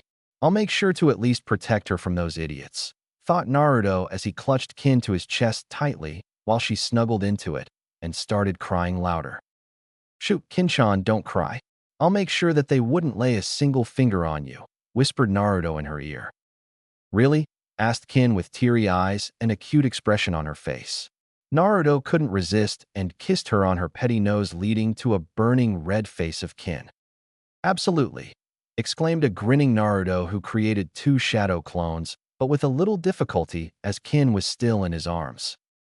At times like these I wish I could do seal-less jutsus. Oh well, I guess I have to improve my chakra control or wait for the ascension of Rinnegan, he pondered. Naruto, I think I should carry her or else you wouldn't be able to fight if another team attacks us, spoke Sakura while Naruto shook his head. Can't do that, Sakura. I'm providing Kin-chan my chakra constantly, which is in a sense acting as a painkiller. Several of her ribs are broken and needs to be treated as fast as possible. Besides, you're already injured and low on chakra. You wouldn't be able to carry her for long. My shadow clone here will carry Sasuke while the other will keep a watch for any backside attacks, explained Naruto while Sakura was surprised that he formulated a plan. As far as she knew, he never bothered for any plans or strategies, but maybe that too was a part of his mask. You take a food pill. I'll carry Kin and remain in front. You would stay behind me followed by my shadow clones, said Naruto. That sounds like a plan. But wait, how can your chakra reduce her pain? That's not possible unless you know medical jutsus, said Sakura while Naruto glared at her. Oh right, No questions, said Sakura as she put a finger on her lips while the shadow clone slung Sasuke on his shoulder. If we move steadily, we can reach there in a couple of hours excluding any attacks or hindrances, said Naruto, but noticed that Kin had fallen asleep in his arms, resulting in him smiling warmly at her peaceful face, whereas Sakura ate a food pill. All right, let's go, said Naruto as they all left the clearing. All the while, Kurenai was listening to their conversation as she had moved closer to their position under a powerful genjutsu. She pitied the Yamanaka's condition, but the girl had it coming. On the other hand, she was saddened after hearing about Kin's insecurities. She was also surprised by Sakura's behavior and the level of maturity shown by her. But most importantly, she was proud of her Naruto for the way he handled the situation. He definitely deserved a kiss from her, or maybe more. She blushed while thinking about the kissing part. Kurenai had never kissed anyone. She could only wonder how a kiss with Naruto would feel like. She was brought out of her day dreaming when Team 7 along with Kin moved out of the area and hence began following them at a safe distance. Team 7, after several hours of traveling. Naruto, I'm tired, we should rest up a bit, whined Sakura for who know how many times while Naruto sighed. She really has low stamina, thought Naruto while Kin was still asleep in his arms and Sasuke was unconscious. Take another food pill, Sakura. We're not stopping until we reach the tower. It is only an hour away now, said Naruto, who had his Rinnegan activated, but Sakura couldn't see it as she was behind him. We could have reached the tower earlier if it weren't for your stupid detours. And you should know that taking another food pill would cause me exhaustion later on, said Sakura in irritation. During their traveling, Naruto and the Shadow Clone at the last constantly had their Rinnegan activated. With his Dojutsu's ability to see chakra and heightened senses due to Ayumi, he was constantly changing routes to avoid traps or confrontations with any team. You can rest for 3 days when we reach there. Now stop your whining and take a food pill, spoke Naruto while Sakura huffed as she ate a food pill, muttering words like meanie in her breath. Someone's been following us since we started moving. I should check it out, thought Naruto as he gave a mental command to the Shadow Clone at last to confront their follower. Meanwhile, Kurenai was following them for 2 hours and wasn't winded at all. She was a Jounin after all. Right now, she was only using a B-rank genjutsu, enough to hide from a Chunin. But she was surprised when the Shadow Clone at the last of the group suddenly started moving backwards in her direction. Did he notice me? Damn, should have used a higher level genjutsu. But could it be that the Rinnegan can see chakra too, like the Sharingan and Byakugan? She thought while her heart started beating a little faster at the prospect of meeting Naruto, even if it was a Shadow Clone. Although, she had met him a couple of times before, but then she only acted like a sensei, and her attitude had remained professional. But now, she could open herself to him. She could melt the ice she had created around her. Kurenai was brought out of her musings when she heard Naruto's voice. Come out, whoever you are. I know you're there, said the clone Naruto, who abruptly spiked his chakra to Jounin levels for a second, leading to the genjutsu getting dispelled. Damn, this was a high-level jutsu, meaning whoever is here is definitely a Chunin or above. I would have to stall as much time as I can so that the boss's team can get a safe distance from whoever this is. But could it be Orochimaru, thought the clone as he readied himself for an attack, his Rinnegan activated. But he was surprised when suddenly he was lifted in air while wooden branches wrapped around his black, Jounin-like vest. He turned his head to see a large tree behind him while cherry petals were flowing in midair around him. Another genjutsu, thought the clone before he felt the cold metal of a kunai against his neck. My, cautious aren't we, Naruto-kun? Whispered Kurenai in a changed childish-like feminine voice in his ear while she licked his earlobe. He blushed when he felt her warm and soft tongue on his skin. I think I've heard that voice before, thought Naruto before his eyes widened in realization. Could it be her? Of course. How could he ever forget that voice? Be Benaheim-chan, whispered Naruto in shock. Hee, you finally remembered me, and Naruto-kun. I'm surprised, it's been 6 years after all, whispered Kurenai. Flashback, 6 years ago. A young 6 years old gloomy Naruto was sitting on a swing in the park while he watched other children play. He had tried so many times to play with them, but they would only beat him, bully him, or call him monster while their parents glared at him. He was idly swinging with his head down when someone shadowed his face. He lifted his head to see three beautiful girls of his age standing in front of him. One had curly long black hair with crimson eyes. The other had brownish hair tied in a ponytail with the fairest skin tone, and the last one had long flowing purple hair. "Do you want play with us?" asked the crimson-eyed Kurenai, one while Naruto's eyes widened. "You play with me?" asked young Naruto with a cute expression. Kurenai, Hana, and Yugao had to resist the urge to just glomp him. "Sure. My name is Tsum, and these are my friends, Benaheim and Yugi," said Hana while Kurenai and Yugao smiled at him. "My name? Naruto. But they call me Demon." "You shouldn't play with demons," said Naruto as he gazed sadly towards the ground. "The villagers are idiots, Naruto. They just can't see that you're not a demon. You should just ignore them," said Kurenai with a hint of anger in her voice. "Me? No demon?" asked Naruto with hope. "Nope. You're just like us, Naruto," said Yugao as she dragged him to his feet by holding his hand. "Really? I'm like you?" asked Naruto with teary eyes. He thought that he was a monster. That's why the other kids didn't play with him. But he became ecstatic and happy when Hana shook her head. "Yay, I knew Databeo. Thank you. You three, very beautiful. Like angels," said young Naruto in a thinking pose leading to the transformed Kunoichis sporting a blush before they snapped out of their embarrassment. "Come on, let's play together. From now on, we'll be friends," said Kurenai while she dragged him with her. After some time, they said their goodbyes to him and went their own way. For months, they continued to play with him, often coming to his apartment and helping him with small chores. Over the months, they taught him how to speak, write, and read properly, cooking, etc. They couldn't do much as they were 13 years old only right then, but they made sure to help him as much as possible. Over time, they fell in love with him but were ashamed to admit it because of the age gap, while Naruto too became fond of them. But eventually, Hiruzen caught just of it and prohibited them from meeting him again. Naruto waited for his friends in the park or asked the villagers about it. Nobody knew them, or rather didn't bother to answer him, as they were interested in beating him to an inch of his life. He couldn't ask his Gigi as they had told him not to tell about their friendship to anybody, even the Hokage. Meanwhile, Hiruzen didn't believe Hana, Yugao, and Kurenai as they were only 13 years old, and somebody may have tricked them in befriending Naruto and then attacking him.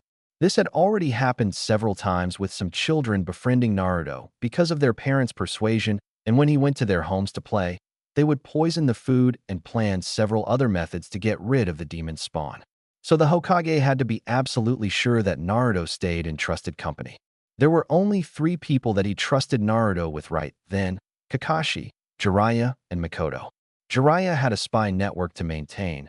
Mikoto wanted to, but Fugaka didn't allow her, and Kakashi had drowned himself in Umbu missions in despair because of his sensei's death. Flashback end. "Of course I remember you. But where did you go? I searched for you everywhere. Why did you leave me?" asked Naruto while tears leaked out of his eyes while his eyes turned to normal oceanic blue color. "And where's Tsum-chan and Yugi-chan? Are they here too, Databeo?" said Naruto frantically while he tried to free himself. Warmness flushed Kurenai's heart when she came to know that he still remembered them and was worried for them.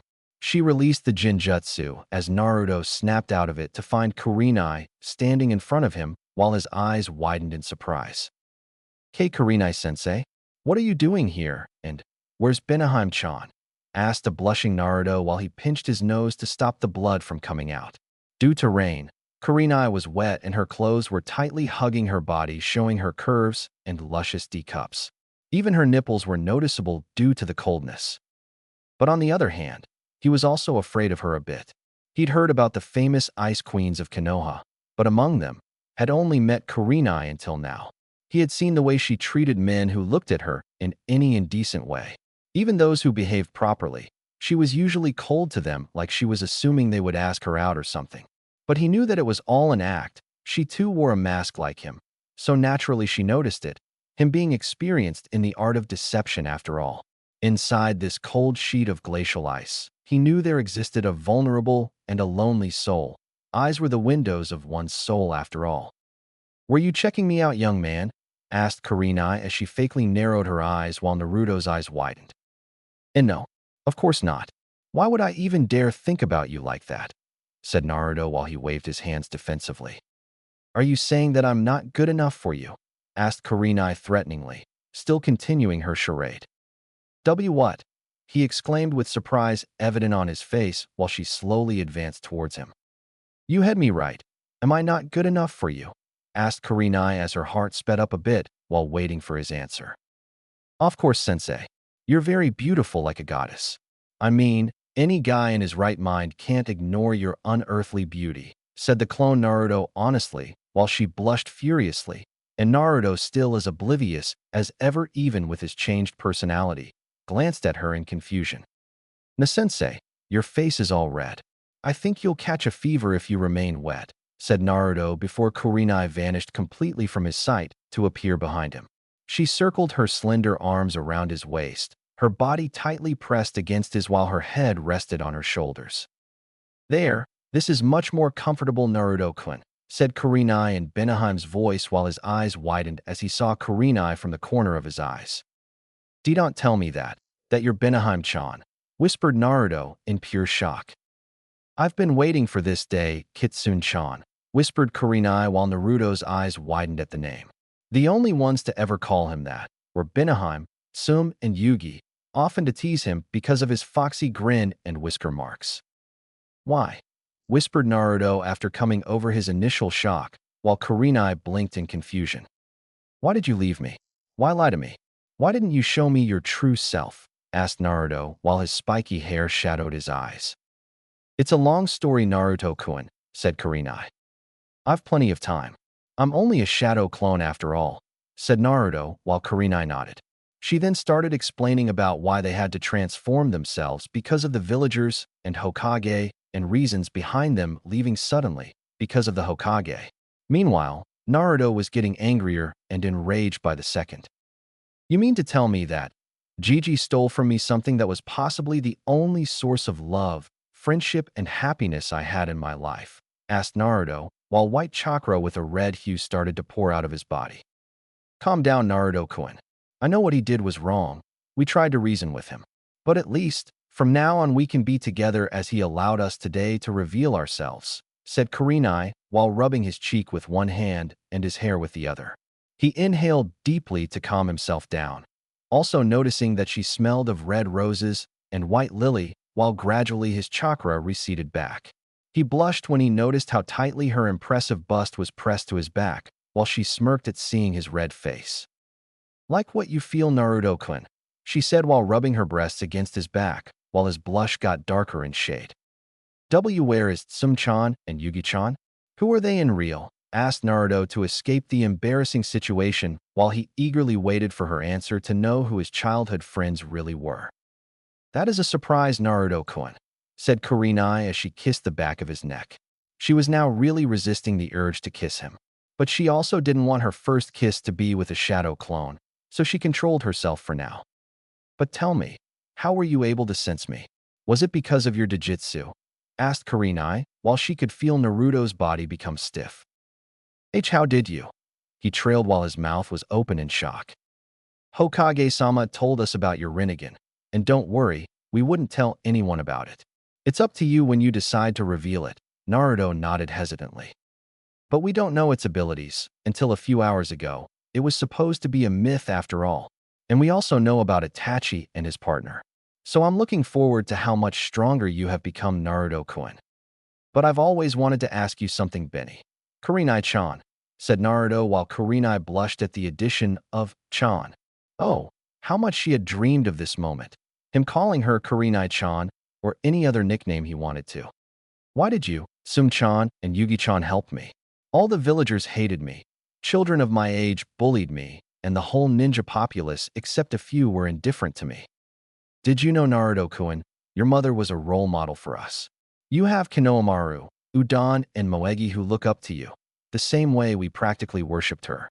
Her beauty, elegance, courage, determination, never say die attitude enthralled and motivated us to no end. She was the major driving force in our shinobi careers. Like you, her personality was bright as a sunny day for her friends, but for her enemies, as dark as a thunderstorm. All the villagers liked her.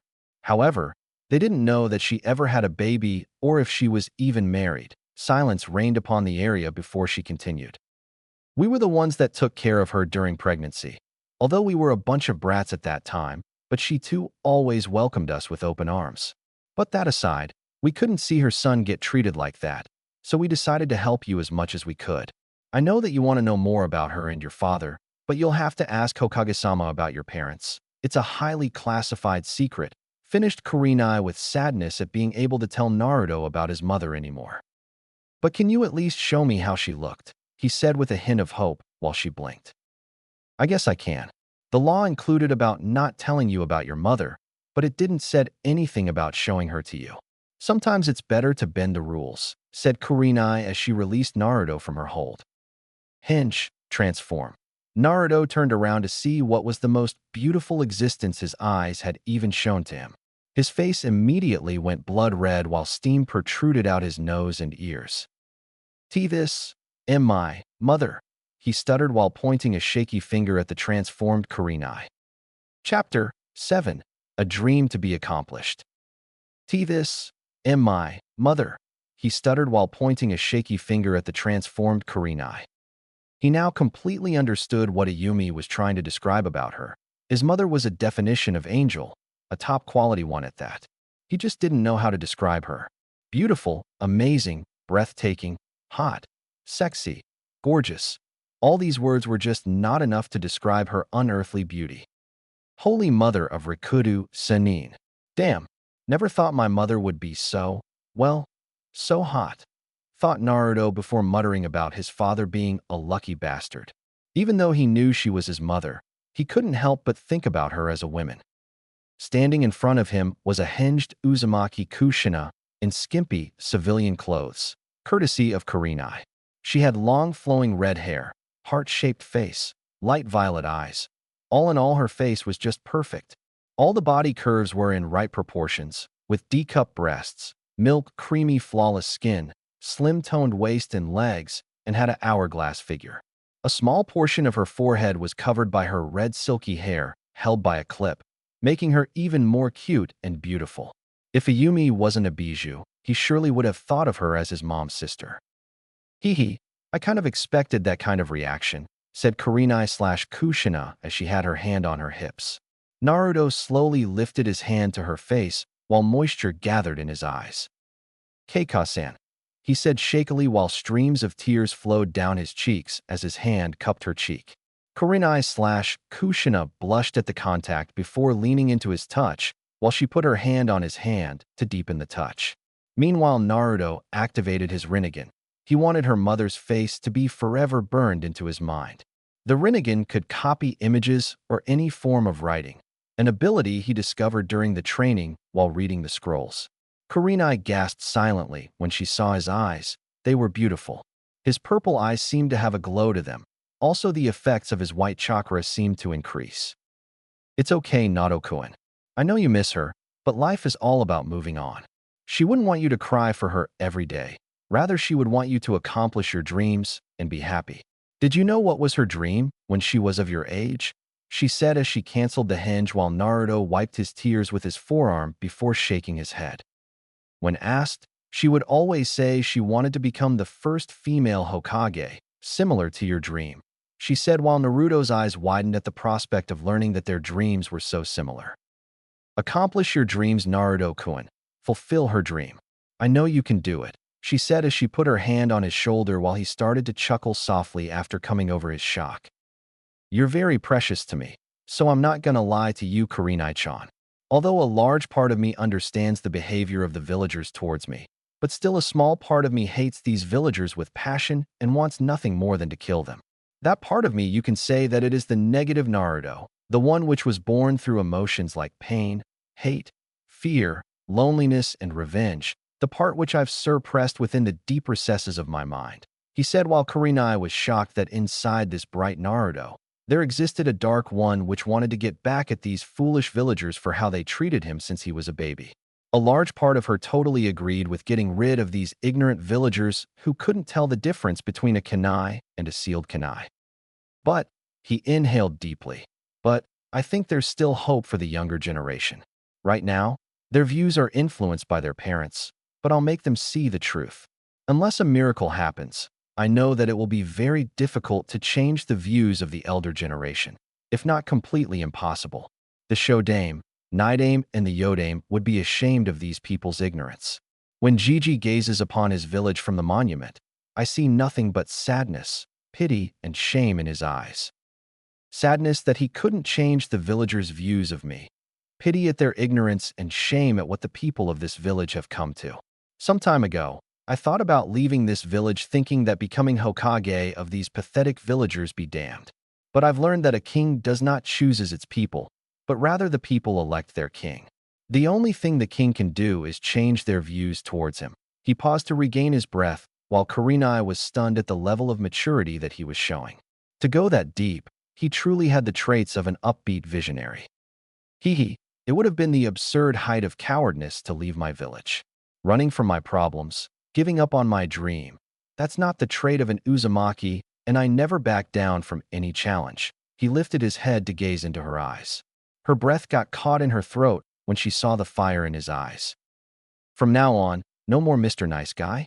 If they glare at Uzumaki Naruto, he will not smile back, but return it 1,000 times stronger. If they attack him, he would not hold back to defend himself. Consequences be damned. He pointed his thumb at his chest. I will become the best Hokage of Konoha, and if anybody has a problem with that, well, they can go eat their shit. I'm tired of trying to gain recognition from these stupid villagers. From now on, I'll treasure the precious people that I have.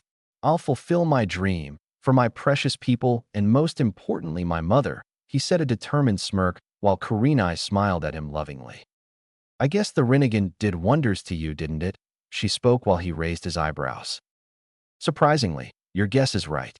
After the awakening of Rinnegan, I have a somewhat changed outlook of life. That's why I refuse to hide under a stupid mask or dress like a clown. I'll bust these villagers straightforward, he said with an evil foxy grin while Kurenai smirked. The villagers better watch themselves from now on, she thought. But I'd better go, Kurenai-chan. The overload of information may cause a headache to boss. He already has a lot on his mind lately, he said while she nodded before walking up to him and kissed him on the cheek. Take care, Naruto-kun, and be safe. In preliminaries, kick some ass for me, said a grinning Kurenai while a blushing Naruto grinned sheepishly. He rubbed his back head before giving her a thumbs up. Sure, Benaheim-chan, he said before dispelling himself while Kurenai smiled at where he was a moment ago. And I promised to you, Naruto-kun, that I would always love you, remain by your side, and help achieve your dream, she whispered to herself before gazing at the sky. You'll be proud of your son, Kushinae-chan, she said while a few tears escaped her ruby eyes. She really missed her idol who she had always thought of as an elder sister. I'd better report to Hokage-sama. There's no use in tracking them anymore. They're already about to reach the tower, she thought before sunshining out the area. Iwagakure, Tsuchikage's office. Iwa's current Tsuchikage, Anoki of the Twin Scales, a shinobi renowned for his experience, flying and dust techniques, was currently battling an enemy, probably a common enemy of all the Kages except the Akatsuki, paperwork. Damn, my back is killing me, if it weren't for my old age. ACK, grunted Anoki in pain. If anyone outside the village would have seen him, her thoughts probably would have been on the line. This old shrimp motherfucker is the Earth Shadow Duns? Bet this baldy punk couldn't even bend to see his own scrawny rotten limpin dick, lol. Anoki was interrupted by a knock to his door. Enter, he said without looking up from his paperwork. Tsuchikage-sama. A Chunin walked in with a scroll. What is it this time? That Tsuchikage said in his old gruff voice, looking bored. Generally, these frantic interruptions were all about his granddaughter, Kuratsuchi, wreaking havoc in the village, mainly to test her skills or pass her time, as most of the time, she remained bored anyways. This is serious, Tsuchikage-sama. We have received an urgent top-secret message from the Kazekage, said an anxious Chunin while Anoki raised his eyebrows. What does he want? He pondered while taking the scroll. You can go now, he said. The Chunin bowed before leaving his office. He put the official Tsuchikage stamp on the scroll. The stamp mark glowed for a second, before the scroll opened with a click sound.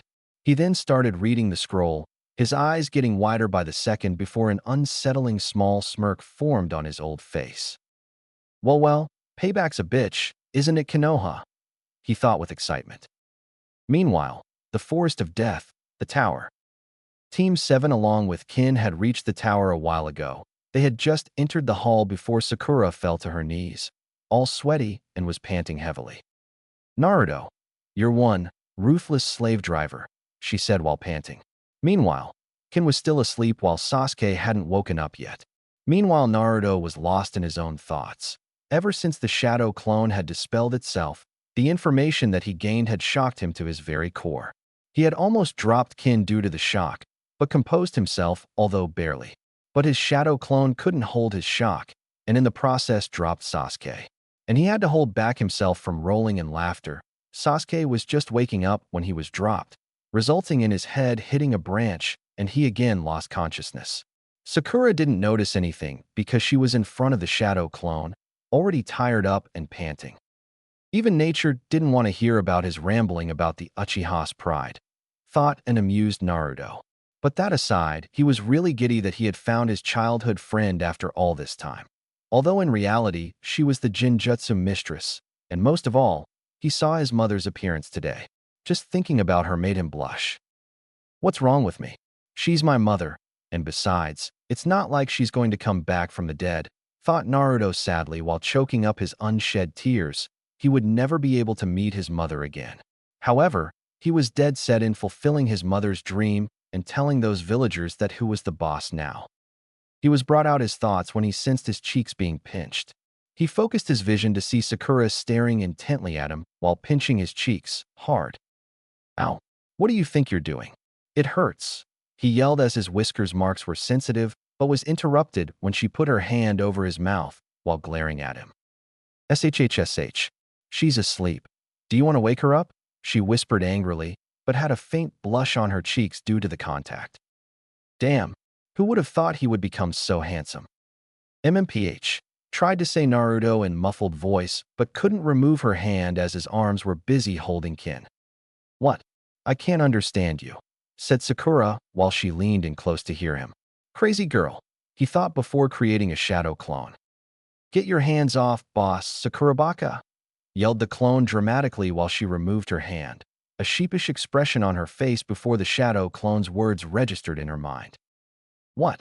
How dare you call me Sakurabaka Clonebaka? She yelled while pointing an accusing finger at him. Oh sorry, what was your name again? Yeah, it was Haruno Forehead, said the clone while he transformed into Ino. Why you Ino pig? She growled while advancing towards him. Yeah, bring it on Forehead. I'll dash. The clone was dispelled before it could complete the sentence, courtesy of Naruto whose eyes were twitching dangerously. Sakura, come over here, said Naruto authoritatively, which left no room for argument. Sakura gulped nervously before nodding. She had seen him what he could do if angry and wasn't going to risk it. Why yeah? Asked Sakura meekly under the glare that Naruto was weighing upon her. Open both these scrolls and don't do anything silly now. Kin is already injured, and we have to treat her injuries as fast as possible, he said while handing her the scrolls. She took the scrolls before opening both of them at the same time. Smoke started arising out of the scrolls while Sakura blinked in confusion. These are summoning scrolls. Drop them, he yelled while Sakura threw them away from her. The smoke cleared for them to see Yumino Irika standing there with proud smile on his face. Congratulations, you three. You have passes the second part of Chunin exams, said the academy teacher while Sakura whooped with joy. Naruto was just happy to see his brother-like sensei again. It's nice to see you again, Irika-sensei, he said with a smile while Irika turned his head to him. And Naruto, what the hell happened to you? Said a gobsmacked Irika while Naruto sighed. It's an S-rank secret, sensei. You just have to ask Gigi about it, said Naruto while wondering how many times he would have to repeat that line today. Irika could only nod dumbly. Anything concerning Naruto just had to become an S-ranked secret. I hope Kyuubi has nothing to do with this.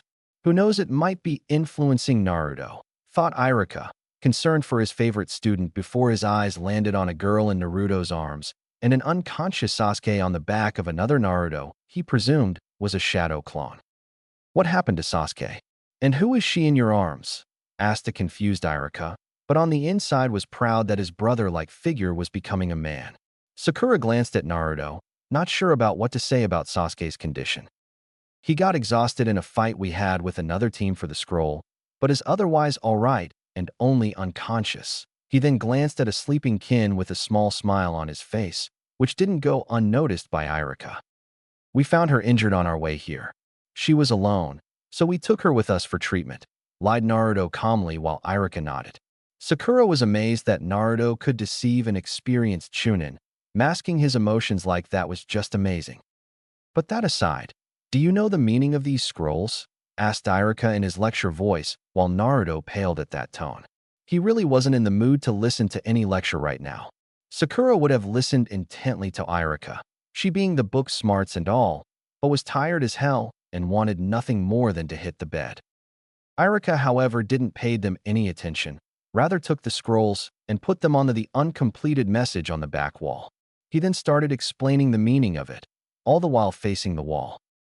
So in a nutshell, you should concentrate on enhancing your mental and physical skills. Any questions? Asked a smiling Irika, proud at how well he had explained the riddle. He turned his head to see nobody but a scroll on the floor. Confused as to where they went, he opened the scroll and started reading it. Sensei, I already know the meaning of those scrolls, but thanks anyway for wasting your 10 minutes explaining it. Bwahaha. Spirits are always with you. Guess where I took that line from? Future Hokage of Konoha. Irika-sensei. Thanks for explaining whatever you did. We'll always remember it, although we didn't hear it. Ha ha ha. Shinaro. Naruto. Sasuke is unconscious, but I know him pretty well. So according to me. Servant.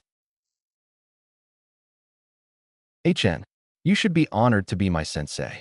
I've got my Sharingan to master and a traitor to kill, so I don't have any time to listen to your fucked up lectures.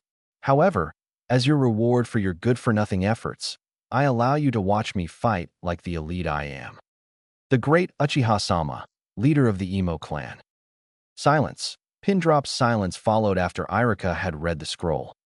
Those bloody ingrates, he hissed angrily with gritted teeth, his face red and his eyes screaming murder for Team 7. Naruto. Meanwhile, Team 7 along with Kin had found an empty restroom, which were for the passing teams. The room was nothing special, but contained 3 single beds and the regular necessities which you find in a cheap hotel room. But in Naruto's opinion, it was much better than his apartment. All right, you can rest here, Sakura, while I call for medical treatment, said Naruto, while the doppelganger/shadow clone put Sasuke on the bed and dispelled itself. Naruto, on not receiving any answer, turned his head to see a loudly snoring Sakura on the bed, her arm hanging limply on the side of bed and drool escaping her mouth. He sweat dropped before chuckling lightly to himself. I guess I really worked her to the ground. I don't know what caused you to change so much, Sakura. Maybe Orochimaru's interference, but I'm glad you did. Hopefully, just maybe, we still can be friends, thought Naruto as he reviewed her behavior in the Forest of Death after his training. So far, she had done nothing suspicious, but still. He then turned his gaze to Kin, who was starting to wake up and slowly opened her eyes. The first thing she saw was Naruto's oceanic blue eyes and his warm smile, sending vibrations through her body. Morning, sleepyhead, he said while she shyly smiled back, making Naruto just want to kiss her and never let her go. She then noticed her surroundings. Did we reach the tower? She asked while he nodded. How are you feeling, Kin-chan? Asked a concerned Naruto while she again blushed at Chan part to her name. Nobody had ever addressed her with so much kindness and concern in her village. I'm fine, Naruto-kun. Thanks to you, she said with a small smile while Naruto looked away with a small blush. Man, I gotta control myself, but she's so cute, so irresistible, he thought while mentally slapping himself. Hey, alright, I think it's mainly due to my chakra. Now I'm gonna slowly stop the flow of my chakra on your rib region, then tell me what you feel. I have a theory to confirm, he said as he slowly lowered the amount of chakra he was constantly giving to her. He watched as her face scrunched up until he completely stopped the flow. So, any difference from before? He asked expectantly. I'm suddenly feeling tired. My body is still sore from the injuries. but surprisingly, there's very little pain in my ribs, which was damaged the most. But how is that possible? She asked in confusion while Naruto's eyes widened. Great. Looks like apart from acting as a painkiller, it enhances and accelerates the body's immune system and healing factor. Guess there are some abilities of my Jujutsu and chakra which I have to find on my own, he thought, excited that he could somewhat treat injuries with his chakra, although much slower than a medic could, but still it was damn useful. It's the exact opposite of Yuki nature, which is harmful to our chakra coils, but still is much strong and potent. I can't tell you much, but just that my chakra accelerates healing factor of one's body. You can refer it as a sort of a bloodline, he said while her eyes widened in surprise. That's so cool, she exclaimed excitedly while Naruto grinned at her. He noticed that some of her personality traits matched his, mainly when she was excited about something. All right, I think you should rest up a bit as we have 2 days until the second exam ends. Meanwhile, I'll look for a medic to completely heal your injuries, he said as he laid her on the third bed. Not that way, you perverts, while she nodded, albeit a bit sadly on losing his warmth. Naruto, on seeing her gloomy face, bent down and kissed her on the forehead. Don't worry, Kinchan. I'll be back as fast as you can blink, he said while grinning as she blushed a scarlet red. Hi, she said happily before Naruto left the room. Several minutes later, he found a medic Nin before sending her to their restroom for treatment of injuries of Kin, Sakura, and Sasuke, while he decided to roam for a while. Oh man, I forgot my cape with Kinchan. I think I look kinda cool with it, he thought while walking before he bumped into someone round a corner of the corridor. Ouch. Hey, watch where you're going, idiot. Like you were watching. Hey, you're that girl from the sand team. What was your name? Temari, right?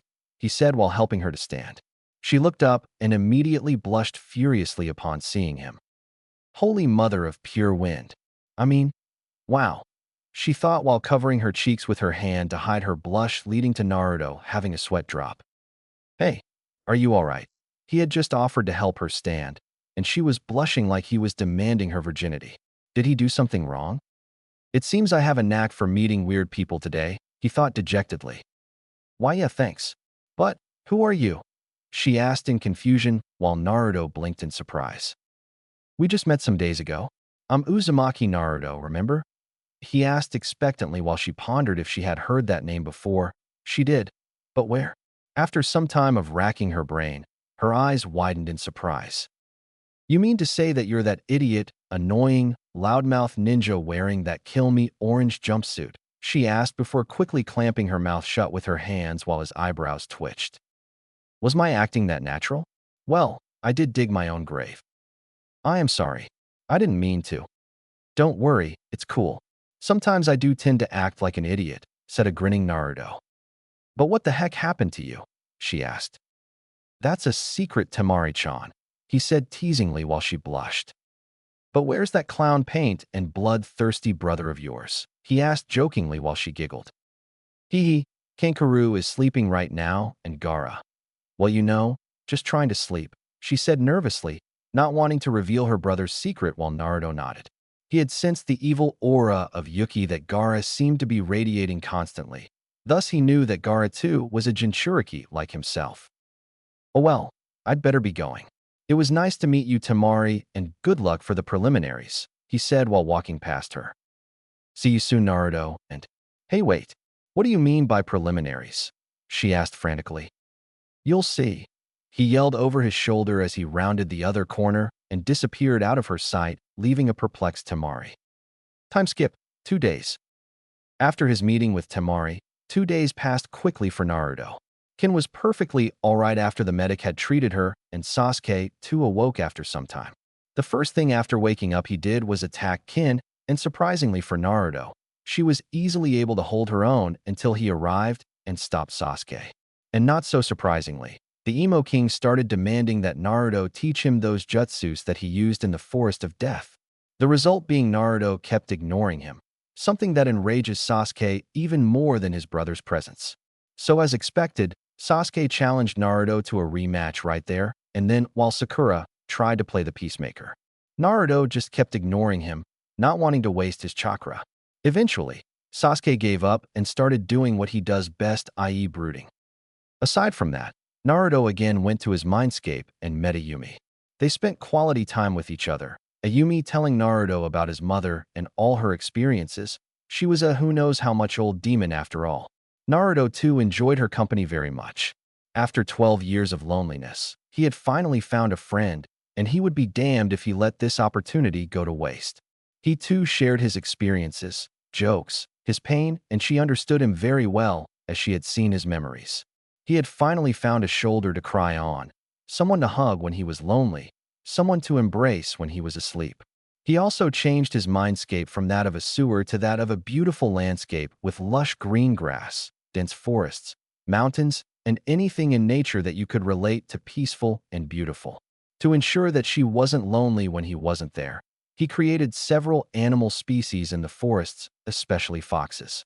She always played with baby Kitsune and several other animals. To see her this happy, his heart leaped with joy. She had also informed him that they could contact with each other telepathically when he was not in his mindscape, but the seal was still strong for them to do that. But there was a solution. If he could find the key for the seal and weaken it just a little bit, not only would they be able to talk with each other telepathically, but Naruto could access more of her tales. This led him to take a mental note to ask Gigi about it, but he had to tell him about Ayumi first. However, he wasn't going to forgive the old man so easily for keeping his friends away from him. Oh, he will pay for it. Believe it. He also learned that the time frame was displaced whenever he was in his mindscape, but not on the level of Tsukiyomi. So he had spent more time with her than he expected, and you could say that they were close to each other now. Naruto had also spent time with Kin, getting to know more about her, about how she was treated in her village. He was shocked at how similar their life was up until now, and he too told her about his life, though not about him being a Jinchuriki. She too was surprised at how he was treated, but eventually they became good friends.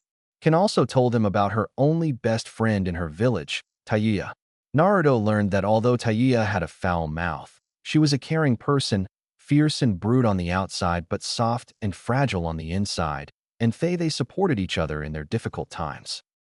Naruto tried to find Team 8. He was eager to meet Hinata after all. His mask thrown aside, he could finally act normally and at least be friends with her first and get to know each other better. He was also surprised when he heard that Team 10 and Kin's team had passed the test. While he certainly didn't expect a lazy and a crippled team to pass. He also noticed that Ino looked a bit down and sad, but he didn't pay any attention. Maybe she was sad because her Sasuke-kun lost to him in the forest. On the final day, with 2 hours left to complete the test, all the teams were led to a big arena having a huge stone-made ram seal in the middle, while there was an elevated railing platform on either side of the arena. Upon reaching there, Naruto noticed that the teams which had passed were Team 9, Team 10, Kin's team, Kabuto's team, and the Sand team. Except the passing teams, no one else was in the arena right now while he noticed the surprise stares he was getting from Kabuto's team and Kakeru. Apparently Gaara was only interested in giving blood whoever his mother was. Naruto was, however, more watchful of Kabuto. He had a bad feeling about that guy ever since he met Kabuto. He then noticed that there was still no sign of Team 8 and sighed sadly. I guess Hinata-chan's team couldn't pass the test. But still 2 hours are left. There might be some hope, thought Naruto optimistically. 1 hour went by and Naruto began to lose hope when suddenly he heard some rustle outside of the arena. Come on guys. I knew we'd pass, right Akamaru? Asked an ecstatic Kiba followed by a bark of approval from Akamaru while Naruto smirked as he definitely knew that voice. Looks like they passed the test, he thought, but was brought out of his musings when he heard an all too familiar soft and an angelic voice. Wait for us, Kiba, he heard the muffled yell of Hinata. I'm telling you, Hinata, we are probably the first team to pass the exam, choked Kiba mid-sentence when he saw a total of 6 Chunin squads staring at him in amusement. Meanwhile, Naruto sighed, shaking his head in amusement. What an idiot, he muttered while chuckling lightly to himself. Dobe, what are you laughing about? Demanded the Uchiha with his patented scowl, while Sakura frowned at Sasuke's behavior. She had been constantly observing his behavior for the past 3 days and found that Sasuke was the reason for most of their fights. Sakura's admiration for Sasuke was constantly being degraded as she watched him for the first time with a sane person's perspective. Progressively, she stopped taking Sasuke's side, unlike previously. She still cared for him and thought that maybe the cursed seal was affecting him, but sometimes he just got on her nerves. What? Do I have to ask for your permission, Uchiha-sama? Asked Naruto sarcastically with a roll of his eyes while Sasuke narrowed his eyes in anger. But before he could make his emo remark, Sakura stepped between them. Please, Sasuke-kun, all the teams are watching. This exam is about teamwork, remember? If we're going to have conflicts in our team, then how can we become Chunins? She said using her smart brain as she knew he would stop at the prospect of advancing in ninja ranks and gain more power while Naruto was satisfied with Sakura's interruption. He didn't want to fight now as they would get disqualified.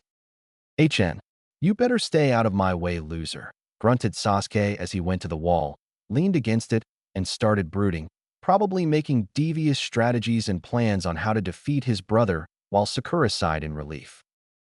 Thanks, Sakura, whispered Naruto while she nodded with a smile. Meanwhile, all the teams were watching this show in amusement. They couldn't fathom that how a team like that could have passed the second exams, but Team 10 knew all too well. Shikamaru muttered, troublesome, at Sasuke's behavior while Chuji sighed at their antics. How could I ever have felt something for an idiot like him? Thought Ino with a frown as she watched Sasuke. What a bunch of losers, said Kinkuru with a confident smirk while Temari was busy blushing when she saw Naruto again. Mother wants your blood, Uchiha, thought Gaara with a psychotic grin leading to a nervous Kinkuru and Temari stepping away from him. Meanwhile, Zaku was busy glaring at the Uchiha, his eyes seeing only one thing: revenge. Kin had joined her so-called team, while Dosu was constantly glaring at her. Niji had an arrogant smirk on his face. Tintin was busy sharpening her kunai, while Lee was doing one-hand vertical push-ups, all the while yelling about his youth crap. Kabuto was also keeping a close eye on Naruto. He could feel that Naruto's power had somehow increased drastically during the second exam. On the other hand, Hinata and Shino had just reached the entrance where a dumbfounded Kiba was standing. However, Shino and Hinata weren't surprised at all to see the 6 passing teams. They had already predicted this as they completed the exam just before the time limit. They began scanning the teams, and as expected, Hinata became ecstatic when she spotted Team 7, but was confused when she didn't see any orange. Where is Naruto-kun? She thought when she didn't see him anywhere in the arena. However, she did found someone she hadn't seen before, who was wearing a white cape with his back towards her, who she dismissed as a possible Yamanaka proctor because of his blonde hair. His blonde hair made her suspicious, but she just ignored it. She also noticed that Sakura was talking to Sasuke about something before he went towards the wall. Worried about Naruto, she approached Team 7, Sakura to be specific. She timidly poked Sakura on her shoulder. Sakura-san? Asked Hinata, while Sakura turned towards her. Oh, Hinata. Congratulations on passing the second exam, she said cheerfully while Naruto was busy in his own thoughts, so he didn't notice that Hinata was standing beside him. Neither did Hinata as she was worried about Naruto. Thanks, but do you know where Naruto-kun is? Asked Hinata, wondering where her favorite blonde is. Chapter 8. The preliminaries begin. Do you know where Naruto-kun is? She asked timidly, while Sakura blinked in confusion. What do you mean? He's standing right. She trailed off when she realized that Hinata hadn't seen the new Naruto before inwardly grinning evilly. Sakura slung her arm over Hinata's shoulder with a grin that would scare even the greatest prankmaster. Say, Hinata, do you know that Naruto told me that he liked you? She said dramatically while Hinata's face went extremely red. Oh, really? She asked with a tinge of hope, barely able to contain her excitement if what she heard was true. Yeah? If you don't believe me, then just ask him yourself, said Sakura with an evil glint in her eyes while Hinata again blushed scarlet red. But, she stuttered while Sakura poked her forehead. Oh sheesh. Come on, Hinata. Everyone knows of your crush on Naruto, and if you don't act soon, someone else is gonna claim him. For instance, Naruto saved that girl from Sound Team in the Forest of Death, and she too has a thing for him, said Sakura, while pointing at Kin, who Hinata noticed that she was occasionally stealing glances at Naruto while blushing.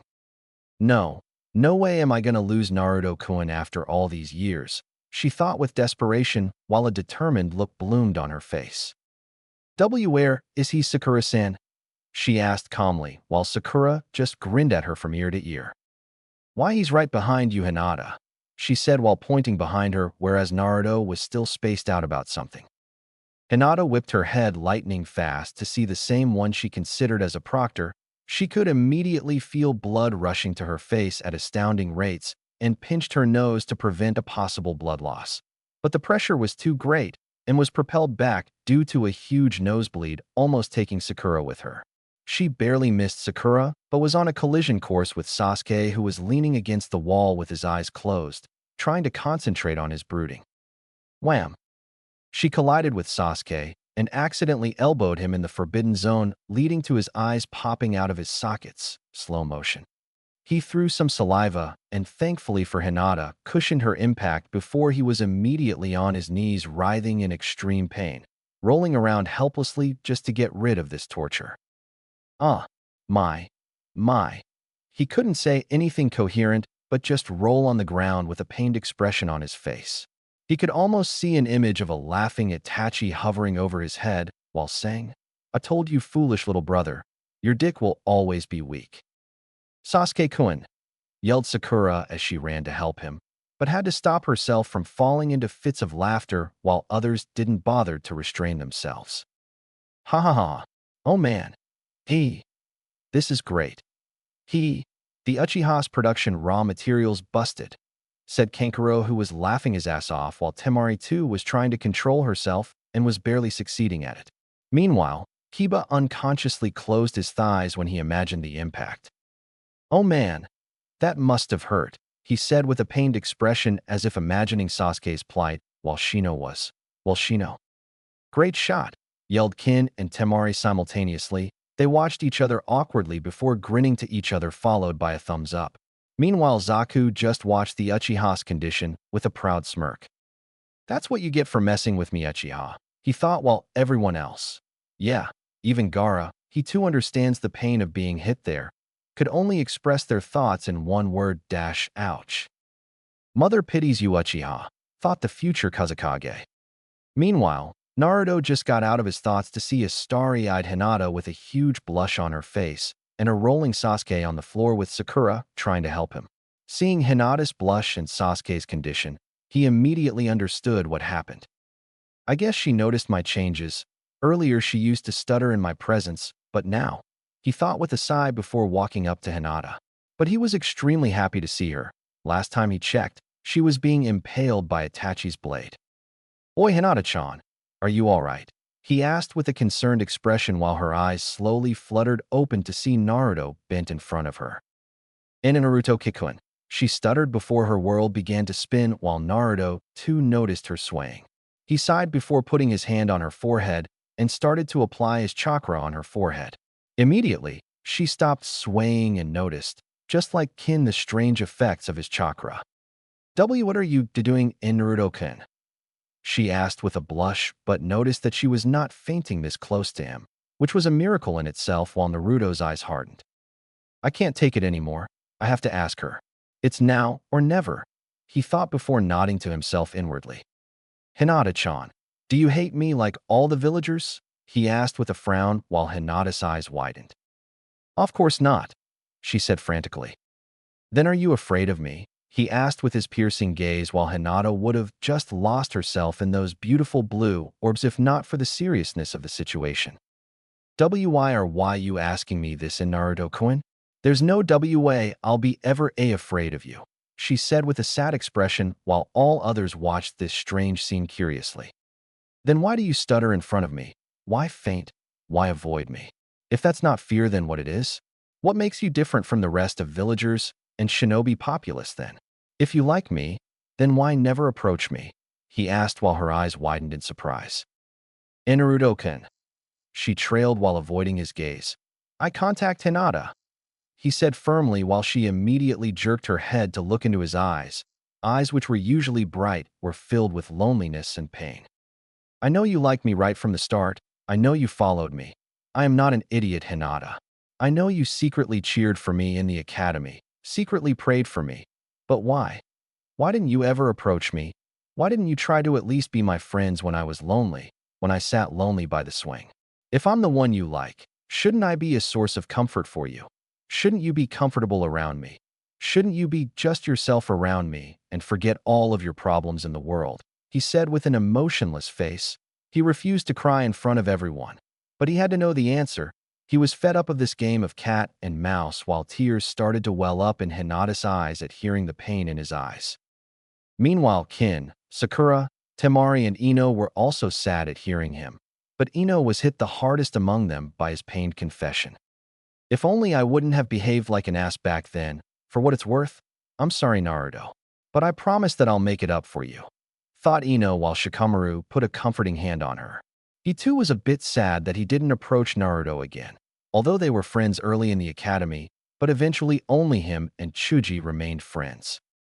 Naruto looked up when he felt a hand on his shoulder to see Kiba standing there with a frown on his face. Naruto, I don't know what happened to you, buddy, he said while gesturing to Naruto's appearance, but you shouldn't create a scene here, before Naruto glared at him. Kiba, you don't have any idea what has happened in the past few days of my godforsaken life, but I'm in a foul mood and I want some now. He growled while Shino just remained passive, standing by the side of Kiba, ready to defend Hinata if something happens. Naruto, I understand that you were lonely. I at least had Akamaru by my side in times of trouble, but you have to understand that life for Hinata too was not easy. Her father, he trailed, not wanting to reveal anything more in front of the contestants while Naruto just sighed frustratingly.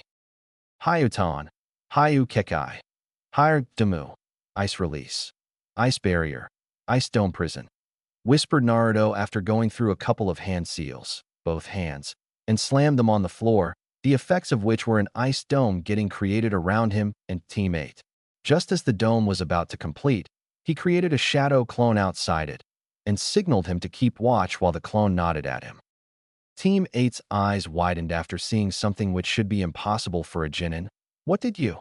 Trailed Kiba in amazement as he saw that they were completely surrounded by this igloo-like structure while Shino's eyebrows could be seen above his glasses. Hinata didn't say anything, but she was just as gobsmacked. However, a large part of her was still saddened by Naruto's claims. She knew what he said was true, but she too had her own reasons. Don't worry, this is completely harmless and also acts as a soundproof barrier. Now we can talk without caring about anyone, said Naruto before he again touched Hinata's forehead and started applying his chakra. Meanwhile, all the Chunins were astounded at what they had just witnessed except Gaara, who was grinning like a psychomaniac, and Sakura, who had already saw Naruto using ice manipulation. Sasuke too had an amazed look on his face, although he was still in pain from the blow. This power, why don't I have this much strength? No matter how hard I train. Why? Why can't I get stronger? I feel like I'm getting nowhere. Naruto, how can you be so strong?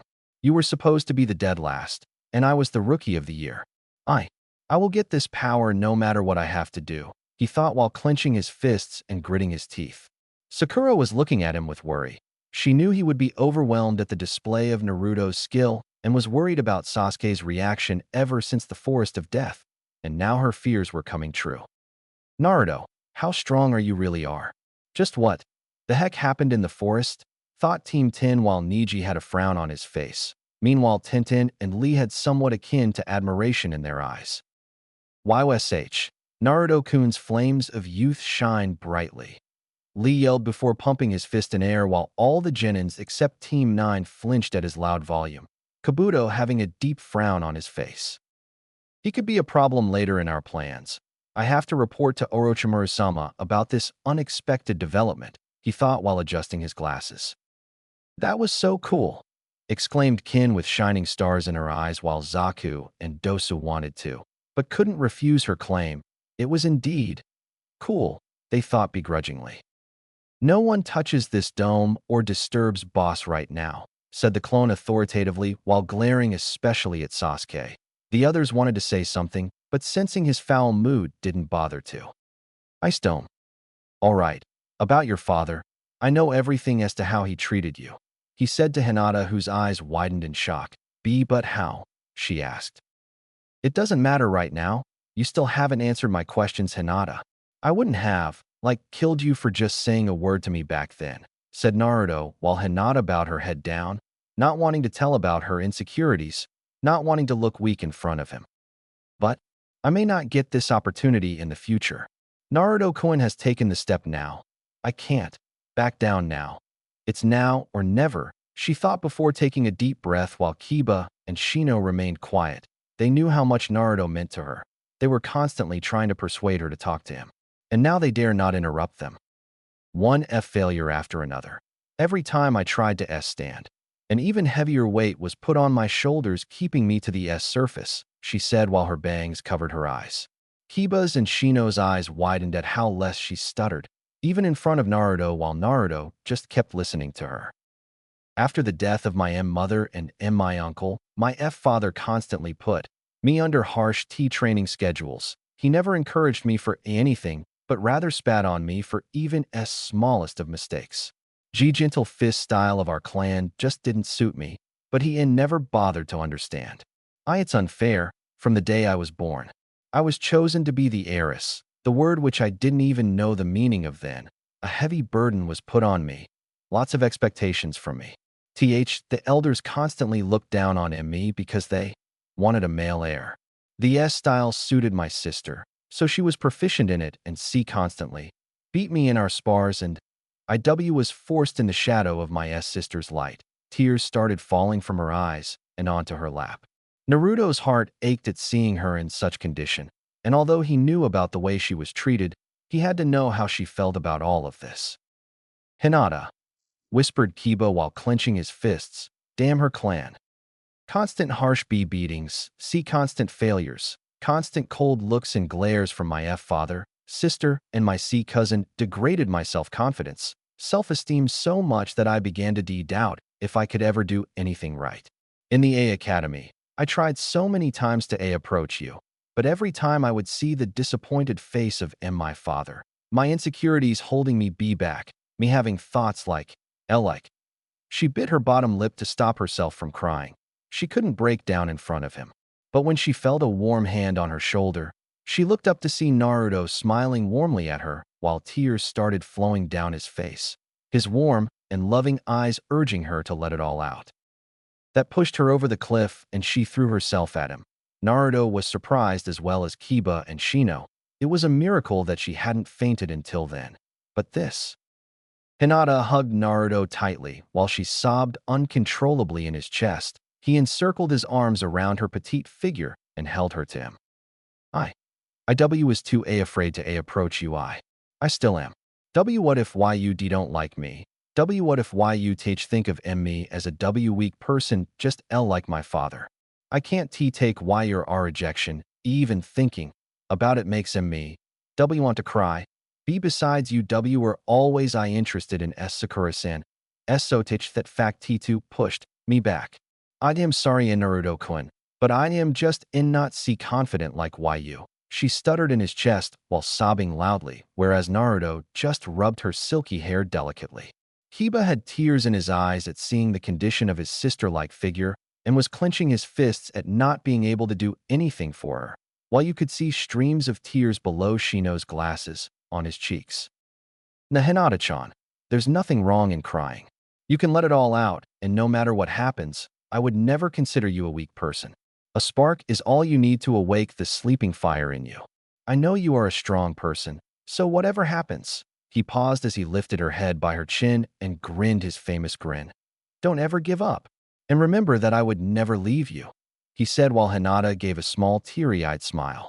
Kiba had a smirk on his face while Shino had an almost unnoticeable smile on his face before they wiped their tears. Hinata wiped her tears and determination took birth in her eyes before she stood up and pointed her thumb at her Hittite. And I promise on my Leaf Hittite that IW would never leave your side, Naruto-kun, she said while Naruto could see that she was desperately trying to stop her stuttering. He knew that her father had severely damaged her self-esteem, but he also knew that with time, her stuttering would stop. Don't worry, Hinata. We too are with you. After all, what are teammates for, right, Shino? Said Kiba before patting Shino's back. Indeed, said the bug user with conviction. Thanks, Kiba. Shino, she said with a small smile before Naruto put a hand on her shoulder, at which she blushed, and he was a bit surprised that she didn't faint. Great Hinata-chan, you didn't faint, he said with a goofy smile, leading to her blush getting deepened at the compliment as well as at the chan part, while Kiba smacked his forehead. What an idiot, he muttered to himself. Now, seeing as you're my friends and comrades, I just wanted to tell you guys that the preliminaries would start in a couple of minutes, he said offhandedly, while Kiba just blinked before bursting. What? He exclaimed while Hinata and Shino watched Naruto with confusion, albeit a blushing Hinata, as she was still not used to this handsome Naruto. The reason will be explained by the proctors or by the Hokage himself. Just wanted to tell you, so that you can at least mentally prepare yourself, he said with his hands in his pockets. But we still haven't recovered from our forest voyage. This is unfair, yelled Kiba while Naruto frowned at his outburst. Tell me, did Kurenai-sensei ever told you that life of a shinobi is fair? Was it fair for Hinata-chan when her father made her fight her sister even when she was tired from your team missions and practice sessions? Was it fair for me when the academy teachers trailed Naruto before muttering, "Never mind," to himself while Kiba bowed his head? He knew that a shinobi's life was out of the boundaries of fair and unfair. It was the first line they read in their academy textbooks, while Shino nodded with Naruto. Meanwhile, Hinata had noticed Naruto's slip-up and decided to ask him later about it. Besides, it was your fault that you came so late, but still you're not the only ones who arrived just now. Shikamaru's team and the sound team came just before you, he said while Kiba nodded a bit hesitantly. No problem, Akamaru and I can beat anybody here, said Kiba confidently while Naruto smirked at him. Watch it, dog boy. Pray that you don't have to fight me, said Naruto jokingly while Kiba laughed. Bring it on, loser, said the Inuzuka before Naruto turned to Hinata. Do your best, Hinata-chan. I don't care if you win or lose, just give it your all, said Naruto with a thumbs up while Hinata nodded with determination. I will not disappoint you, Naruto-kun, she thought before she remembered to ask him something which was on her mind since she saw him. But what happened to why your appearance, Naruto-kun? And how do you know elemental nature and manipulation? She asked while Kiba and Shino too were curious about the answer. It's an S-rank secret. You have to ask the Hokage about it, he said like a car on an automatic transmission. He was getting tired of repeating that line after all. Oh please, do you think we're foolish? How can anything related to you be an S-rank secret? Said Kiba while Hinata frowned at him.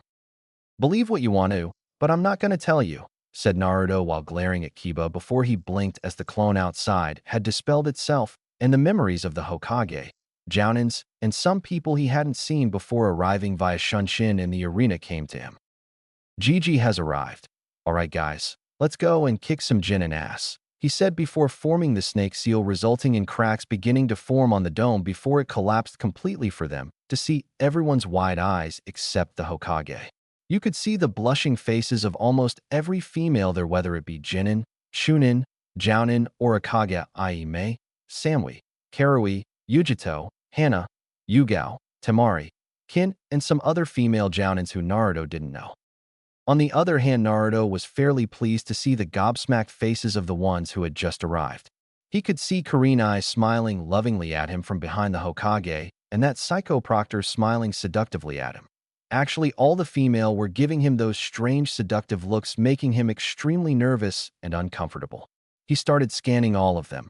Most of them he knew because of his pranks. Because of the Chunin exams, most of the Jounins were deprived of any missions for the village's security, and hence almost all of them were present except some few ones. Most of them I know. Holy shit, thought a blushing Naruto. Blood started to crawl to his face when he saw Hana and Yugao, both of whom were grinning at him. If two beautiful women like them would grin at you, well, let's just say even Sasuke might melt.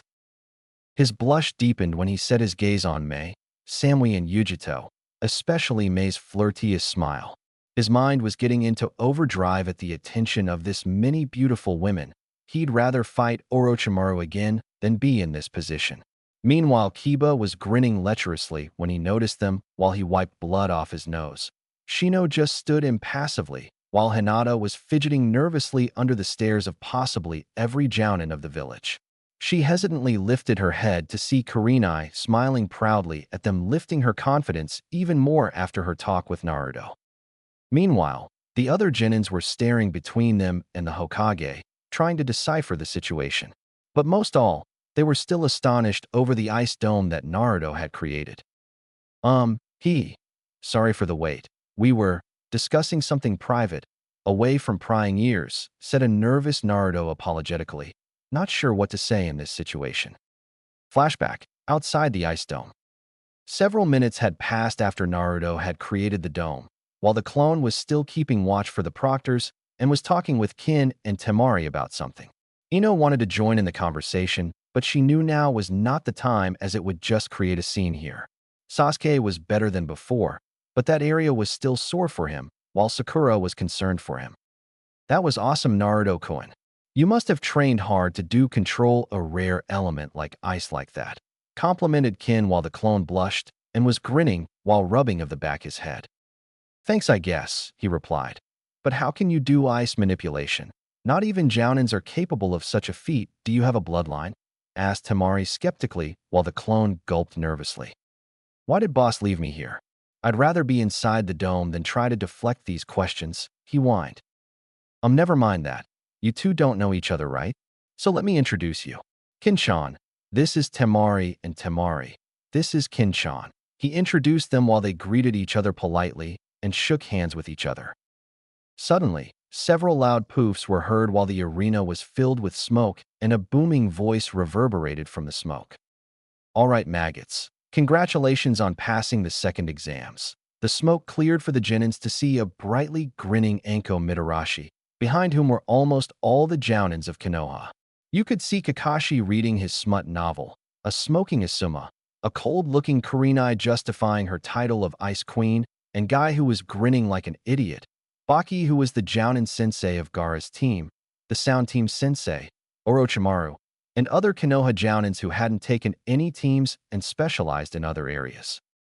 But Anko's face, along with every newly arrived one's face, turned into that of surprise when they saw a human-sized ice structure in the middle of the arena with a blue-eyed, whisker-marked, white cape wearing blonde standing on it. Every Jounin except the Ice Queens had only one thought running through their minds: yondaime. While the female Jounins were blushing, but Anko quickly cut them off before anyone could say anything. Sensei, thought Kakashi in shock. What is this? As far as I know, there's no ice user in Konoha, and I fairly doubt any of you could do this, said Anko in a demanding tone while the clone raised his hand.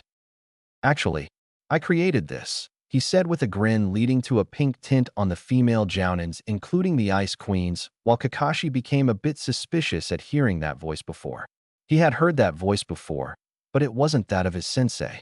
Then his eyes widened in shock when he saw the whisker marks resulting in him dropping his book.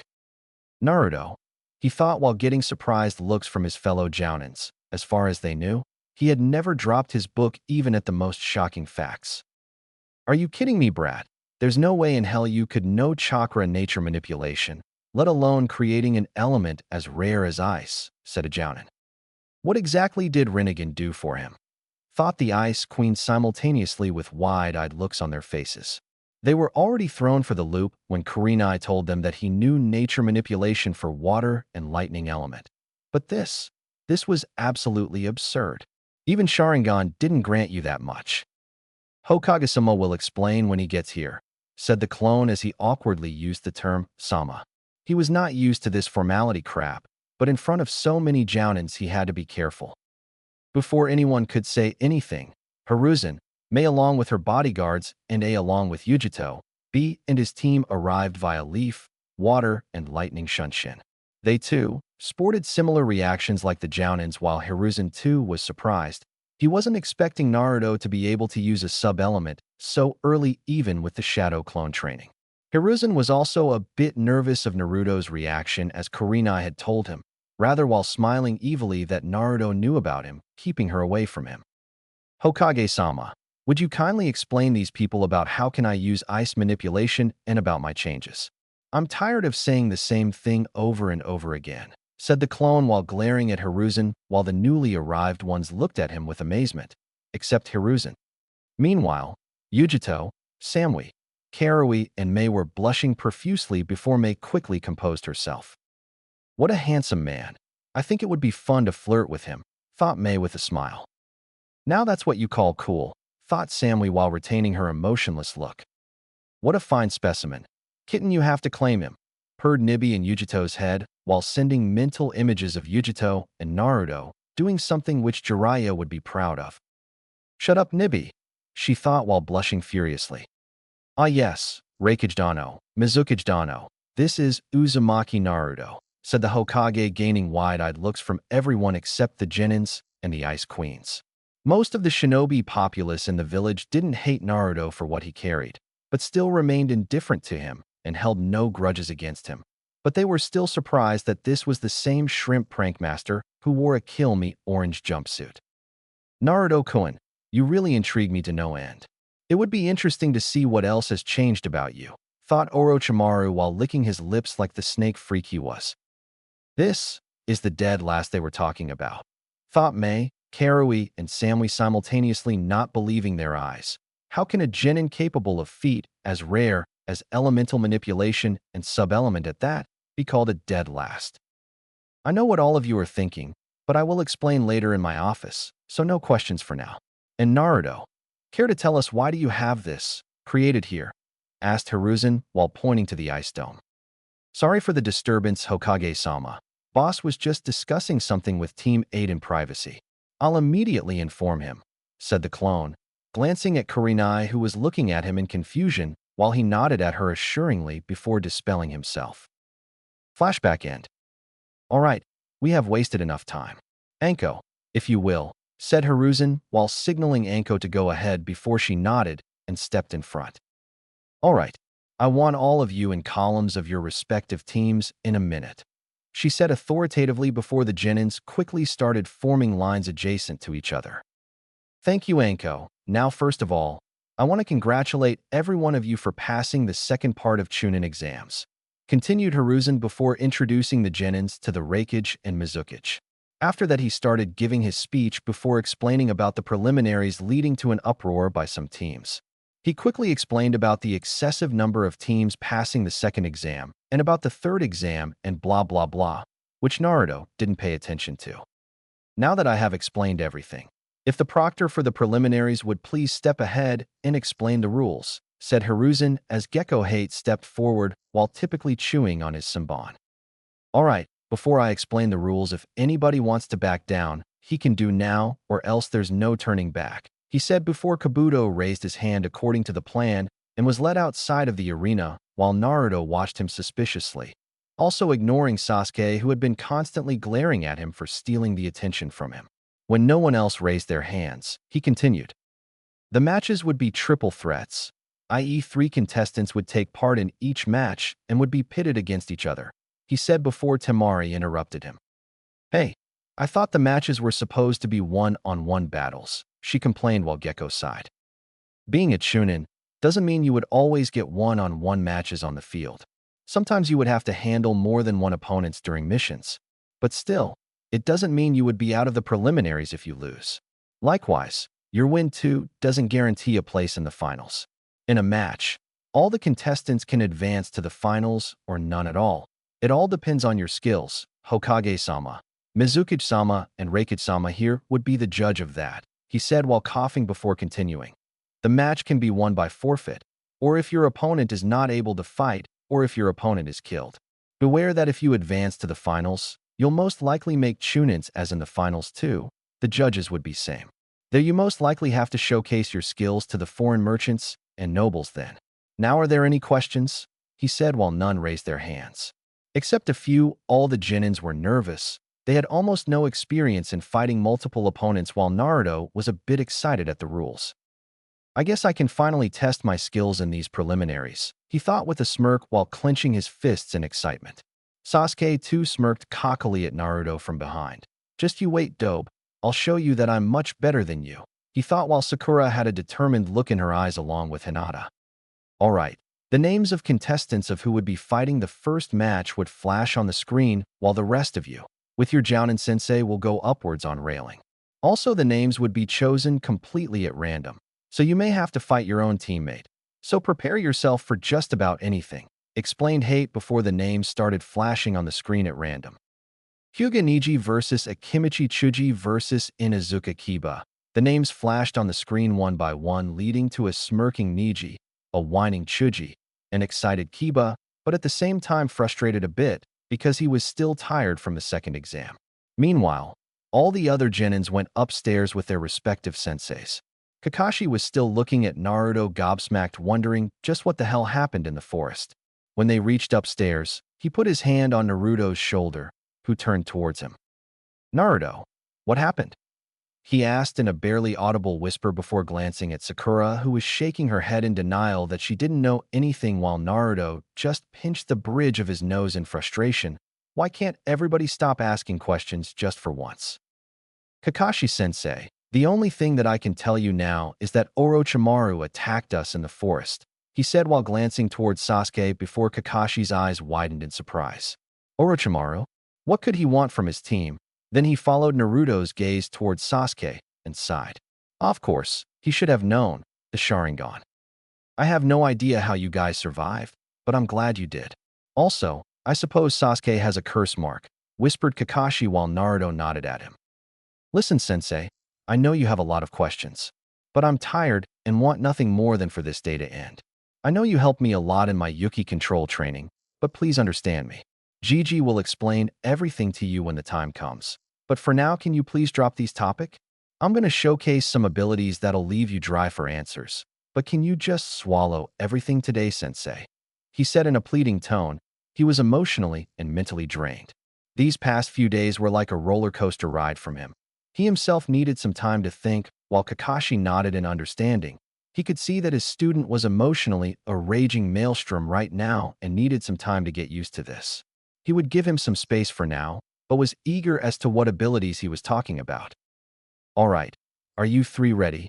asked Hate while Niji nodded, activating his Byakugan while settling into his gentle fist form.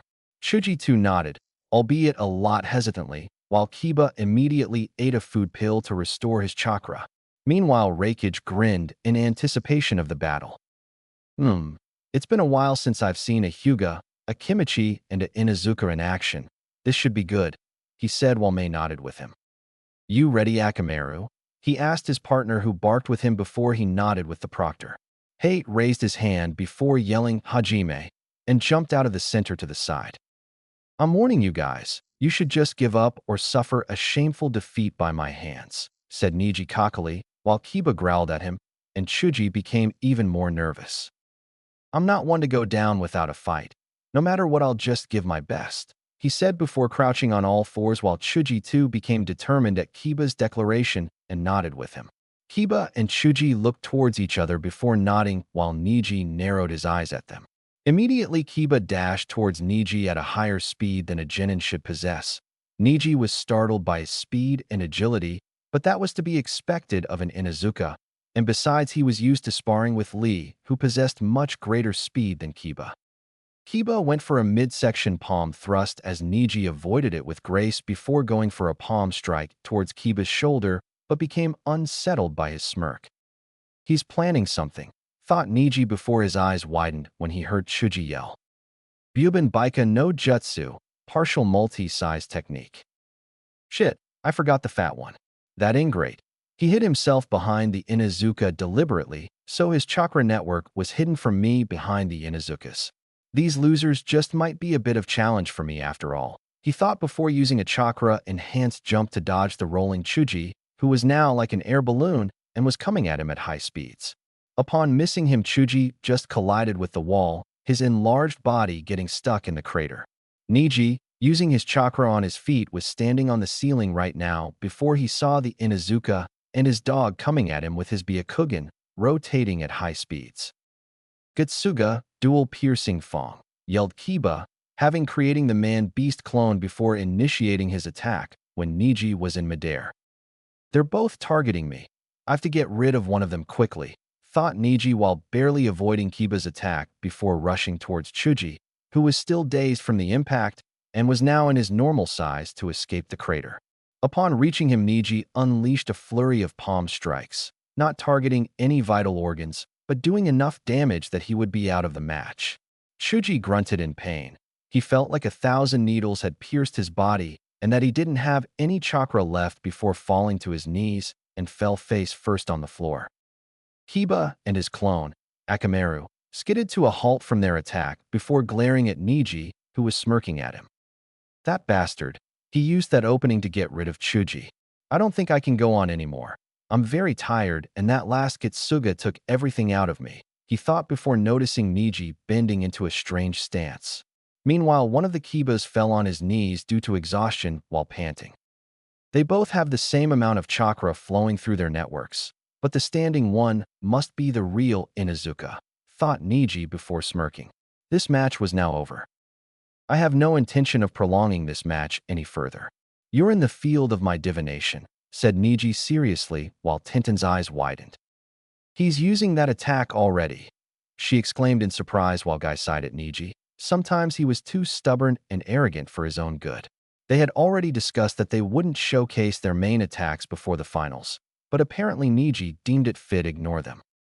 Hakro Kajinshu, 8 divination signs, 64 palms. He yelled before dashing towards Kiba at amazing speeds and started delivering flurry of palm strikes with accuracy. The strikes were blurred to the Genins while everyone, including Hinata, was surprised that he could use such a technique at such a young age. 32 palms, he said in continuation with his attack after delivering the 2, 4, 8, and 16 strikes. But before he could finish the last set of 32 strikes, he was given a shattering punch to the side of his head, courtesy of the clone, or was it Kiba, before Niji was sent flying back, before colliding with the wall resulting in him spitting some blood. Everyone saw a panting Kiba standing where Niji was a moment ago while the one who was attacked poofed back to show a critically injured Akamaru. Akamaru, yelled Kiba while bending down to check on it. Akamaru's breathing was labored, and Kiba instantly knew that a vital organ of its body was struck during the attack. Proctor, call for medics, my partner's injured, he yelled while checking for Akamaru's pulse. Sorry, kid, as per the rules, since you both are treated as one contestant, so getting medical attention even for the dog means that you two forfeit the match. So either you have to forfeit the match or continue fighting and wait for the match to end, said Hade apologetically. What? That's ridiculous, exclaimed an infuriated Kiba. So what will you do, Inuzuka? Kiba turned his head to see Niji standing there while wiping the blood off his mouth and growled at him before turning to a whimpering Akamaru. Shit, guess this is it, he thought before nodding towards Hate. All right, I forfeit the match. Just call for the medics quickly, said Kiba with frustration while Niji scoffed at him. Coward, why don't you just say you can't win against me? After all, once a loser, always a loser, said Niji before glancing at Hinata to make his point clear while Naruto glared at him. Winner, Hyuga Niji, he said while medics came and carried Akamaru and Chuji on a stretcher. That Hyuga is really getting on my nerves right now, he thought while clenching the metal support of the railing, almost breaking it. Naruto was also satisfied with Kiba's decision to save Akamaru. After the talk with Naruto, Hinata was a bit more confident and was angry at Niji. She could tolerate him insulting her, but to openly insult her teammate wasn't something she was going to just choke down. It was time that she grew a backbone and reply him back. I'll show you, Niji and Isan, that I'm not as weak as you think, she thought while clenching her fists before Kurenai put a comforting hand on her shoulder. Although the Hyuga is a genius when it comes to fighting, but he needs some attitude adjustment. Don't you agree, Hokage-sama? Asked while Hiruzen nodded with him before muttering about all Hyugas needing attitude adjustment. Let's give Chuji a barbecue treat, shall we? That's the first time I've seen him fight seriously, said a smoking Asuma while Ino and Shikamaru nodded with him. Man, this is so troublesome. Now I too have to give my best, muttered Shikamaru lazily before Ino hit him on the head. Geez, you're such a lazy ass. Can't you show determination once in a while for something, like Naruto? She said before immediately clamping her mouth with her hand and began to blush in embarrassment. Shikamaru and Asuma smirked at her from the corner of their eyes before Ino yanked Shikamaru with his collar. If you tell anyone about this, I swear I'll tell your mother about how you skipped classes during the academy, she said threateningly, while Shikamaru paled at the mention of his mother and nodded fervently with her whereas Asuma just chuckled at their antics. That dog boy's such a loser. Just for his mutt, he forfeited the match, said Sasuke while shaking his head before Sakura frowned at him and Naruto glared at him. Kakashi put his hand on Naruto's shoulder to prevent him from starting a brawl right there. I'm proud of you, Kiba. Kasan would be happy that you put Akamaru before your own interests, thought Hana with a smile, while Hinata gave Kiba her healing ointment. All right, the names of the contestants of the second match will flash on the screen now, said Hate before again names of the contestants flashed on the screen for everyone to see. Sabaku Ino Kankuru versus Abumi Zaku versus Hyuga Hinata.